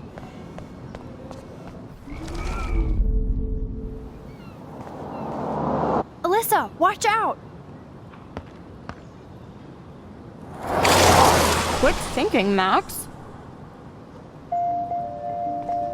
How is it Alyssa still thinks nothing of this? How many times have we saved her now? 3? Oh no, wait, now she's talking about it. Sometimes I start my voiceover too soon. I haven't done anything special. You've paid your dues by saving Kate's life on the roof. You really are a Blackwell hero, Max. I'm just glad she came down. Kate's a good person, my friend. And she was almost bullied to death by a video. It's fucked up, but you're an amazing friend. I should have known. The amazing Spider-Max. I couldn't have done it without Frank. Now let's get in and out. So Frank's dog will jump out at you, and you can either throw the bone towards the parking lot or towards the road. If you throw them towards the road, it will clearly get the dog hit, and Chloe will tell you not to worry about it. And then you'll just listen. A really weird 1-2 punch of a complete breakdown of logic for this game. If you try and go over and see what happened, you can't, but it's pretty obvious. So unless you're just really into killing dogs, maybe throw it towards the parking lot. Get the treat, boy! Damn, I thought my room was a shithole. You're not a creepy drug dealer. Did you notice that Chloe said that as if she's never been in this RV before? That's because she hasn't. At least the canon of this story is that she clearly hasn't. But then of course you look at Before the Storm and she was chilling with Frank in his RV. It's just, why would she be so surprised by the state of his place? She's clearly reacting like she's never been in it before. But of course in Before the Storm she has. This is just another one of the reasons that Before the Storm doesn't do it for me, because the game has such a fucking selective memory of the first game, and I hate it. It's idealized ad nauseum. Oh man, Rachel and Frank's dog. I don't know if I should be touched or disturbed.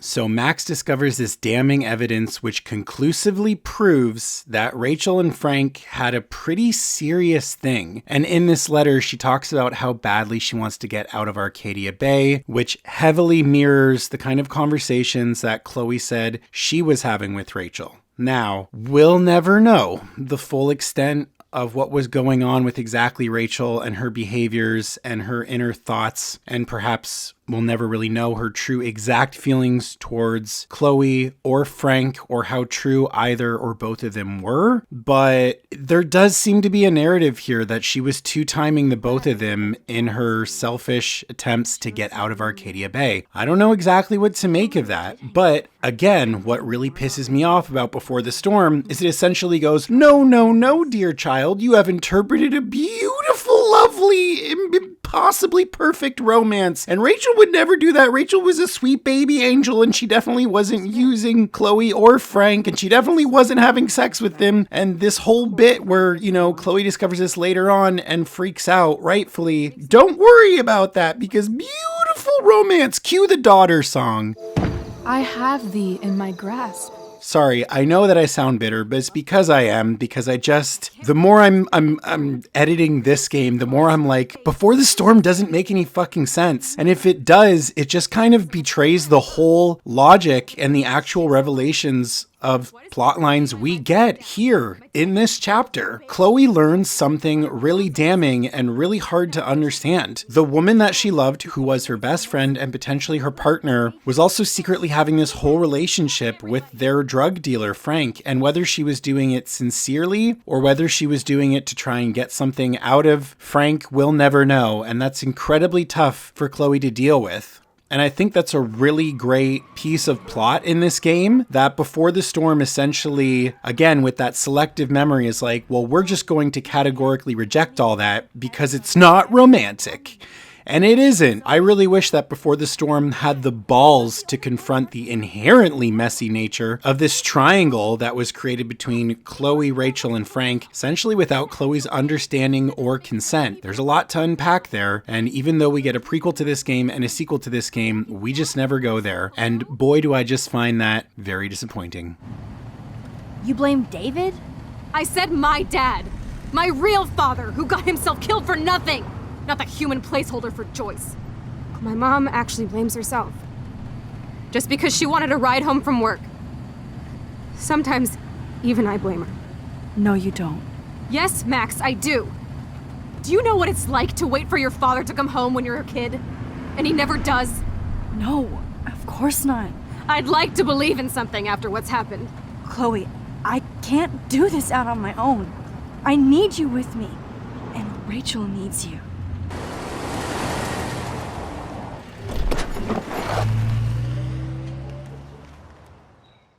Back in Max's room, she examines the photo that Joyce gave her. The photo taken on the day that Chloe's father passed away. And as she examines the photo further and further, she starts to realize she may actually have the power to jump into it. This is a plot line that is extremely close to the 2004 film The Butterfly Effect. Life is Strange definitely borrows from a lot of different sources, most effectively with The Butterfly Effect, in my opinion. In that movie, the main character could go back in the past through photos as well as journal entries. So much like in that film, as Max examines the photo further and further, she finds herself transported back into her younger body, right before that fateful drive Chloe's father would take. Now, this is a major point in the story where you actually don't have a choice whether or not to follow through with trying to delay Chloe's father so that he doesn't pass away. Part of me wishes that you had a choice, but the consequences of this are a very large, baked into the loaf part of the story. So unfortunately, this is one of those few times where you really have no other choices. You have to find the proper way to delay her father, so you end up having to take his keys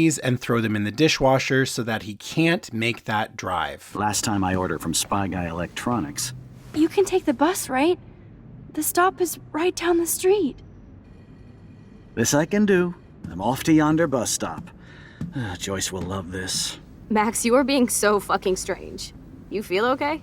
Chloe, I am awesome. We are awesome.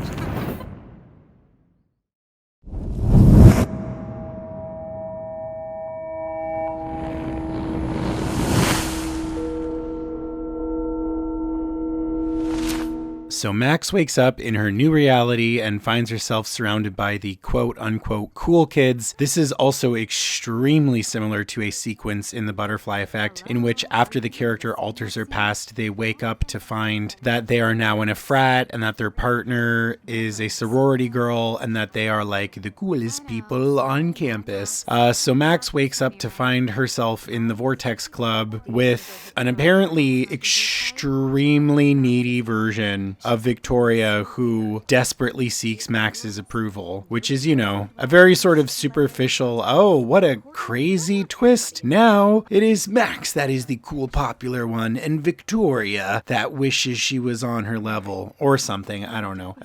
It's really just meant to show how she's in a very different reality now. When Max does this, though, she doesn't seem to have full memory or maybe even any memory of anything that's changed in between the gap. This is, I mean, well, This is the problem with time travel, is it creates all kinds of plot holes. And if you were to go back and change your past from when you were, 12, and then jump forward to when you're 18, it would totally screw your life up to not remember anything in between those gaps. Of course, for the sake of Life is Strange, this is used more as a gutting plot twist, because the first thing that Max does when she wakes up in this new reality is find her way to Chloe. She, of course, as far as she understands it, saved Chloe's father's life, so she wants to go and meet up with her best friend and see the positive effects of Max's rewind powers. But what she arrives at is a wholly unexpected, very different version of reality. Hold on. Chloe, you have a visitor.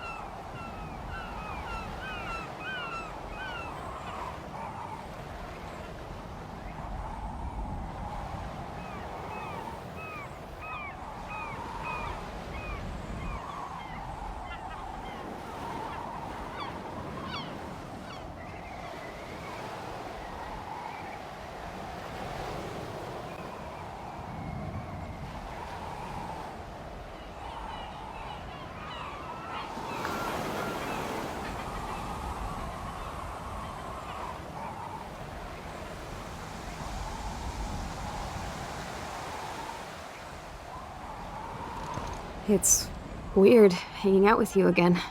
I know. I'm glad we are, though. It was nice that you sent me actual letters. It's more than any of my other friends have done. And you even wrote on that cool parchment paper. It's so Max. So pretentious. But I love writing on it like an English poet. You deserve the best stationery.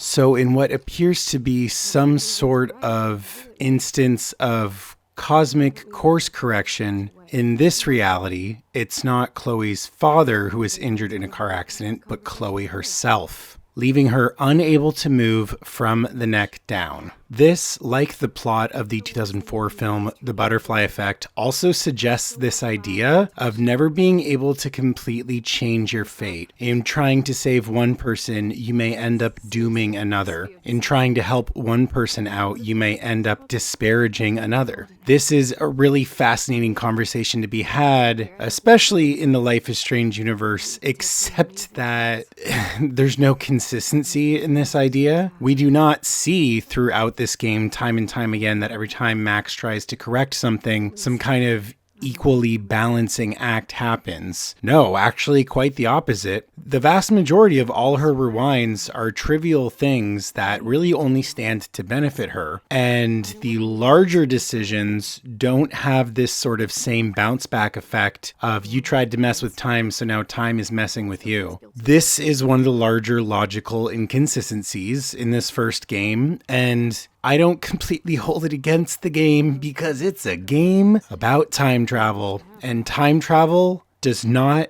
make any sense that we in our human brains can logically understand. It is by nature impossible, so choosing to tell a story that involves time travel is always inherently going to have plot holes because it would in real life. So you're never really going to be able to create these really hard set rules of what does and doesn't work. However, thematically, I do think that Life is Strange could have benefited from having a stronger thematic idea in terms of actions and consequences within time travel. The Butterfly Effect, which was absolutely a huge inspiration, did a much better job at this, particularly the extended director's cut. Just throwing this out there, if you have seen The Butterfly Effect and you've only seen the theatrical cut, if you enjoyed it at all, you need to go and watch the unrated director's cut, because there was a lot of studio intervention, and the R-rated full director's cut gives you the entire story, which also has a way more grim ending. But the through line of that story is that nothing good can come of trying to constantly change fate, and when you try and make something better, it will always end up making something else worse. At the end of the day, fate always gets its dues. And I actually think that works beautifully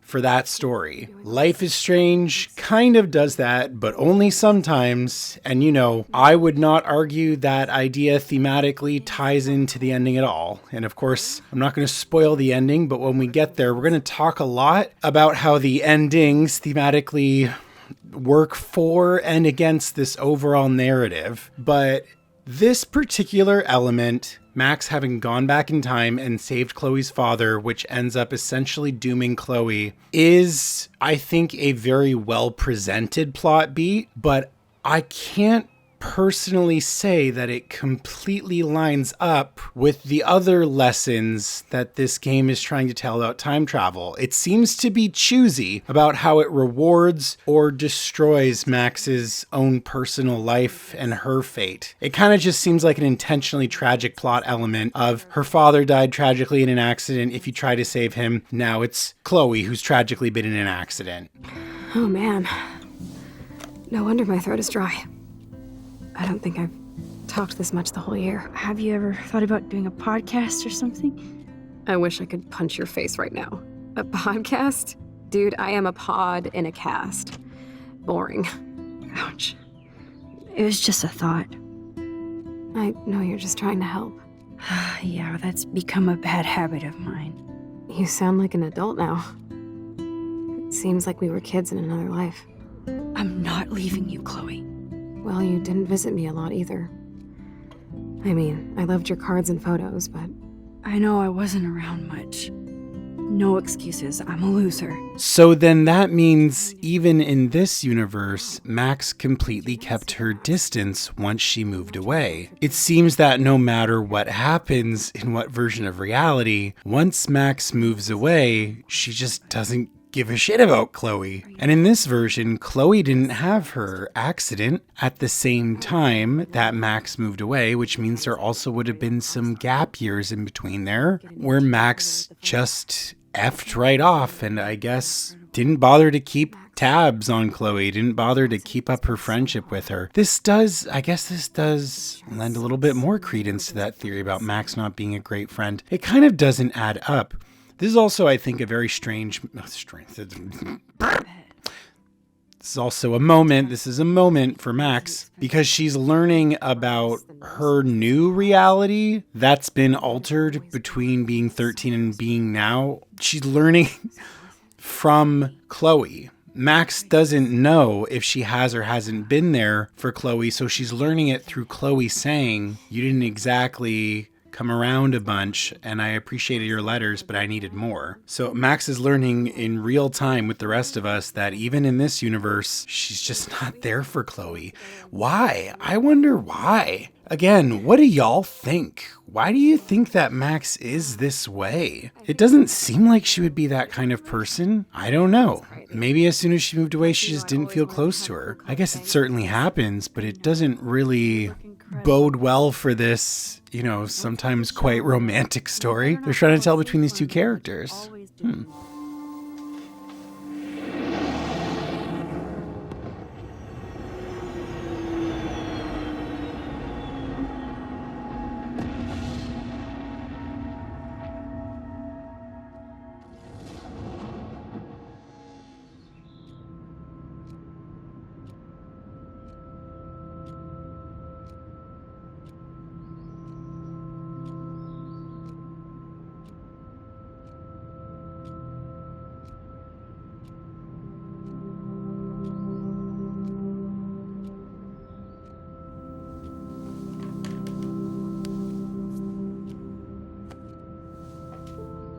I cannot believe you fell asleep so fast. How dare you? I know you were beat down after the day with me, and Blade Runner is a pretty dreamy movie to watch at night. Do you think Deckard is a replicant? Sorry, I can see you're not wide awake like me. No, I'm sorry I crashed so hard. Were you okay? I do have a mother and father when you're not falling asleep on me. You are a bitch in the morning. It's the company I keep. In the main house, Max also has conversations with both William and Joyce and learns that the situation is quite bleak. How are you doing, Joyce? I'm doing the best I can, Max. I won't lie, it's difficult, but nobody said life was easy here in Arcadia Bay. Bill and I have no time for ourselves. We're working more than we're living. I even had to take a part-time gig at Pan Estates. Ugh. Is she mad at me for not staying in touch?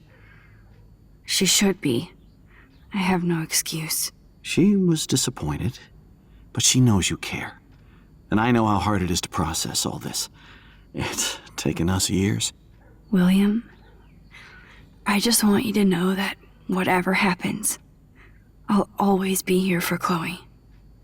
Always. I know you will, Max.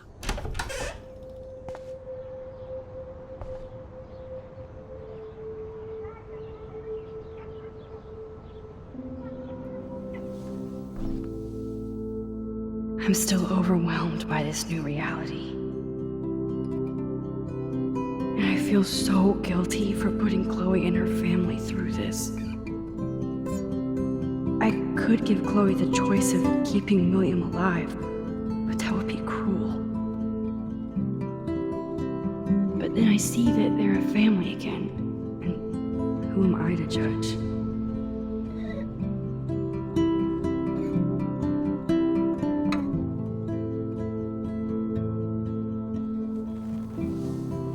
Oh man, there we are making pancakes. I love that shot of us. This photo... Maybe I could... Listen, Max.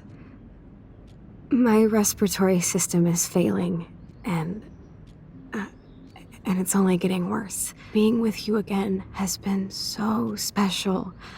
I just wanted to feel like when we were kids running around Arcadia Bay and everything was possible, and you made me feel that way today. I want this time with you to be my last memory. Do you understand? Yes, I do. So Chloe asks you to give her a fatal dose of her medicine, and this is an impossible thing to ask of your best friend. What's interesting about this choice is, as far as I can remember, I'm pretty sure, this is the only major choice in a Life is Strange game where it makes you choose it twice. If you say no, the conversation will further and Chloe will ask you again. So 2 separate times you have to say no. I'm sure there is a lot of discourse online about whether or not it's even fair for Chloe to ask this, and this is something that I myself think about because one of my issues with this game is sometimes characters get a little mini case of what I refer to as developer clairvoyance, where they seem to have a certain kind of insight into the story that their character personally would not. What do I mean when I'm talking about this and how that pertains to this situation? Well, in this version of reality, Chloe doesn't know that Max has rewind powers. Chloe doesn't know that her father originally died and that Max created this parallel universe in an effort to save Chloe, which unfortunately ended up consequently dooming her. It would make sense that if Chloe was aware of all of this, she would be asking Max to be the one who ends her life. After all, Max did unintentionally create this situation. From a gaming perspective, it makes sense for Chloe to ask this of Max because we are the player playing as Max and we have made this decision and now we have to live with it. 2 issues with that though. 1, we did not make this decision. At the end of episode 3, we didn't get to decide whether to do this or not. So I do feel there is a highly emotionally manipulative aspect of not only this turn of events, but then Chloe asking you to do this because we did not have a choice. And also, whether you say yes or whether you say no, you're immediately going to go back in time and undo everything. Either you say no and Chloe is pissed with you and then you use the photo to go back, or you say yes, you give her the fatal dose and then you use your powers to go back. For a game that sells itself on player choices. I do find it really irritating that there's this major choice that Max makes, which you have no choice in, just so you can have this really emotionally manipulative scene of Chloe being near death, and then she asks you to pull the plug. And whether you say yes or whether you say no, you're going to go back in time and undo what you did trying to save her father so that it resets everything to where it was before this gutting plot twist. I do have very mixed feelings about this. Like I said earlier, I think it's very well done, but I also can't say that it's completely congruent with the overall story. It's a very fixed point in time, which I don't know. I feel like this game has very wishy-washy rules about time travel, and sometimes it's saying that things are very flexible and they can be changed however you like, and you can go back and undo it and redo it and undo it and redo it, and as long as you don't leave that particular room, you can rewind as much as you want. But then when it comes to the big things that have dramatic consequences, like Chloe now being in a wheelchair, there's nothing that you can do, and ooh, you made an oopsie, so you better go back and change it. The fact that Chloe asks you to end her life is really just more of a very emotional, dramatic plot point that I do think is also a little manipulative towards the audience, because in this version of reality, Chloe doesn't really have that right to ask. As Chloe states, they're not that close in this reality, and she doesn't know that Max has essentially caused this situation, so only from a clairvoyant gaming perspective, but not from the reality that they're currently living in, does her putting this choice in her hands really makes sense. It's a different version of Chloe, and also her reasoning doesn't feel totally justified. I don't think it's fair to put that in the hands of Max, like, hey, friend you haven't seen in years and years and years, we just hung out for a day. Kill me. Shoot me. But thankfully, Max uses the photo to snap them back to their current reality, and now they are putting together a plan for how to finally solve this mystery of Arcadia Bay. We have to do 3 main things. 1, decipher Frank's logbook. 2, get Nathan's phone to find out where he's been during the Vortex Club parties with Kate and Rachel. And see whatever hidden shit he's got in his messages. 3, beat Stepdouche Dan until he tells us about Frank, Nathan, and the darkroom. Somehow, I existed in this whole other reality. But I don't know what happened. The more I use my power, the more I see how little control I have over what happens.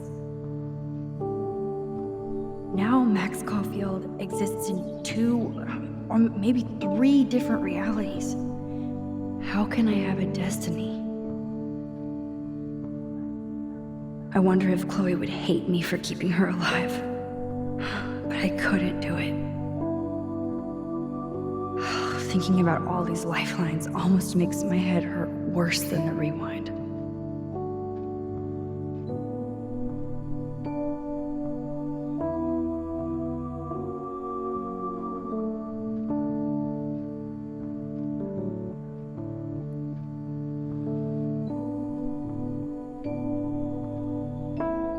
Whoa, that is a serious padlock on that locker. Hey David, what you hiding? Yay, it's another padlock, one of my favorite staples of the Life is Strange series. Codes and keys and codes and keys and padlocks and keys and locks and 4-digit codes and 5-digit codes, and God knows I just love me a good padlock. I've got to chill. Codes and keys and codes and keys and padlocks and keys and 4 and 5-digit keys. Codes and keys and codes and keys and padlocks and keys and 4 and 5-digit keys. Codes and keys and codes and keys and padlocks and keys and 4 and 5-digit keys. Oh, maps, notes, coordinates, photos of Kate, Nathan. Oh, yes. Are we happy? Very happy. I hit the secret file jackpot. Now let's get the hell out of here before we get busted. But I absolutely have to go see Kate in the hospital right now. I want to find out how she's doing. Before they stop at the school, Max visits with Kate and we get a really nice, sweet scene. Of course, you only get this scene if you chose to save Kate. If Kate died, you simply do not go to the hospital at all. Max! Kate, there are so many people who love you and want to help you. I know. You should see all the letters and postcards. I gave most of the flowers to other patients here because they need them more than me. I was surprised how many students from Blackwell wrote me. Daniel, Mr. Jefferson, even Victoria wrote me a very sweet note. And I believe she was being real. Me too. I'm glad you believe again, Kate.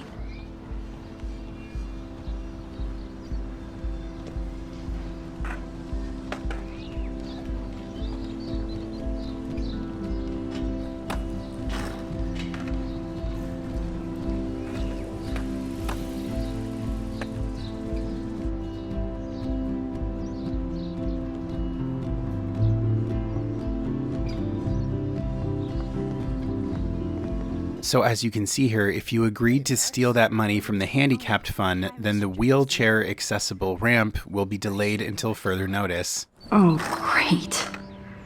Chloe stole money from the Handicap Access Fund. We're going to hell.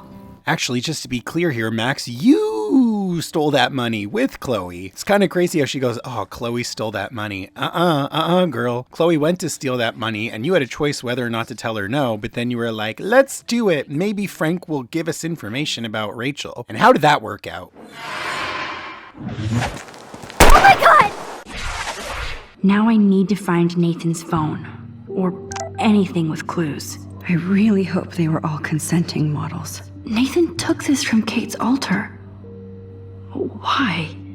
What is with this dude? Oh man, that dickhead stole one of my selfies. Oh my God.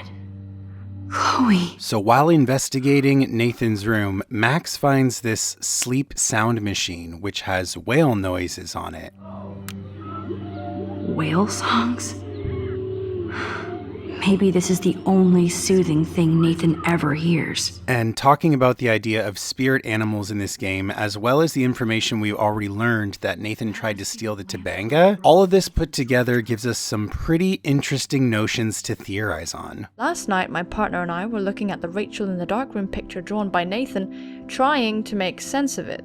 We didn't get anywhere, but the image of those goofy, freaky, cartoon eyes and that odd expanse of black and the strange spidery limbs stuck out to me. While chatting with this astute individual, I blundered over to the Tabanga.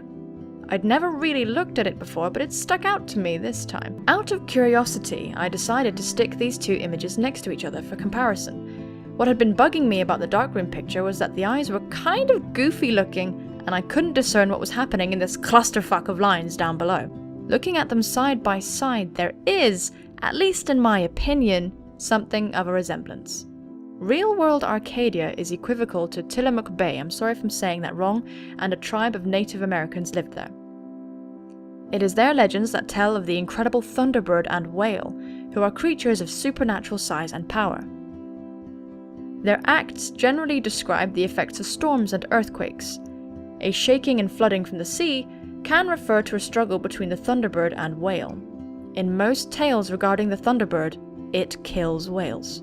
Can't be said enough. I find this stuff so fun to think about, so fun to theorize about, so fun to watch people's theories videos on, and even more fun bringing it all here together for you. Let's find out what you're hiding.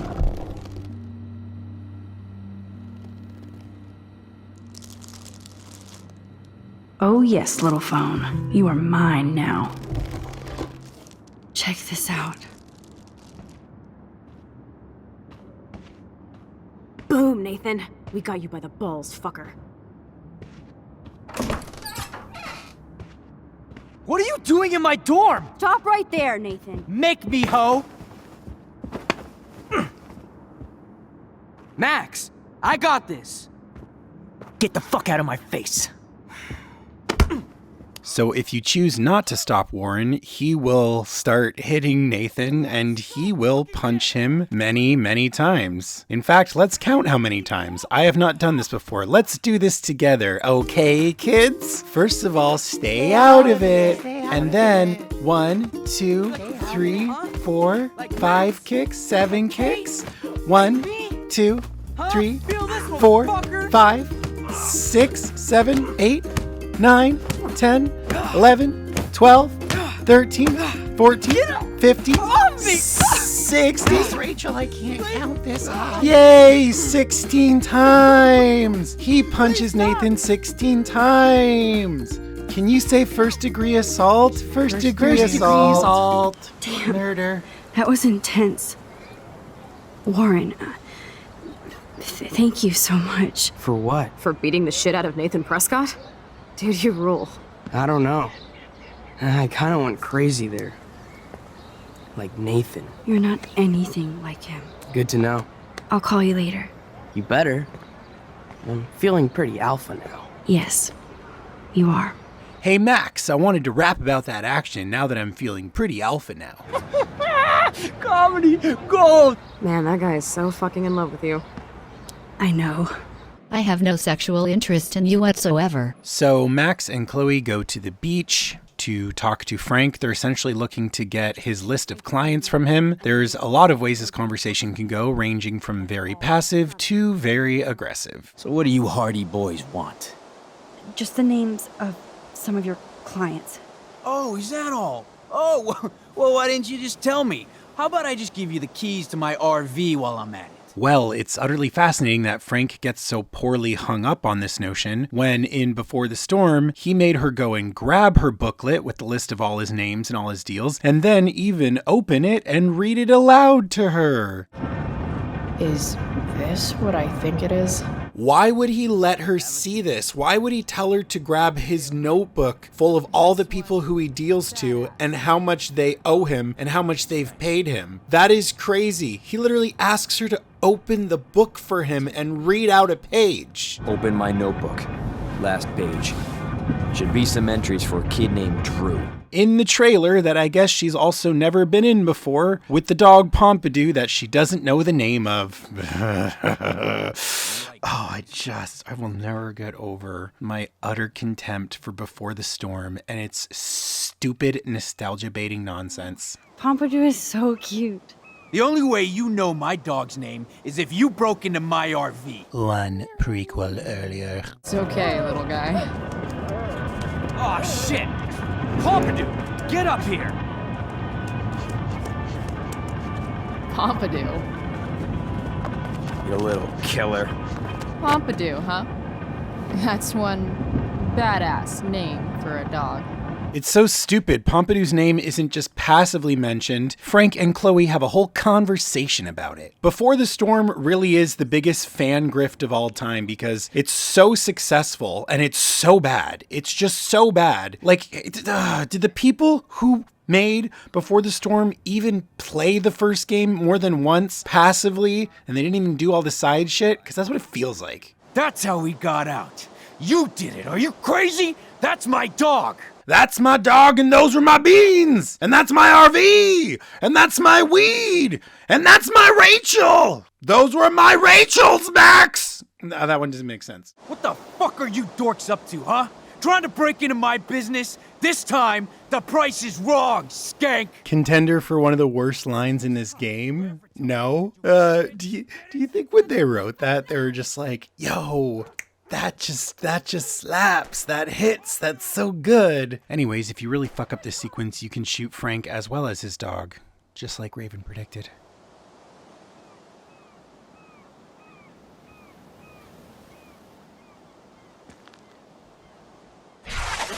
Frank is really dead. I know, but we can't stop now. We have to find that code. Fast. Before the cops come. That's it. Let's get out of here.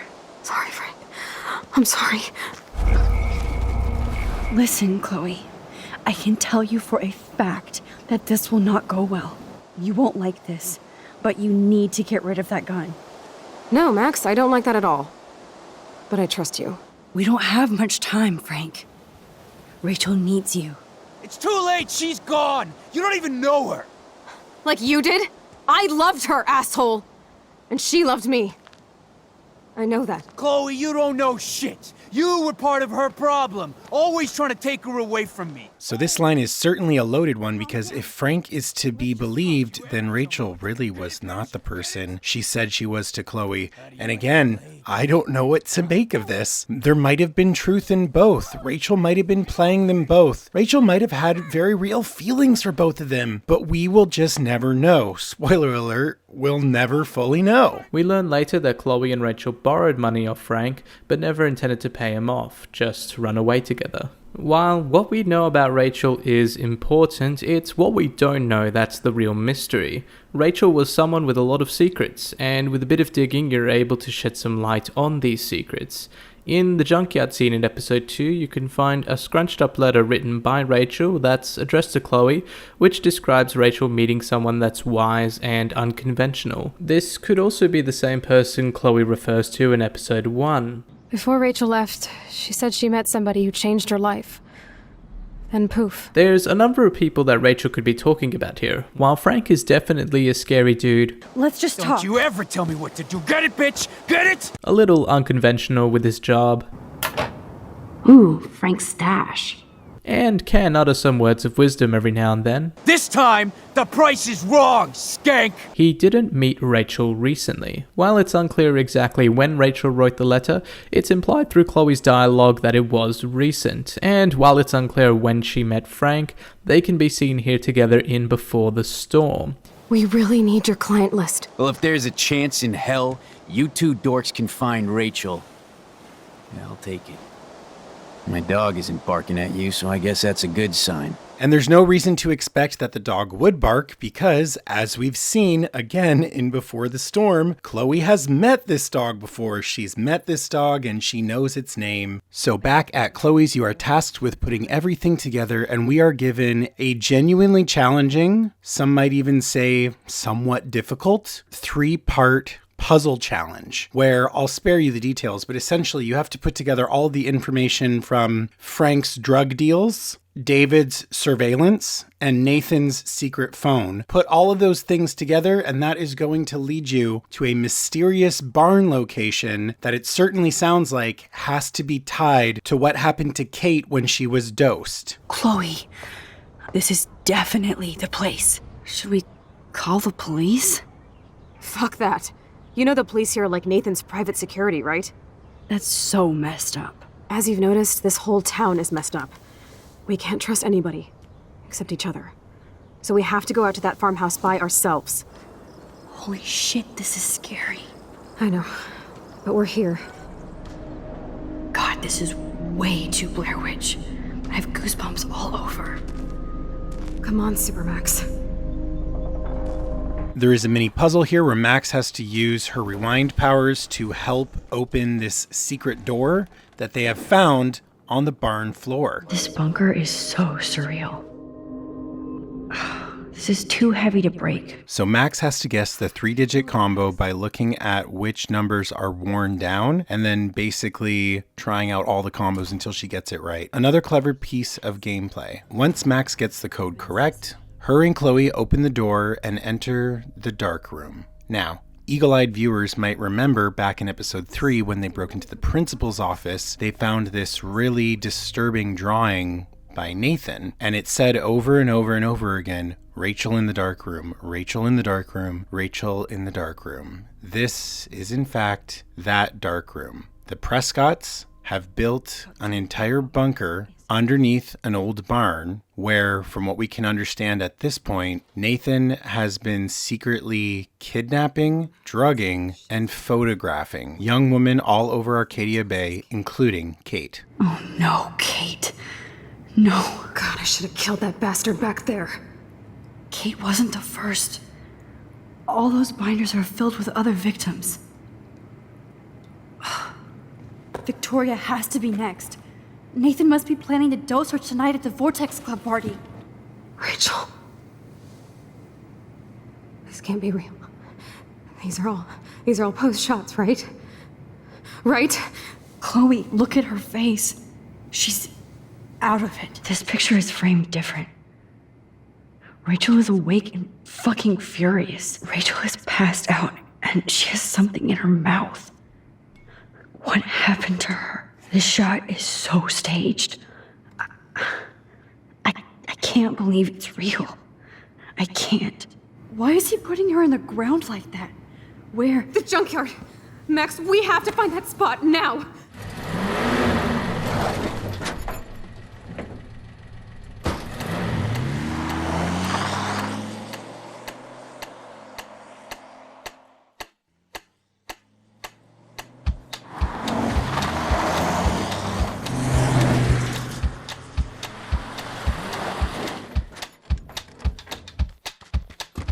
Chloe, slow down! Wait for me! I know exactly where I'm going!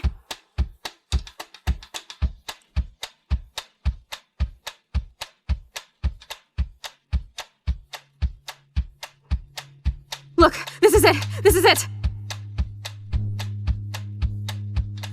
Are you gonna help me, Max? Chloe, stop! Look. Please, no. Oh, that smell. Rachel! Oh, Rachel, no, please not her! We could run away before the light of day. Chloe. You know we always could. Rachel, why? I'm sorry, Chloe. I'm so sorry. I loved her so much. How can she be dead? What kind of world does this? You Who does this? always could. The mountain say that we could run away before the light of day. You know we always could. The mountain say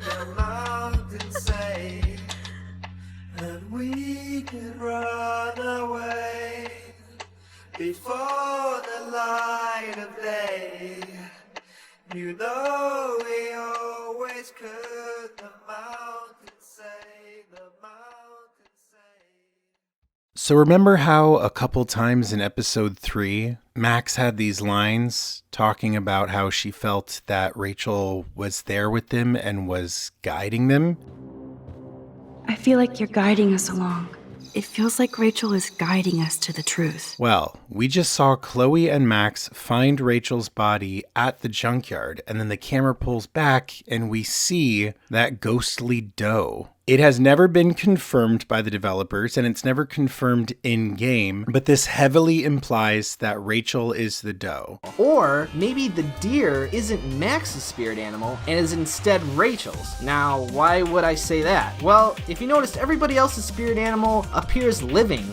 Samuel's squirrels are just running around. The blue butterfly, even though she mentioned that it was a spirit, appears living. But the deer is more of a ghost. It's transparent. It's see-through, so maybe that isn't Max Caulfield's spirit animal and instead Rachel Amber's. Rachel Amber. Rachel's spirit animal is much debated, but I've concluded that it's probably the blue butterfly. The doe was on her grave, I hear you say. Why isn't she the doe? Because that belongs to Max, and I think there are no duplicate spirit animals in the game. It makes for a more diverse story without multiples. Also, their traits are different. I'll get to that in a minute. But she has a feather earring, I hear you cry. Why isn't she a blue jay? We already established that that was Chloe's totem. It could be that her earring is just showcasing her close relationship with her friend's totem. They are together in the full version of the photo, and Chloe has blue butterflies in her tattoo, a symbol that she's always thinking of Rachel. The butterfly is a bringer of joy and change, and is greatly symbolic of beauty and flamboyancy. They live short lives, from a few weeks to a year. Freedom, creativity, and a knack for not taking things too seriously. This is all more reminiscent of Rachel than any other character. There is so much fan theory about this. Of course, a lot of people thought that Max was the doe, and then they changed their minds in episode 4. Some people maintain that Max is the doe, which makes sense because she has doe on her clothing. But this shot, pulling back on the doe, has caused so much theorization.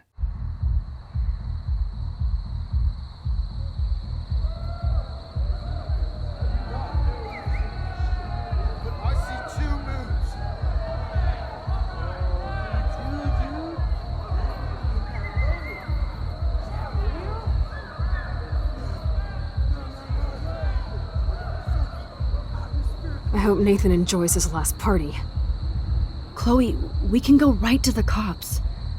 We have proof. Fuck the police. Rachel wanted us to find her, so we could get real justice. And revenge. The Prescotts have had this coming for 100 years, and nobody is gonna get in my way. Especially with your help. Right? I'm with you to the end, Chloe. You know that. I can't tell if they're different. What is that? Can't be too moved. Jesus, Chloe, look up at the sky. Beautiful. I don't give a shit. The world is ending. Cool. Welcome to the end of the world, ladies.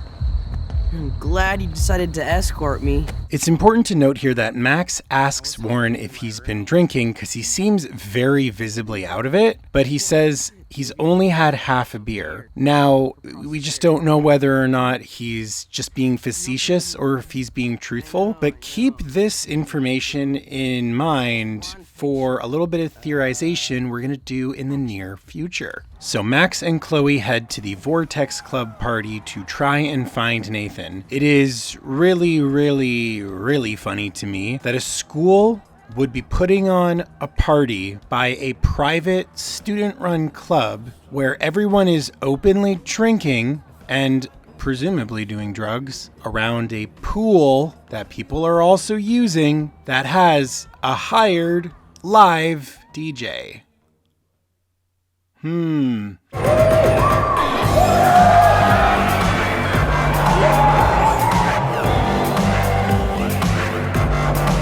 Here is your last opportunity to save Alyssa from some mild peril before the totality of your actions are presented. Alyssa, incoming! I'm on it.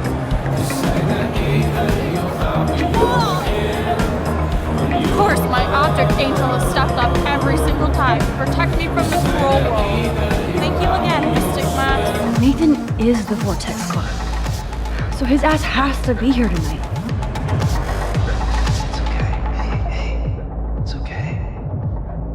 Kate almost dead. Rachel dead. Enter the Vortex Club. Look at these entitled assholes. They don't give a shit about anybody. If that tornado came right now, I would just sit here and watch for a while. But I have to make sure Chloe doesn't go on her own rampage. I hate feeling this way. Dark and angry.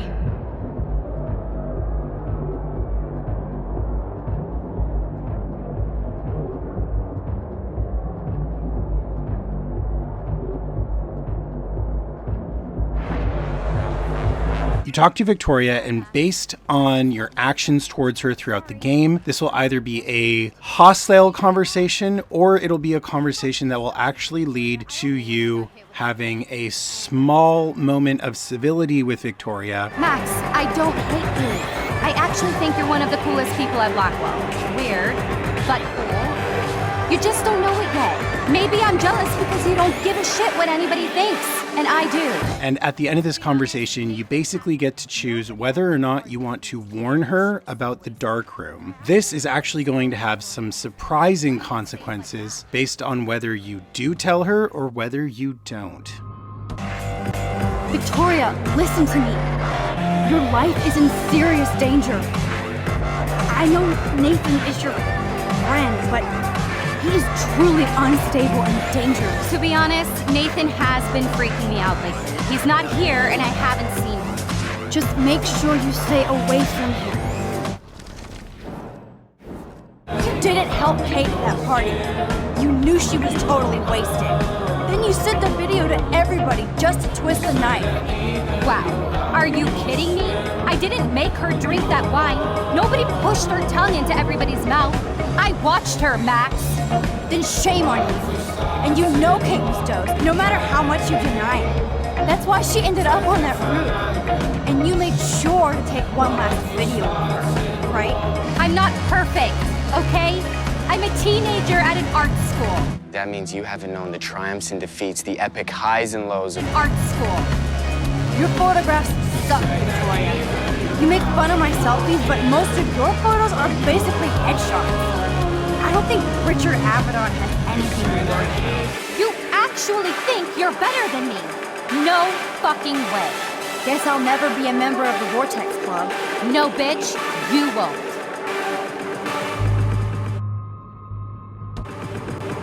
Never mind. It was good talking to you, Victoria. As usual. Eat a dick, Max.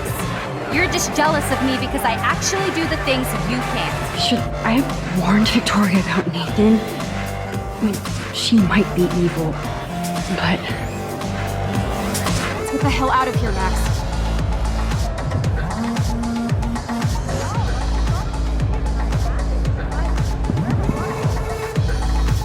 Okay, everybody calm down. Now, this is the most important step in being an artist. Sharing your work with the world. All of you represent Blackwell Academy, and everything our school stands for.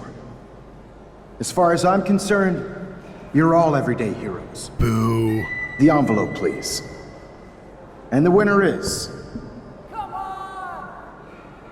Oh my, what a shocker. Victoria Chase. And I'd like to dedicate this prize to Kate Marsh. This is like her doing that Gandhi quote, but times 10. She is the real everyday hero of Blackwell. And I can't wait for her to come back. Thank you. You suck, Victoria. Victoria won. Big surprise. Oh, Christ. Nathan just texted me. He says there won't be any evidence left after he's done. Shit. We have to go to the junkyard right now.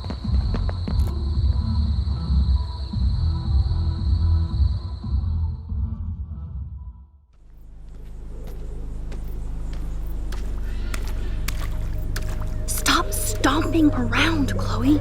Right. Just get ready to use your rewind fast if Nathan tries to jump us.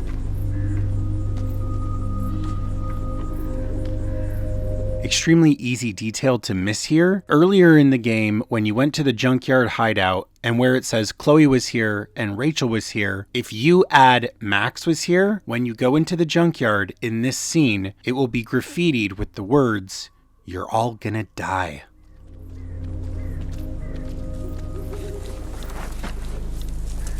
Oh god, Max, look. She's still there. Don't look, Chloe.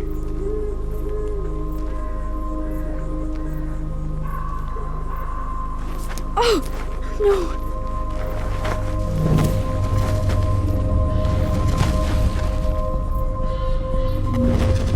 Chloe! Look out. What the fuck?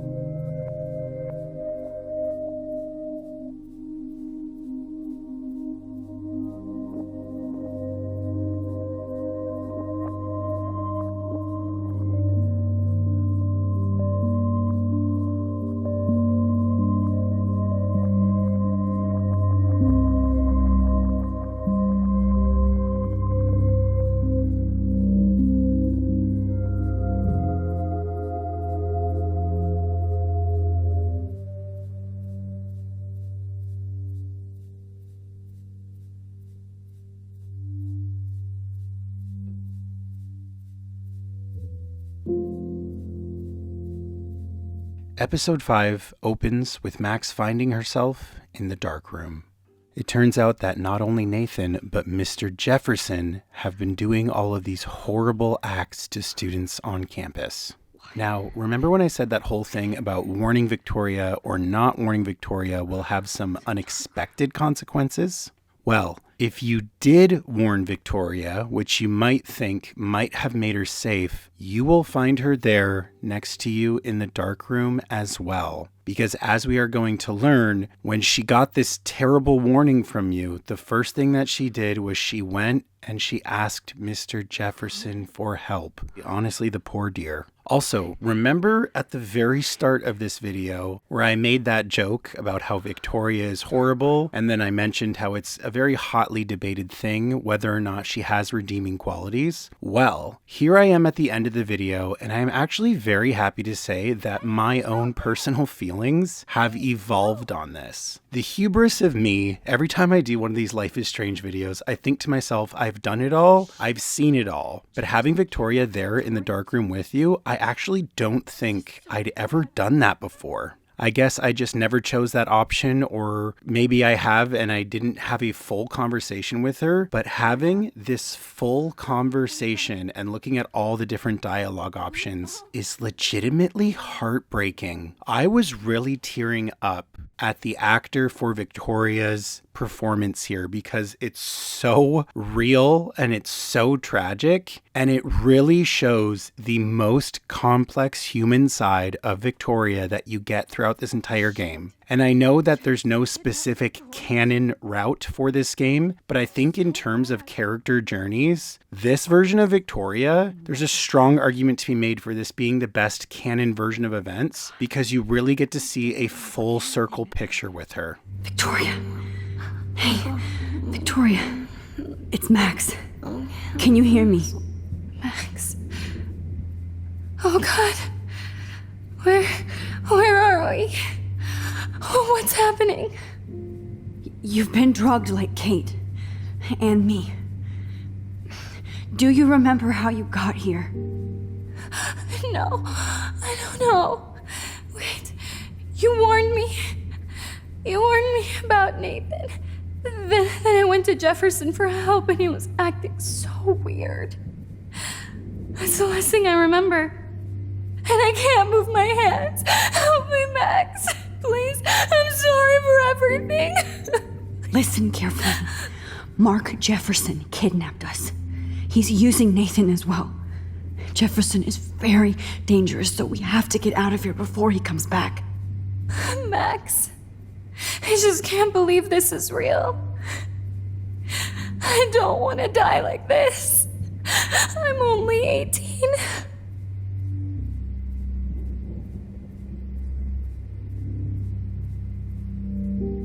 Victoria, please listen. I have a plan. Really? How? Max, I'm so scared. So am I. But we don't have time to be scared. We have to fight back. We need to act while we're clear-headed. If he doses us again, we'll forget everything. I'm not strong, Max. Look at me. Look what I did to Kate Marsh. Now she's in the hospital, and I'm here. Kate wants us to get the hell out of here, and then we can both go see her again. Okay? I'd do anything to see Kate once more. Just to tell her I'm sorry. Victoria, we will find a way to escape. I promise. I hate looking at myself like that. You'll pay for this, Jefferson. I promised I would never go back in time like this again. But this is the only way. Oh, that's great. Oh, Max. This angle highlights your purity, see? The slightly unconscious model is often the most open and honest. I knew you were special the second I saw your first selfie. Yes, I still hate that word. Fun fact, the actor Derek Phillips, who voices Mr. Jefferson, did not know at all this was the route his character was going when he signed on for this role. Well, this has just been really fun for me, especially coming from the standpoint where, when I auditioned for the role, I wasn't sure if Jefferson was gonna be the bad guy in this. So, you just kind of came in and we would do our voiceover sessions, and he was just a cool teacher. So it was kind of neat to find out about this twist. I mean, I'd kind of heard that might happen, but I didn't know for sure if it would. So it was really, really fun to play with that. Not like Rachel, who was always looking in the wrong places. Poor Rachel. Okay, so Jefferson and Rachel. This is a really big, heady topic. Let's dive into some theory about this one. In the junkyard scene in episode 2, you can find a scrunched up letter written by Rachel that's addressed to Chloe, which describes Rachel meeting someone that's wise and unconventional. This could also be the same person Chloe refers to in episode 1. Before Rachel left, she said she met somebody who changed her life. Then poof. There's a number of people that Rachel could be talking about here, one of them being Mark Jefferson. Jefferson is definitely unconventional with the way he uses models for his photography, drugging them and pretty much kidnapping them. He has quite a bit of knowledge about photography and art, which kind of constitutes him for being wise in that aspect. Rachel also describes him as being kind of scary, which could mean that Rachel knew what Jefferson was doing in terms of his photography, which is pretty scary. This brings up a few questions about Rachel's role with Jefferson and how this led to her death, but we'll get to that later. The letter also references how Chloe would be mad if Rachel told her about how they hooked up for the first time near campus.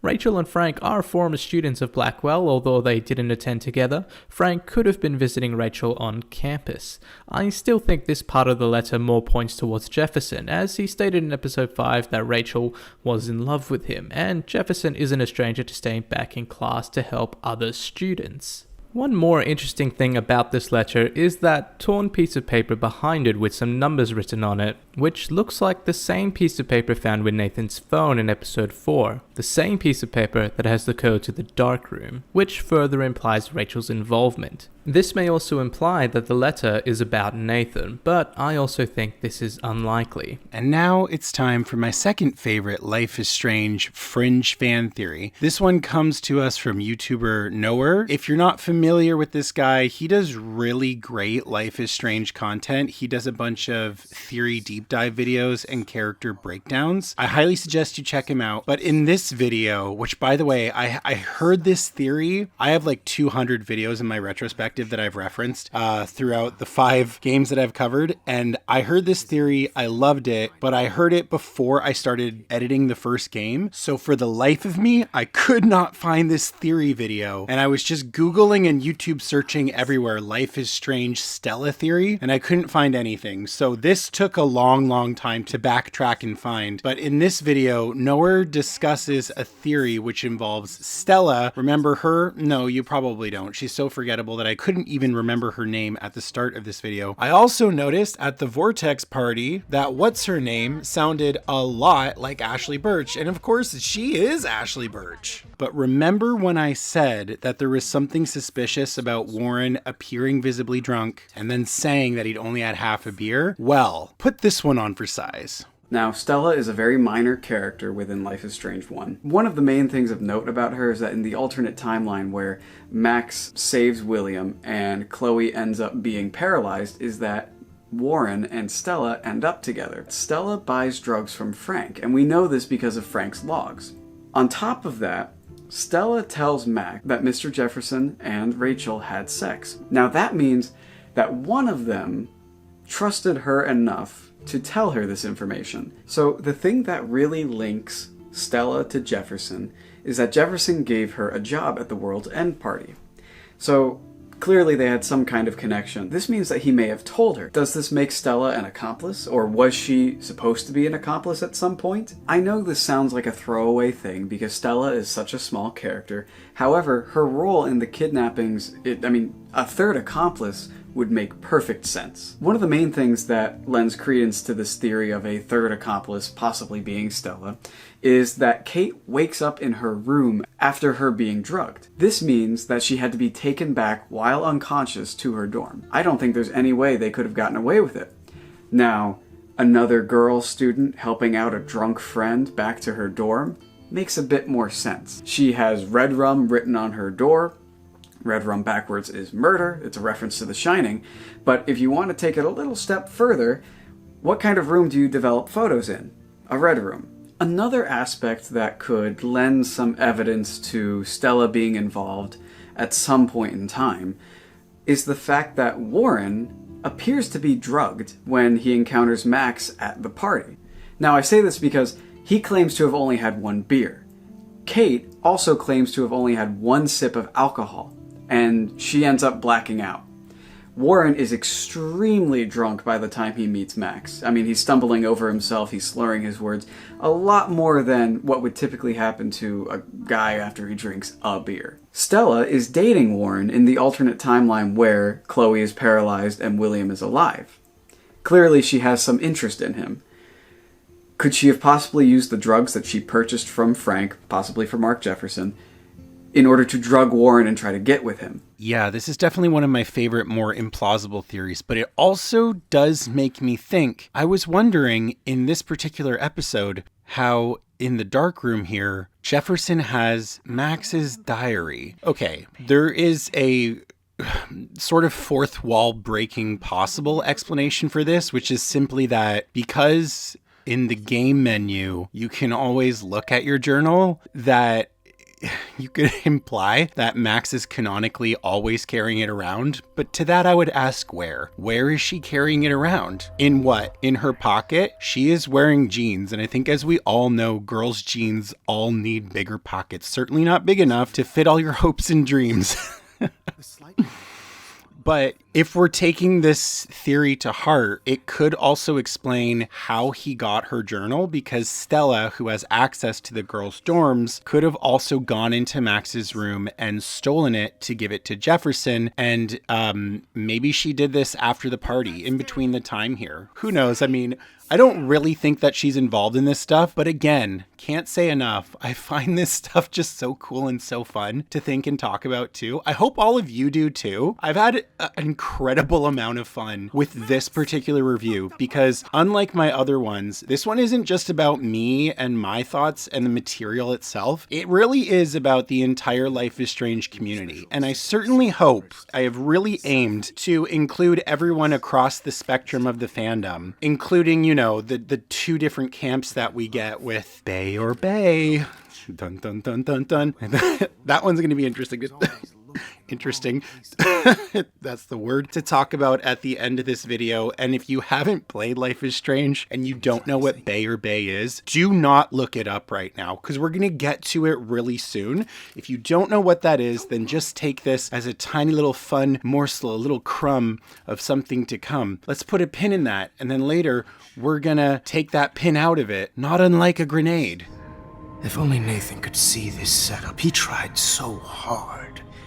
But you can't just throw a few subjects around and expect a cohesive style or theme. Chloe. Right.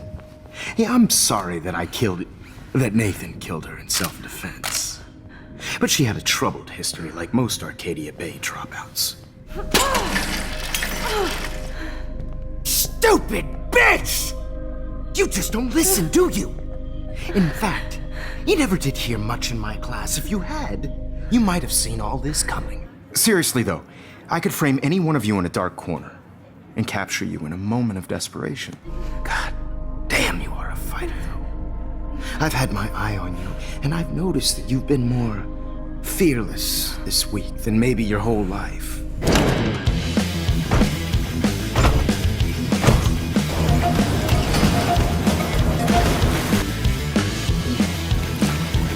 I just wanted to see what would happen if I did this.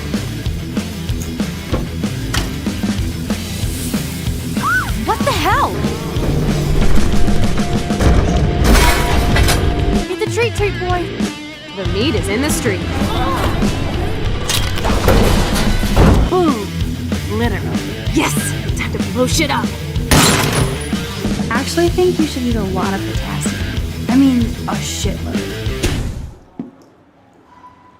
I'm getting some spectacular images here, Max. Yes, Victoria would kill to be in your place, but she doesn't understand our connection. As you can see, Sleeping Beauty here is too harsh for my gentle lens. And don't get me started on your late partner. I had enough of those faux punk sluts in my Seattle days. You killed Chloe. You murdered my best friend. She had a loaded weapon. This was clearly self-defense, but that's what happens when you play with guns. Or try to fuck with me. It's better when they don't know. Like pure, sweet Kate. Kate believed, and she survived. You failed to break her. She's stronger than ever, and she'll outlive you. She'll certainly outlive you. Who knows? Maybe I'll pay Kate a visit soon and test her faith again. Why, Rachel? I don't have time to tell you everything. But she was special. A human chameleon, so many visual possibilities. We had a real connection. Did she let you take pictures of her? Rachel was in love with me. That's not my ego, just look at our sessions. Not that I'll let you. Nobody loved having their picture taken more. Anyway, Rachel is dead. You're the winner, Max. I choose you. Your portrait. Fuck you. You're trying too hard. Mr. Jefferson, why are you doing this? Oh, Max. I'm so glad you asked that question. Simply put, I'm obsessed with the idea of capturing that moment. Innocence evolves into corruption. Most models are cynical. They lose that naivete. However, some Blackwell students carry their hope and optimism with them like an aura. And those lucky few become my models. Go to hell. You will for everybody you've hurt. Unlike pure sweet Kate Marsh, I don't believe in that bullshit. She could have been my masterpiece. God, I hate your voice now. You might as well savor it, considering it's the last you'll hear. So Jefferson says this is the last voice she's ever going to hear. Of course, meaning that he intends to murder her. But what I find really interesting about this is we don't really have any confirmation if Jefferson is a murderer, if he's ever murdered anybody before Chloe in the junkyard. There is a lot of conjecture over who exactly killed Rachel. Jefferson says that Nathan did it, that he accidentally overdosed her, and he helped him cover it up. Nathan thought he could be an artist like me.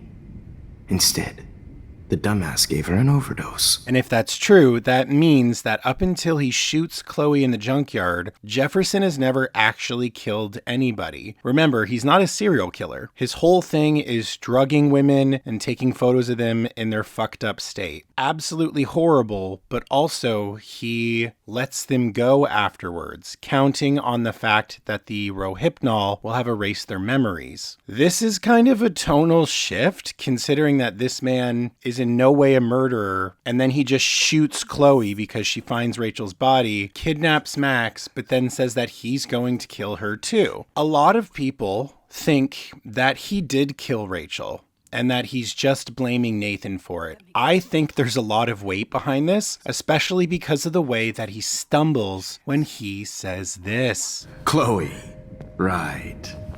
Yeah, I'm sorry that that Nathan killed her in self-defense. No matter what the case, by this point in episode 5, Jefferson is a killer, and he absolutely does intend to kill Max. He is a very sick individual. Nathan is a very sick individual too, although there is, of course, a lot of discourse about the degree to which he was manipulated by Jefferson. I had access to the Prescott fortune. Who do you think paid for this glorious darkroom and equipment? How else could I get all these hip new drugs for my subjects? Rohypnol is certainly not a hip new drug. I have to assume that it's either Rohypnol or GHB that he's been giving people. But what I'm really thinking about right now is the fact that he got those drugs from Nathan. Nathan got those drugs from Frank. Frank unwittingly distributed drugs to a murderer. And whether it was Nathan or whether it was Jefferson who did it, Frank unknowingly supplied the drugs that were used to kill Rachel. Oh, that's fucked, man. That's fucked. Dude, it is so weird that Before the Storm just tries to be like a cute, light, fluffy romance. I'm gonna stop harping on about this, but like, I'm just thinking about all of this crazy motherfucking shit. And then I'm thinking about Before the Storm and how fans have compared it to a John Hughes movie. And I'm like, cool, it's a John Hughes movie, followed up by a John Carpenter style sequel. Chloe and Rachel. You killed both of them. They're fucking together in heaven right now. Is that what you want to hear? Why? Why? Why? Why?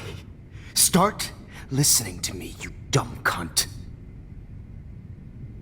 I'm sorry, Max. That was not cool. Anyway, Rachel is dead. But no tears. Los Angeles would have killed her anyway, so look at this as a favor. In episode 5, Jefferson reveals that Nathan fell in lust with Rachel, and we know they were pretty close and hung out often. Whether Rachel had similar feelings for Nathan is unclear. He does, however, bring us to an interesting side of Rachel Amber. The letter could be talking about Frank, Jefferson, and Nathan. Figuratively anyway. Literally it is probably Jefferson, but figuratively it could be all three of them. Rachel Amber absolutely had sex with him. Well, I heard that from a good source. Rachel was in love with me. That's not my ego. Just look at our sessions. I thought I saw her with an older gent one time. Maybe her dad. She was just a gold digger. She belonged in California with all those, you know who know what's. Rachel. Oh, God. She was the one good thing in my life, Max. Rachel wanted Frank's stash.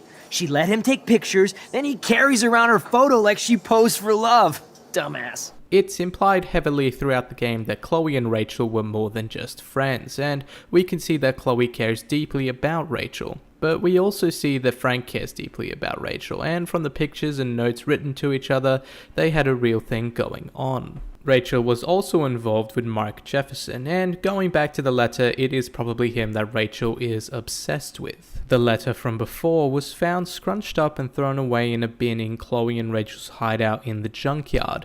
It could be that Rachel immediately regretted writing the letter, scribbled out some of the more revealing bits and threw it away. Or it could be that Rachel left Chloe this letter to read, or Chloe just found it and threw it away in anger. Either way, it's really not entirely clear who Rachel really liked more. Her reluctance to write the letter indicates she didn't want to hurt Chloe's feelings, but it seems Rachel revealed more of herself and her relationships to Frank. And then there's Jefferson. Oh, I see. You and your friends almost beat Nathan to death. See, we're not so different. I cared more about Nathan than you did. No, you didn't. It's just too bad that he fell in lust with Rachel. He actually thought he could mimic what I do with the camera and subject, like father, but not like son. Where is Nathan now? Dead and buried. After what he did to Rachel, I knew I couldn't keep him as a protege for much longer.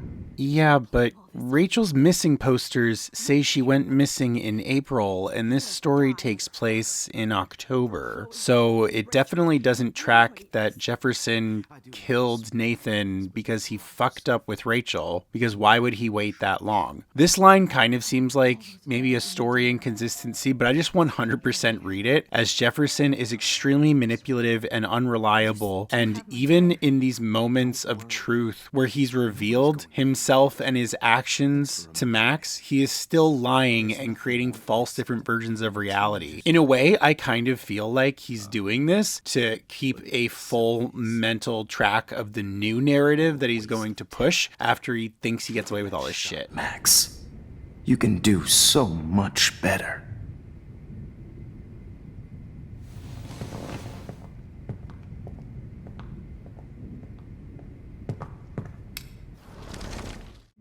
with a heart. You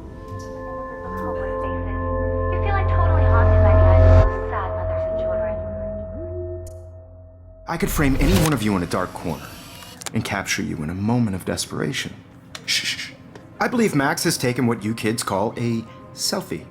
A dumb word for a wonderful photographic tradition. Right back where I started this insane week.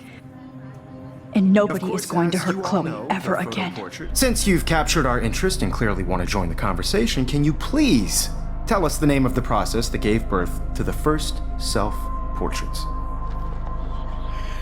The Daguerrean process. Now, I know I'm definitely not alone on this one, but who else watching this has the terms Daguerrean process and Diane Arbus permanently burned into their fucking brain from playing this game? Even just once, because you end up hearing it so many times. The Daguerrean process, sir. You could hardly say that. Guess you got your meds filled. Diane Arbus. You're like totally haunted by the A's of those sad mothers and children. Oh, I've played Life is Strange. 1 or 2 or 15 times. 3 separate times for this video alone. I have to warn David about Jefferson and the dark room. For once, David, I'm praying you'll overreact to this as much as everything else. And take Jefferson down fast. You wanted me to enter the contest, asshole. So maybe I'll be going to San Francisco. And Jefferson, you'll be going to prison. The past within the past. Am I pushing myself too hard?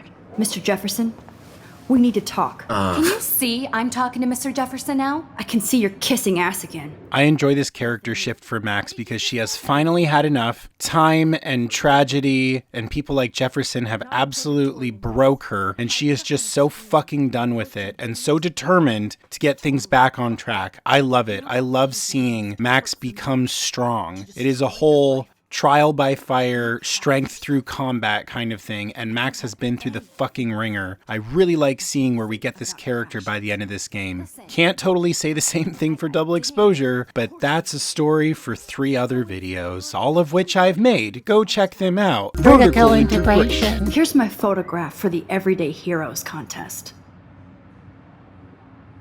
Oh, that was easy. No. It wasn't easy at all.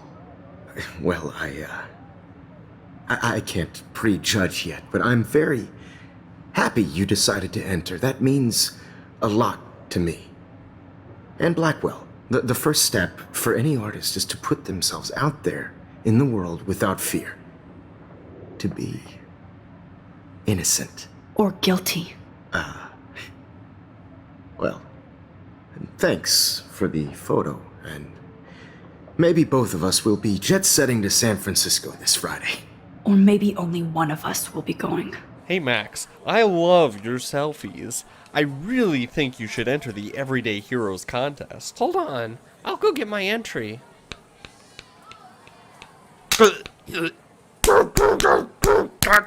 Oh, hella cool, Max.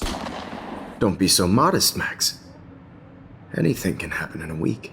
As you're going to find out, Mr. Jefferson.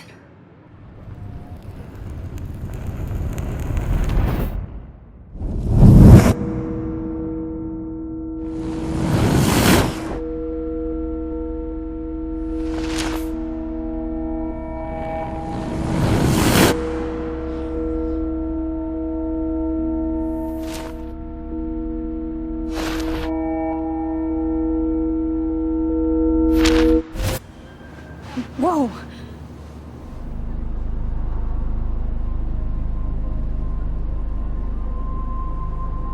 Okay. You're okay, Max. You're safe.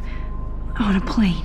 So Max wakes up in a new reality again, only this time she's on a plane on the way to San Francisco. Jefferson and Nathan have been arrested, and Max is now on a plane with Principal Wells after having won the Everyday Heroes contest. What I really like about this scene is you can see that the borders of reality are closing in. Only a few feet in front of her, everything is turning into an overexposed white nothingness. I love the absolute eeriness of that. It gives the player a lot to think about, and it makes us start to wonder what is happening to Max and what is happening to time with realities within realities within realities, going back into the past, into the past, into the past. Is this version of reality going to stick now?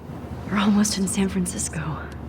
I'm so stressed, but I'm so excited too. It's so weird to be in between realities. Everything is out of focus and in the distance.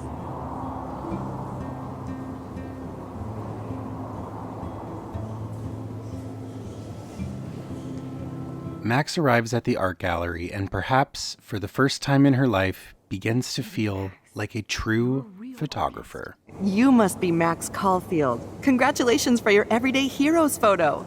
The exhibition is quite impressive, especially with your entry.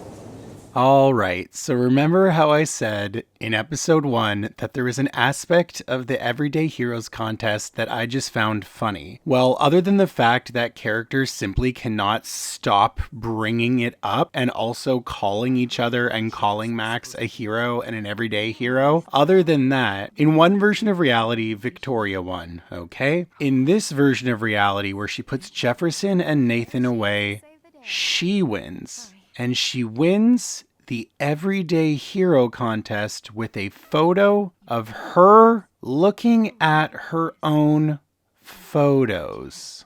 Insert cricket noise here.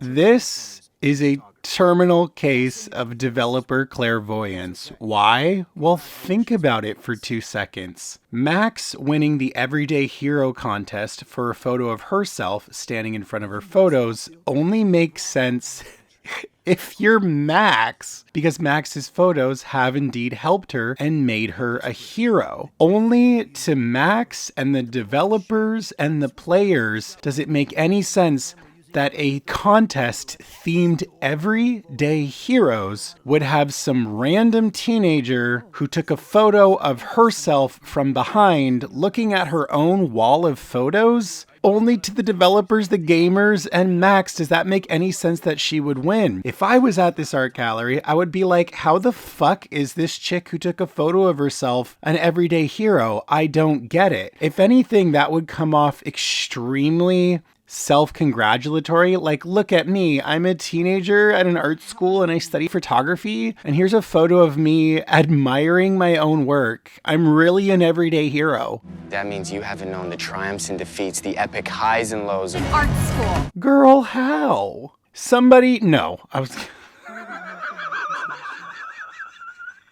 I was really going to ask somebody in the comments justify this for me, but don't. There is no justification, and I don't want to hear it. This to me is objectively one of the dumbest, most laughable parts of this game. Remember when I said that thing about how sometimes they try to drive a point home so hard they drive it off a cliff? Okay, well, this point is at the bottom of the ocean. Why would Max win this contest? You know why she wins this contest?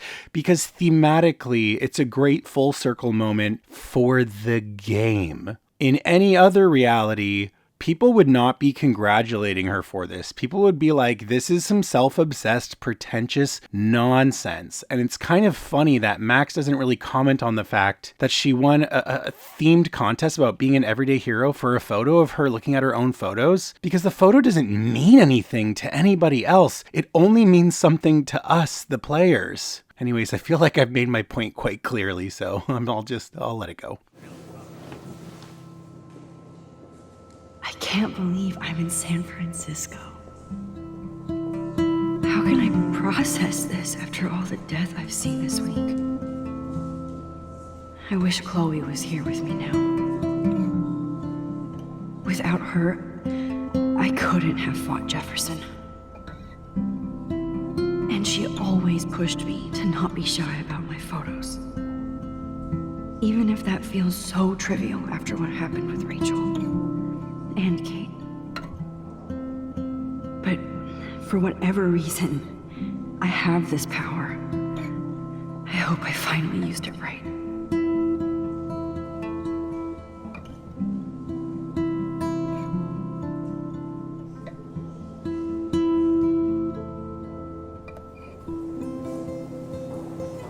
You did it, Max. You're a real artist. At least for today.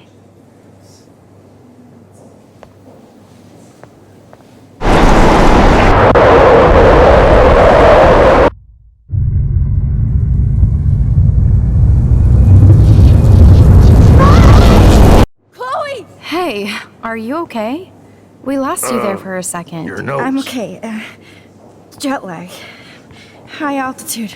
Oh, you left the ringer off, idiot. Oh, come on. Please answer. Max, holy shit, man, your vision. It's true.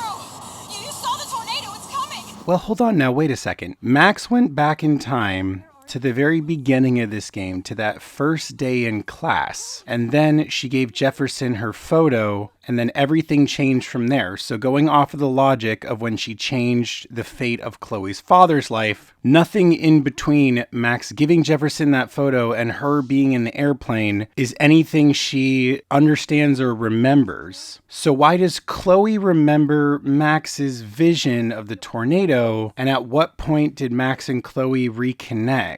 There's, again, time travel doesn't have any discernible rules, but this one really isn't making sense to me. If she went back in time and she changed all that, then what? Like, after she ratted on Jefferson and Nathan, she went to Chloe and was like, hey, look, I have powers, but I also already solved everything. And also I had this vision of a tornado, but it's cool now, or something. I don't know. I don't know.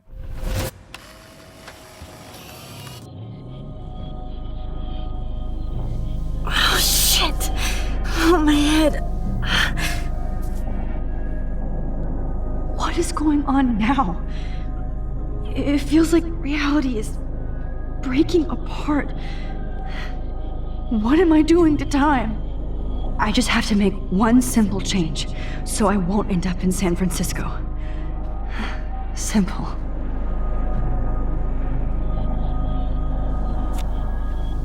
Sorry, San Francisco. Chloe comes first. Oh, fuck. God, no. I'm back here again? I thought I fixed everything. What did you say, Max? What? Jefferson should be in jail, not here. Answer my question, please. Eat shit and die. Good answer. Fuck. He burned my diary. Always. That's why I'm still here. Especially since you've developed from nerd to hero within a week. Oh my god, let it go, developers! Weird going on with you.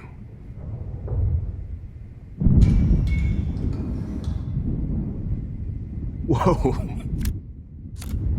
Did you see how crazy it is outside? Like I said, something weird. I promise. This final dose won't hurt. What?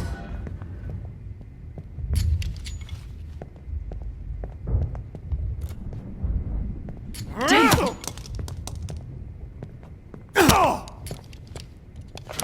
No, David! No! Jesus. David Madsen. He's out cold. Good. I always hated that fascist fuck. Everybody at Blackwell did, right, Max? Okay. Let's try this one last time. Promise you.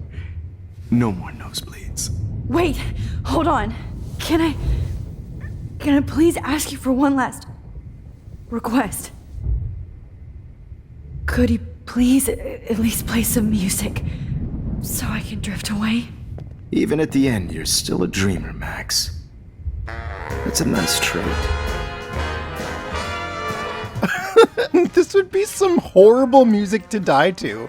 Like, it's so frenetic and like amped up in energy. I would fucking hate to die to a song like this.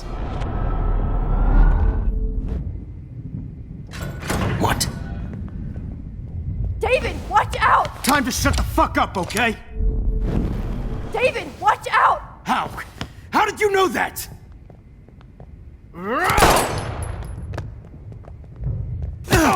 Yeah, this one can take a while to figure out. Hit that table! Yes, sir! Grab your gun now! Got it! Have that bottle! I need a gun over there!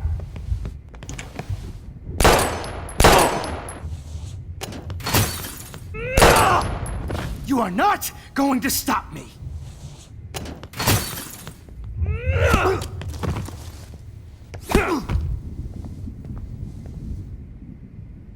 Oh, Lord, Max.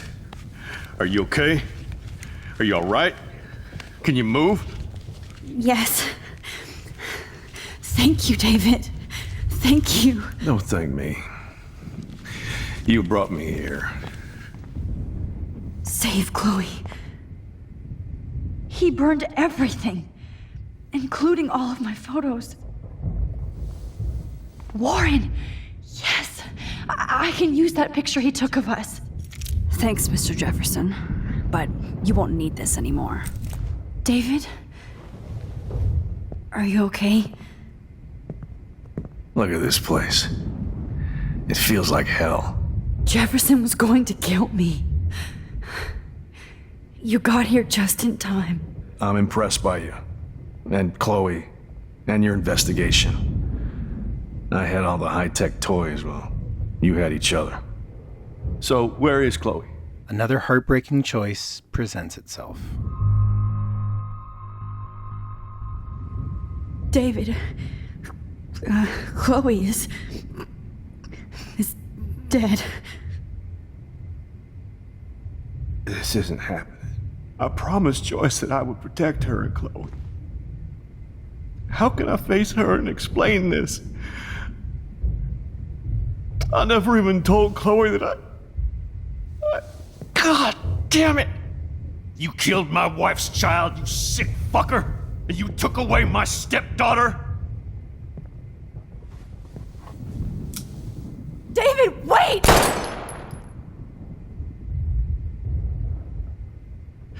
I'm sorry you had to see that. What a mess. What have I done? Chloe, I'm sorry. Joyce, I failed you. My family. You didn't fail. You did your best. Max, you better get outside. Holy shit. This storm is real.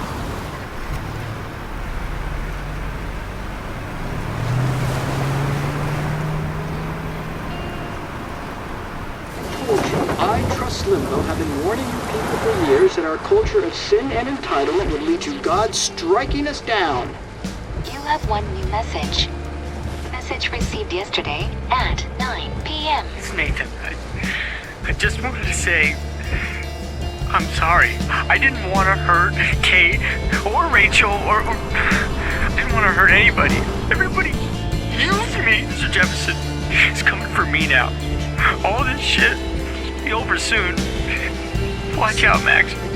He wants to hurt you next.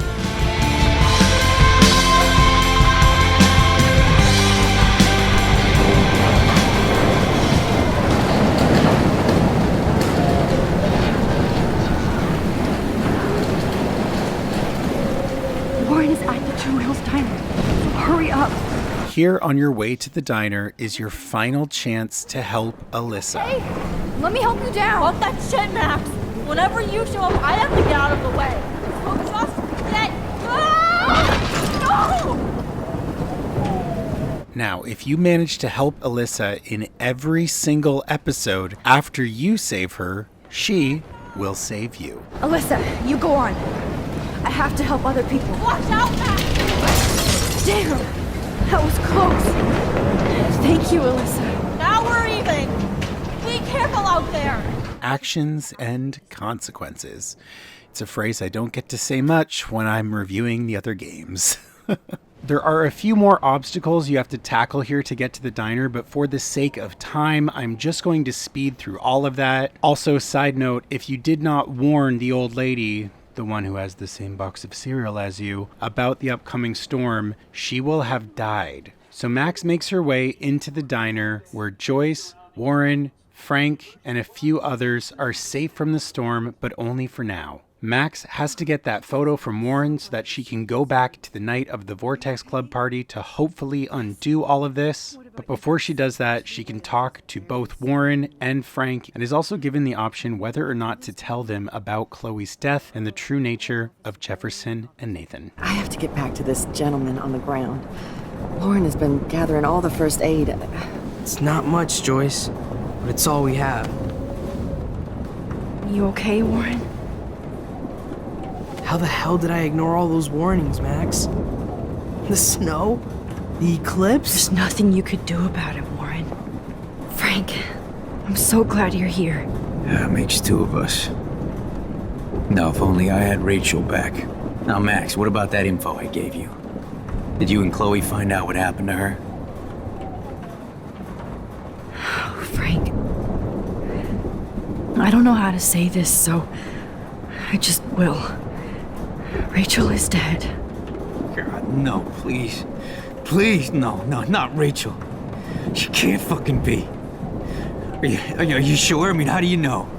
We used the names you gave us to track down a farmhouse. My professor, Mark Jefferson, has this creepy photo torture room. And we found out he was using Nathan Prescott to drug and photograph Blackwell students. He used some drug and gave her an overdose. An overdose? The only way Nathan could have done that is if I sold it to him. I killed my lioness. I'm sorry, I know this is a very serious moment, and I legitimately feel really, really bad for Frank. But I killed my lioness? That made me laugh out loud really hard. I'm sorry. And it just reminds me of that note that she wrote where Rachel was like, I'm a Leo and I don't look back. Like, we get it, you're a Leo. How do you know when someone's a Leo? Don't worry, it'll be the first thing out of their mouth. She obviously cared about you, Frank. Rachel cared about a lot of people. Especially Chloe. But, now I see why Rachel dug her.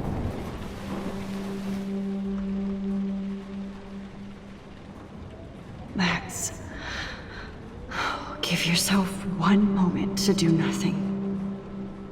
This is where I convinced Chloe I could rewind time. So, what's the point of this power? What's the lesson? To keep fixing what I keep fucking up? No, because I didn't ask for this gift. But I was able to stop Mark Jefferson. And now I can stop Chloe from dying. For the last time.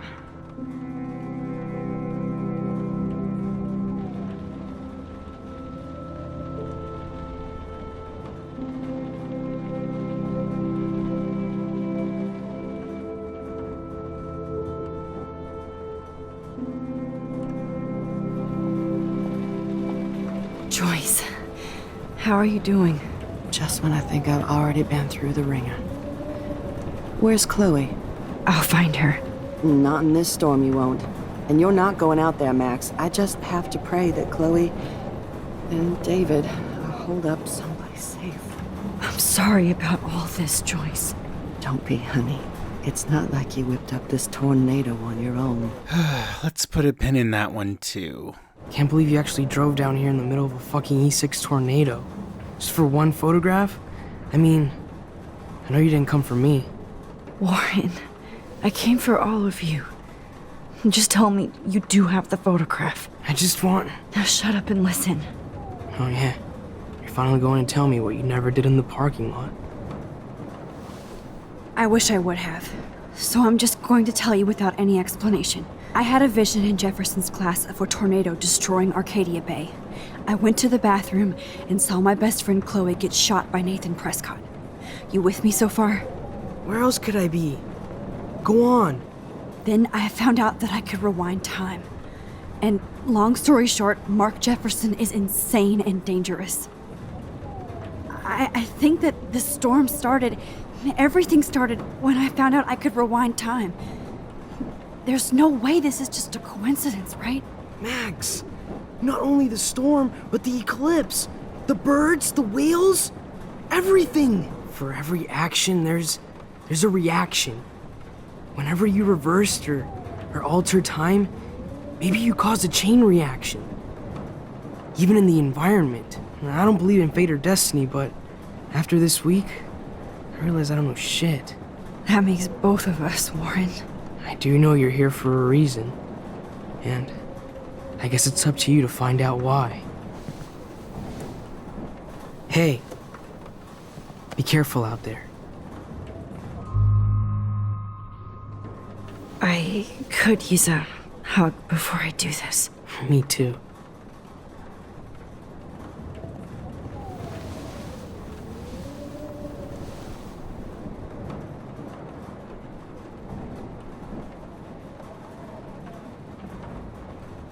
Better go before I get pathetic and tell you not to.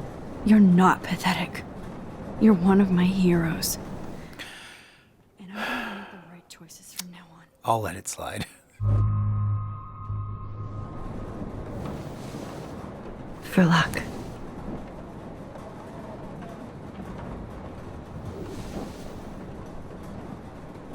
Just in case we don't get out of this, I wanted to say... I know, Warren. Of course you do. I'm gonna make the right choices from now on. I swear. That's why you're Super Max. Have you been drinking?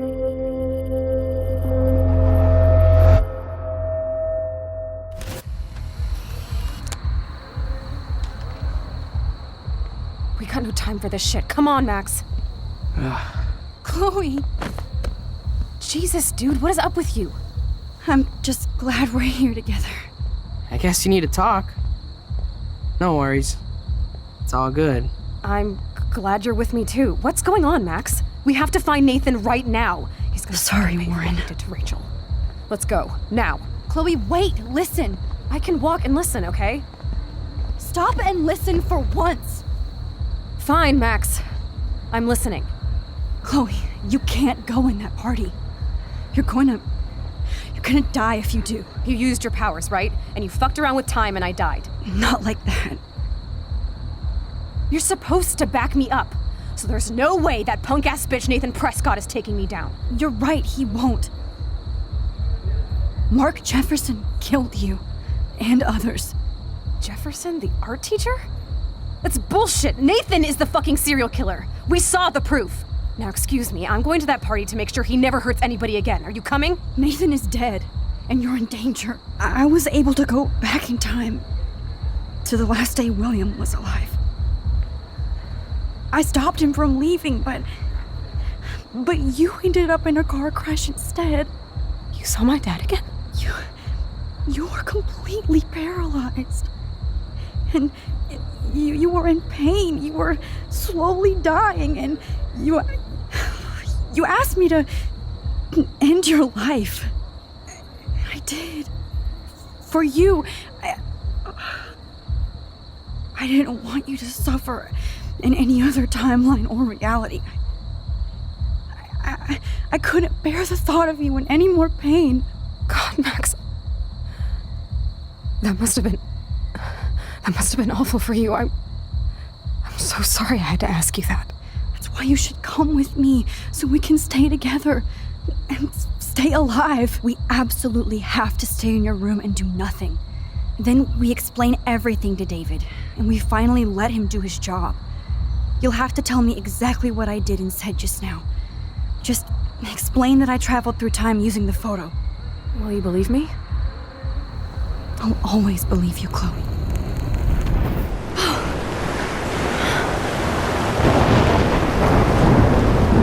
Oh, Chloe! I see that the real Max is back. So how was your time trip, dude? Shut up! Oh, you're alive! You're alive! Oh, both of us! I did so much to bring you back, Chloe. It worked. It actually worked! Looks like even fate doesn't want us apart. And travel through multiple realities just to save my ungrateful ass over and over, and I hope it was worth it. But I don't blame you for wanting me out of your life after all my drama. Come on. I'm the official drama king and queen of Arcadia Bay this week. I always wanted my life to be special. An adventure. But not without you. God, look at that. Look at that monster. Who knows? This could be Rachel's revenge. Our revenge. The lighthouse is out of the way of the tornado. Come on! What? Chloe. I've got to the back, Rex. Whoa. Alfred Hitchcock famously called film little pieces of time. Am I stuck in a time loop? Anybody? Bueller? Diane Arbus. Be calm and don't freak out. Why Arbus? Yet. Because of her images of hopeless faces. You feel like totally haunted by the eyes of those sad mothers and children. She saw humanity as tortured, right? What's going on? This is one of my favorite fucked up moments of the game. She's back right where she started, but all these birds are just throwing themselves at the fucking window. It's so cool and so fucking scary. I really, really wish the other Life is Strange games started going down this more horror genre near the end, because none of them really do. You didn't die, Kate. You're alive. I'm sorry, Kate. Not yet, you bastard. Oh, that's too creepy. I just wanted to know if you'd like to spend the rest of your life in my darkroom. There's no way I'm saying that. No way. This is a really great fourth wall breaking moment where it gives you 4 options, but they're all horrible things that feed into all of Max's nightmares and worst fears. That bitch almost got me killed. It's like you're doing both of us an awesome favor. Chloe can never appreciate you the way I will.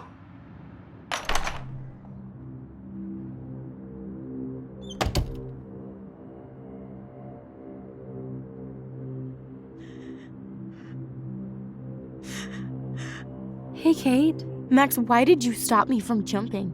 What kind of friend are you? You never understood me, or what happened to me. Now my family will never leave me alone, and that means I'll always be alone. Thanks to you. Kate, that's not true. I've always been your friend.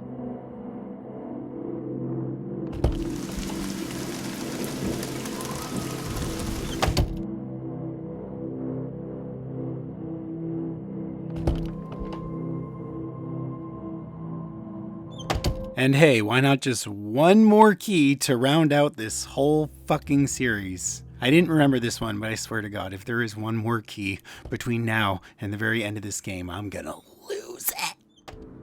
I am the key master. Yeah, sure. I'm glad she was there for you. 6 months ago, she just left Arcadia without a word.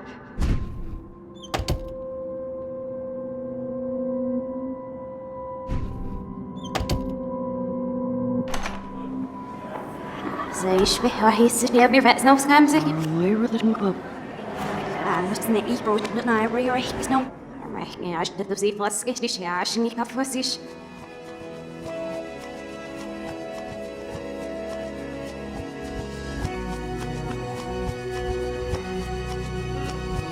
In the season 4 finale of Buffy, they did this really brilliant thing where the 4 different characters have this really cool, really fucked up scene that combines all the different set pieces from Buffy and all these different weird character moments. And there's a moment when they're in the college hallways and everybody is speaking backwards to each other. I definitely think that Life is Strange borrowed from that. A lot of all of this surreal imagery definitely reminds me of the episode Restless from Buffy. And I think that's great. I think Buffy did something that is very inspiring. Life is Strange certainly does borrow from a lot of different places, but as long as it's borrowing effectively and not outright stealing, I'm all for it. It's a very creative product as a result. Max! You used to be so pure, so innocent. Now, you have to die.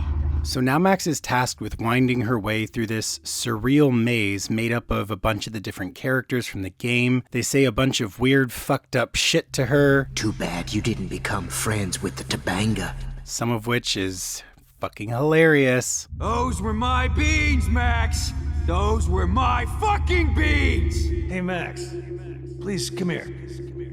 So I can beat you up!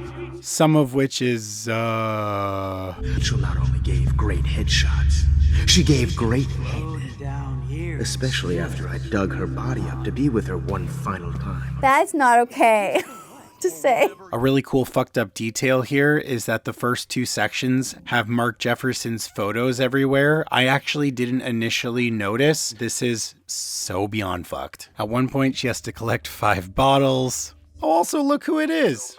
What you doing here, buddy? Cut content? Oh, yeah, cut content. Sorry, buddy. Max, me and Rachel are floating down here in the sewer.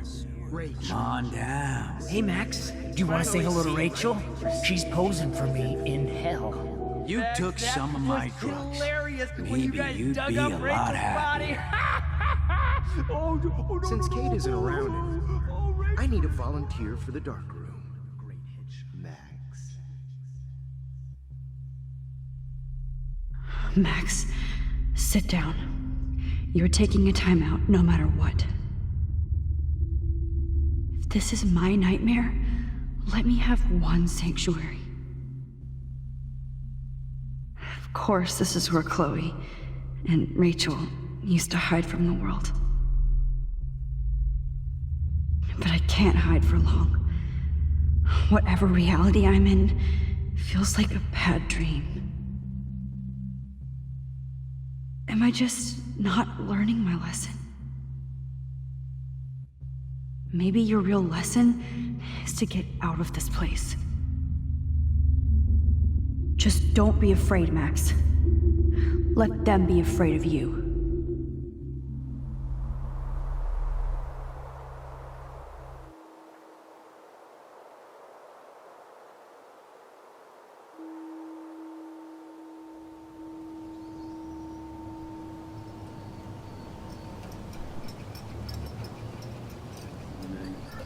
Shit, where are my keys? That's $1 for the swear jar. You mean your college fund? Keys, please. Chloe and Max wine tasting session. Dad.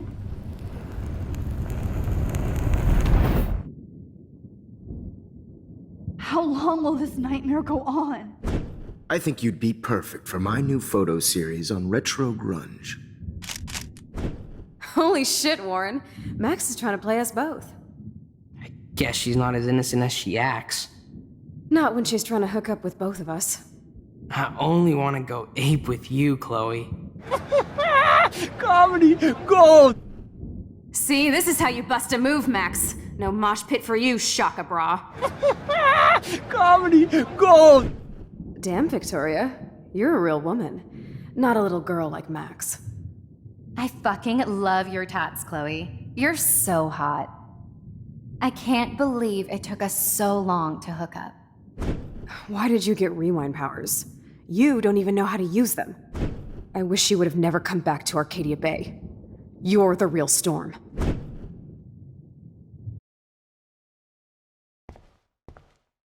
I'll be so grateful if this is the last digicode. Actually, the developers snuck in a fucking hilarious joke here, and you can really tell that they were having fun when they made this game. This Easter egg is so fucking funny, and what's the likelihood someone is actually going to find it? I'm going to make the designers pay for all these bullshit code puzzles. Don't kill us, Max! I guess I'll never dance again, Max. Right when I was about to start a new life. I've already lived forever. Maybe you can help others live too. Max, please save us. Honey, I always thought of you like a daughter.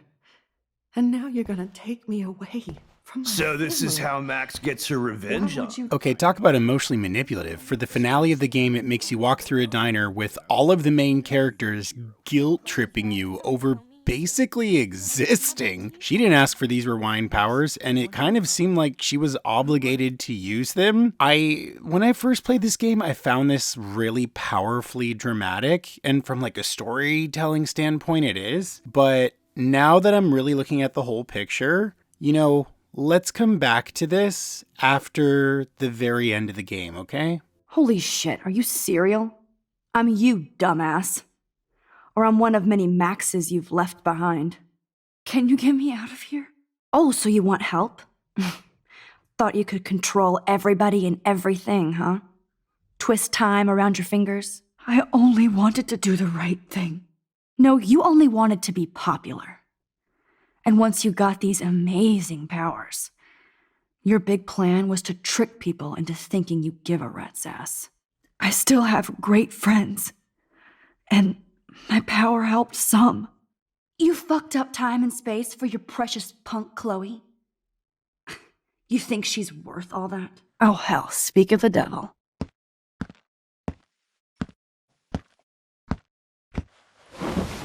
Dude, do not even fuck with her head. She knows what we went through together this week, and you don't. There's no way you can break up our team. This is reality.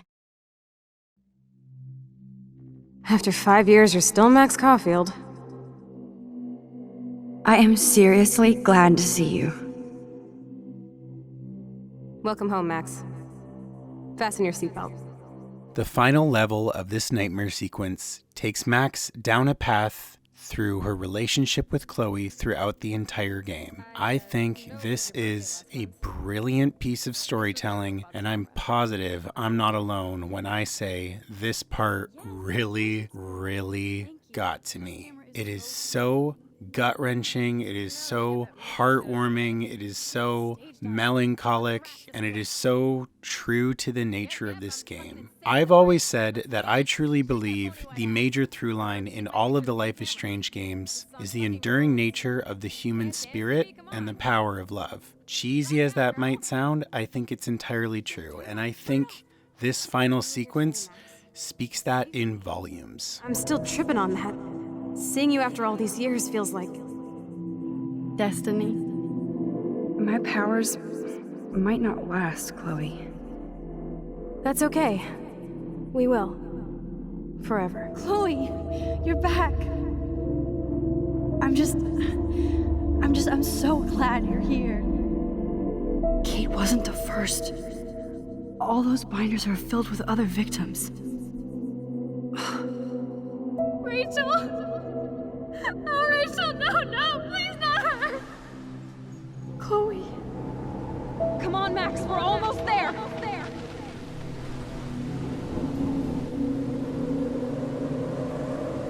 Max, come on now! Don't worry, we'll be okay!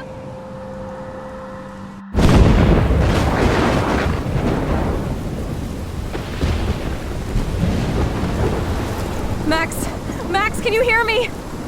Please say something. Chloe? I must have passed out.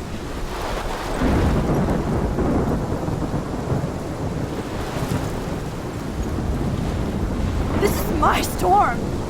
I caused this. I caused all of this. I changed fate and destiny so much that I actually did alter the course of everything.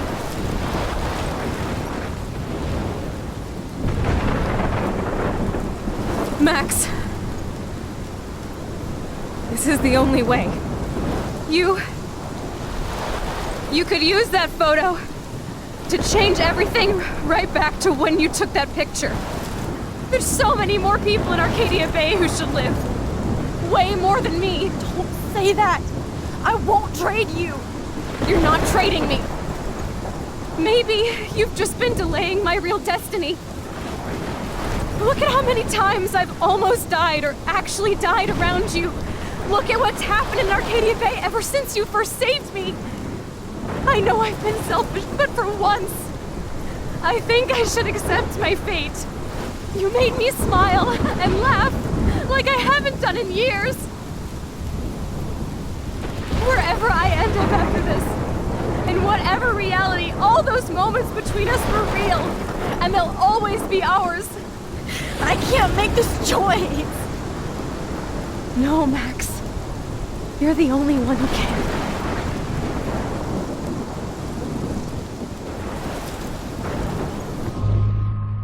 Friends, the time has finally come for our final decision. Sacrifice Chloe or sacrifice Arcadia Bay. So what I'm going to do here is I'm going to play both endings fully through, and then afterwards we're going to talk about them. So without further ado, the finale of Life is Strange. Max, it's time. Not anymore.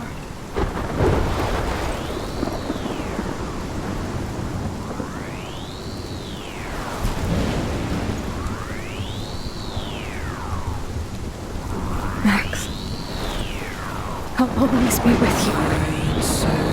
Forever. Sunshine for everyone, but as far as I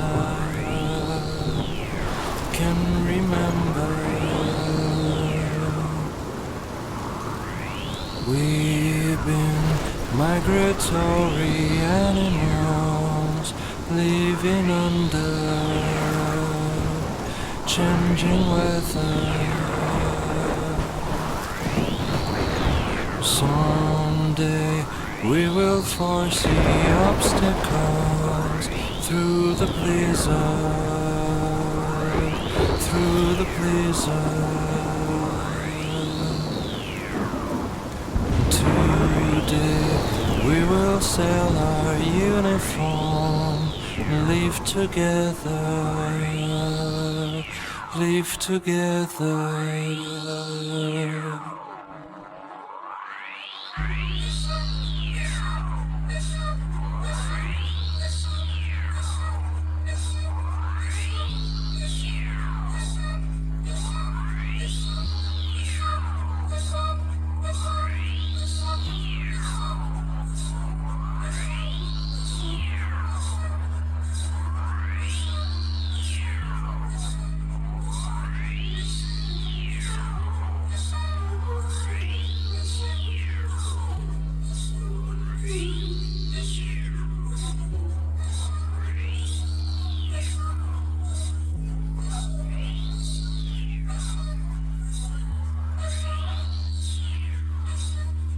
We played hide and seek in waterfalls. We were younger. We were younger. We played hide and seek in waterfalls. We were younger. We were younger.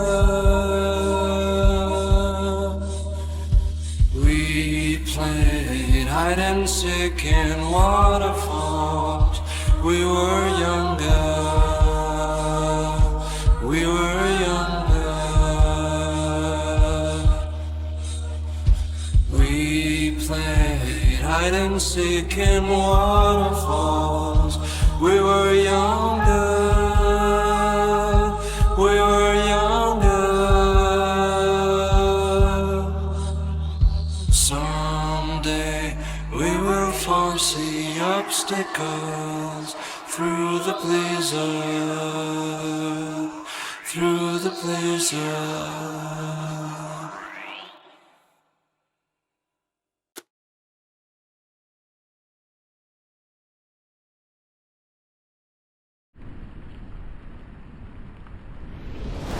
Max, it's time. Chloe, I'm so sorry. I don't want to do this. I know, Max, but we have to. We have to save everybody, okay? And you'll make those fuckers pay for what they did to Rachel. Being together this week, it was the best farewell gift I could have hoped for. You're my hero, Max. Oh, Chloe! I'm gonna miss you so much.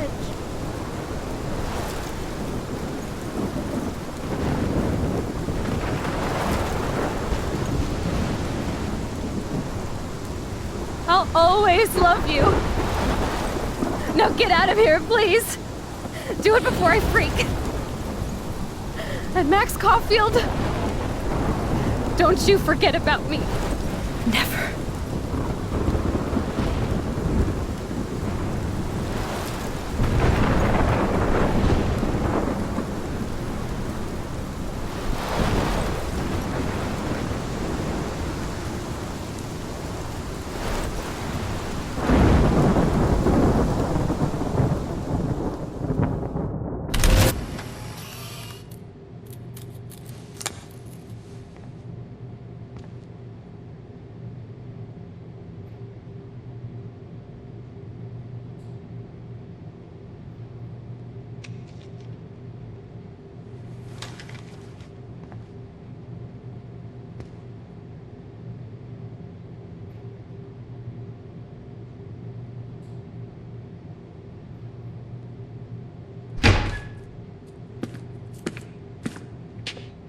It's cool, Nathan.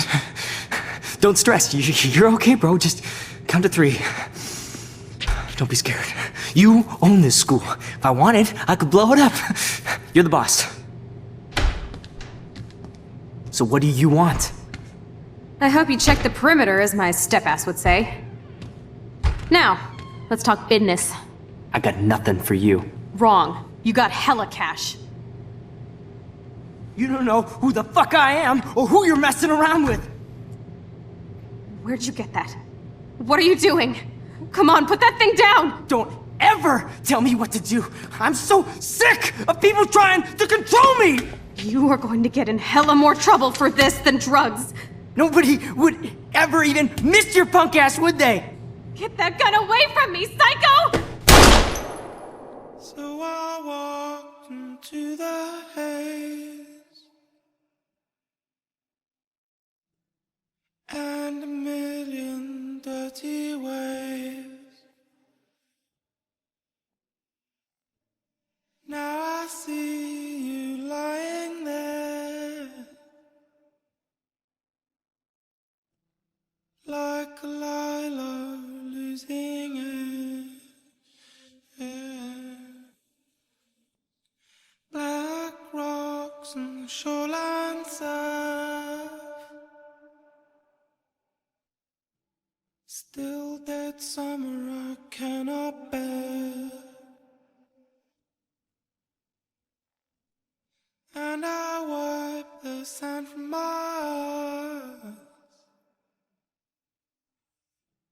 The Spanish Sahara, the place that you'd wanna leave the horror here.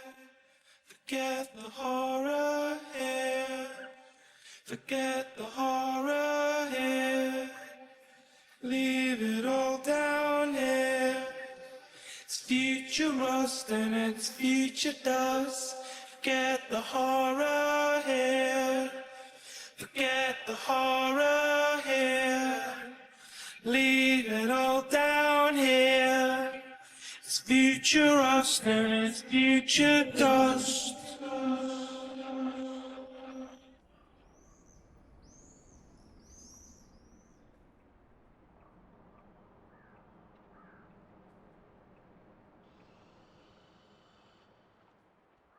Now the waves, they drag you down,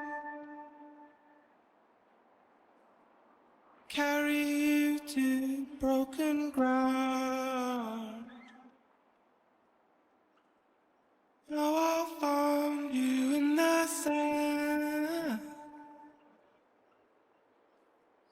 wipe you clean with dirty hands. So goddamn this boiling space, Spanish Sahara, the place that you'd wanna leave the horror here. Forget the horror here. Forget the horror here.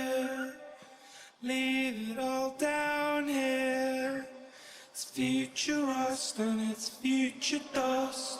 I'm the fury in your head. I'm the fury in your bed. I'm the ghost in the back of your head.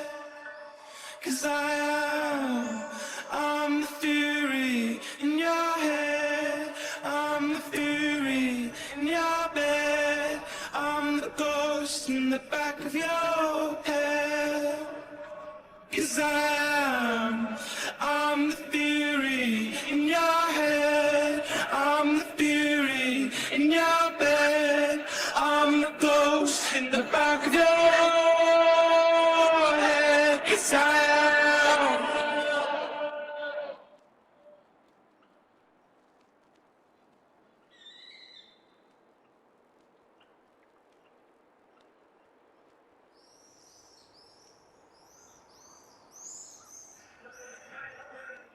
look at the horror here. Look at the horror here. Leave it all down here. It's future us, it's future dust. What are theories in your head? What are theories in your bed? I'm the ghost in the back of your head. 'Cause I'm a quarter theories in your head, quarter theories in your bed. I'm a ghost in the back door head. 'Cause I'm quarter theories in your head, quarter theories in your bed. I'm a ghost in the back door head. 'Cause I'm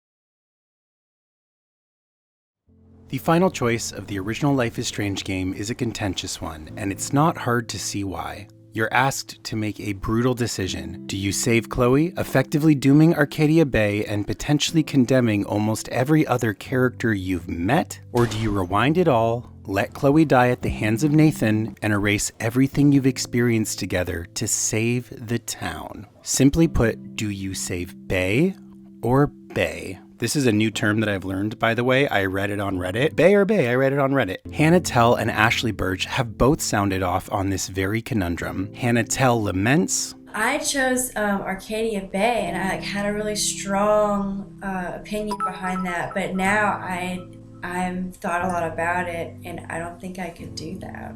If it were me, I wouldn't even be thinking about who's in the town. And then I started thinking, like, oh, she would have saved her. She wouldn't have even thought twice. And then they would start a band. while Ashley, in a now archived Reddit AMA, simply posits, I can rewind time, so I choose both. Bay or Bay is a gut punch of a moral dilemma. Life is Strange's own twisted remix of the classic trolley problem. Except instead of anonymous people tied to the tracks, you're dealing with the names and faces of people you've grown to care about. There's no right answer, no catharsis, just more loss, grief, and the faint hope that your choice caused the least possible amount of damage. Fans have argued endlessly over which ending is, quote, better, and fans have splintered into opposing camps like it's some kind of emotional Cold War. But here's the thing, and why frankly I feel that this whole debate does somewhat miss the point. The binary itself is by design agonizing. It's supposed to be impossible. The game is telling you that someone is always going to die. There is, simply put, no win state. So when fans dig in and start defending their chosen ending like it's a moral high ground, I can't help but feel somewhat at odds with the fandom on this one. The choice is manufactured heartbreak. Trying to moralize it somewhat misses the emotional cruelty and narrative power of what the developers set out to accomplish, and I do think we can certainly all agree, boy did they accomplish that. The real answer? There is no good choice. That's the point. And maybe that's part of what makes Life is Strange so unforgettable. Now, all of that said, Taking all of that into account, here's why I think both endings are kind of bullshit. Don't kill us, Max! I guess I'll never dance again, Max. I wish you would have never come back to Arcadia Bay. You're the real Storm. In the final episode of the game, we are introduced to the idea that Max and her powers are the cause for the storm that will destroy Arcadia Bay. Max, for some reason, accepts this without question and takes on the guilt that comes with the murder of her entire hometown. Now, the developers are bent on hammering home the idea that this is Max's fault, to the point that the last hour of the game is spent guilting you in a strange attempt to instill a sense of responsibility.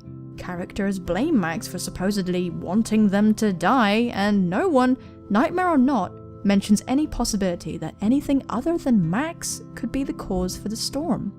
No attempt to delve into other potential causes is made. What if the storm was always coming, but her powers accelerated its wake?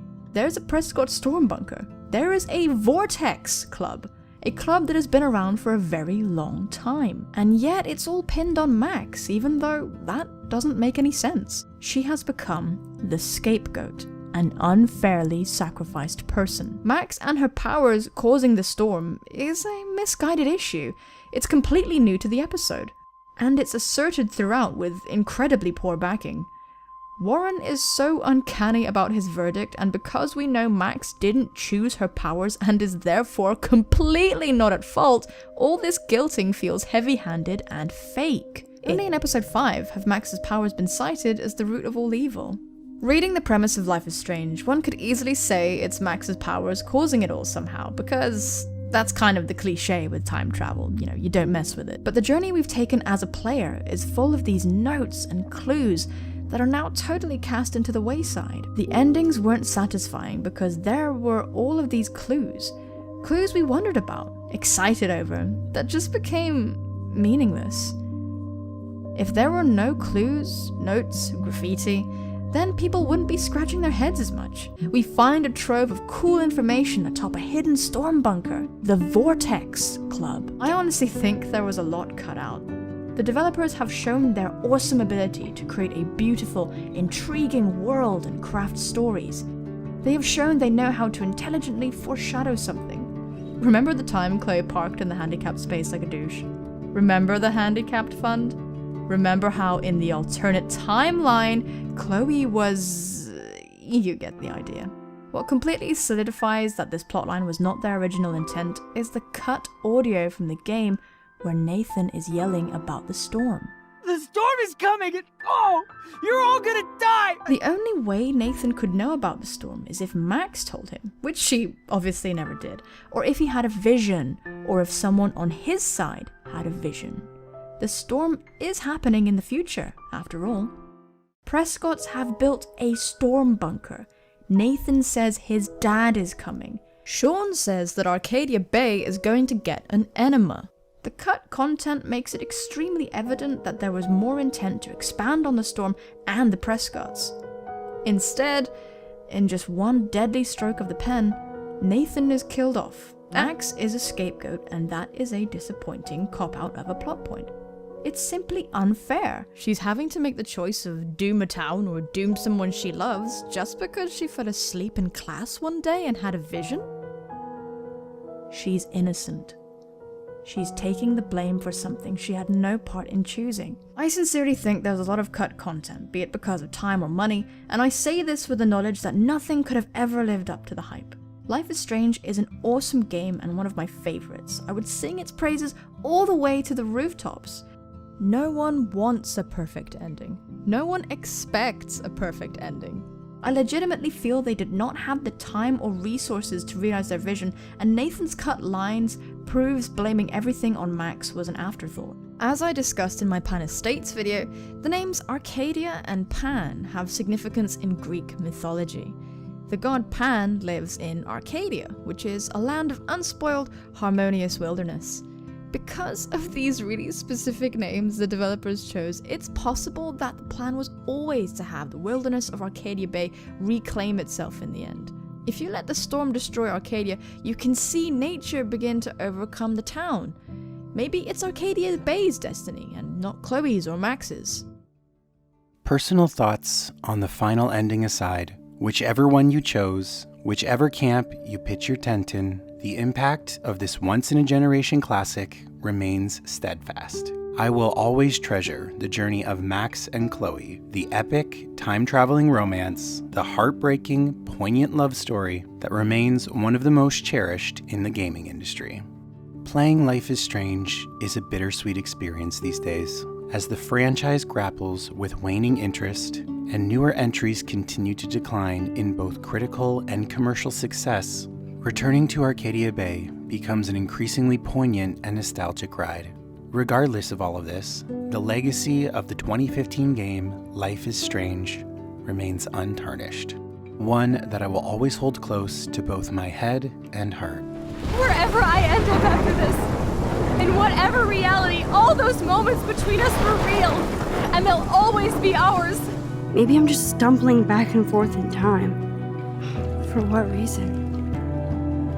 You didn't stumble when you saved me, Max. Once you get over yourself, you're gonna make the world bow. As long as you're there with me. Don't look so sad. I'm never leaving you.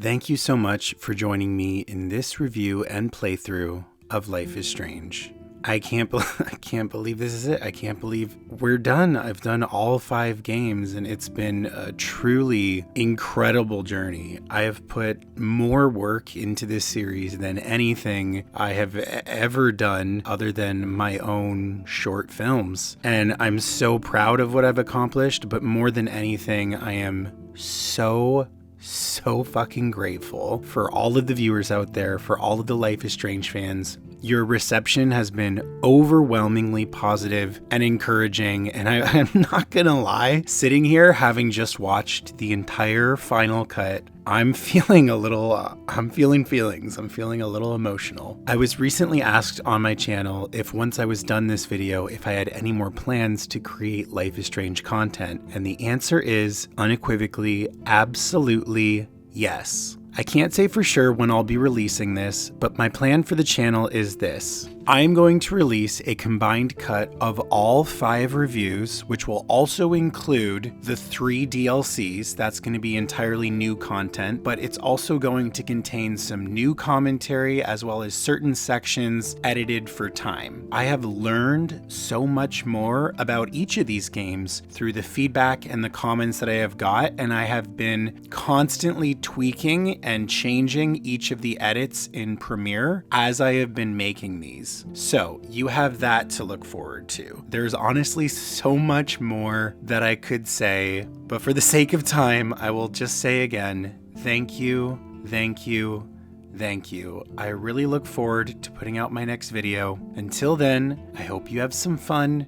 I hope you get some rest, and I will see you all very, very soon.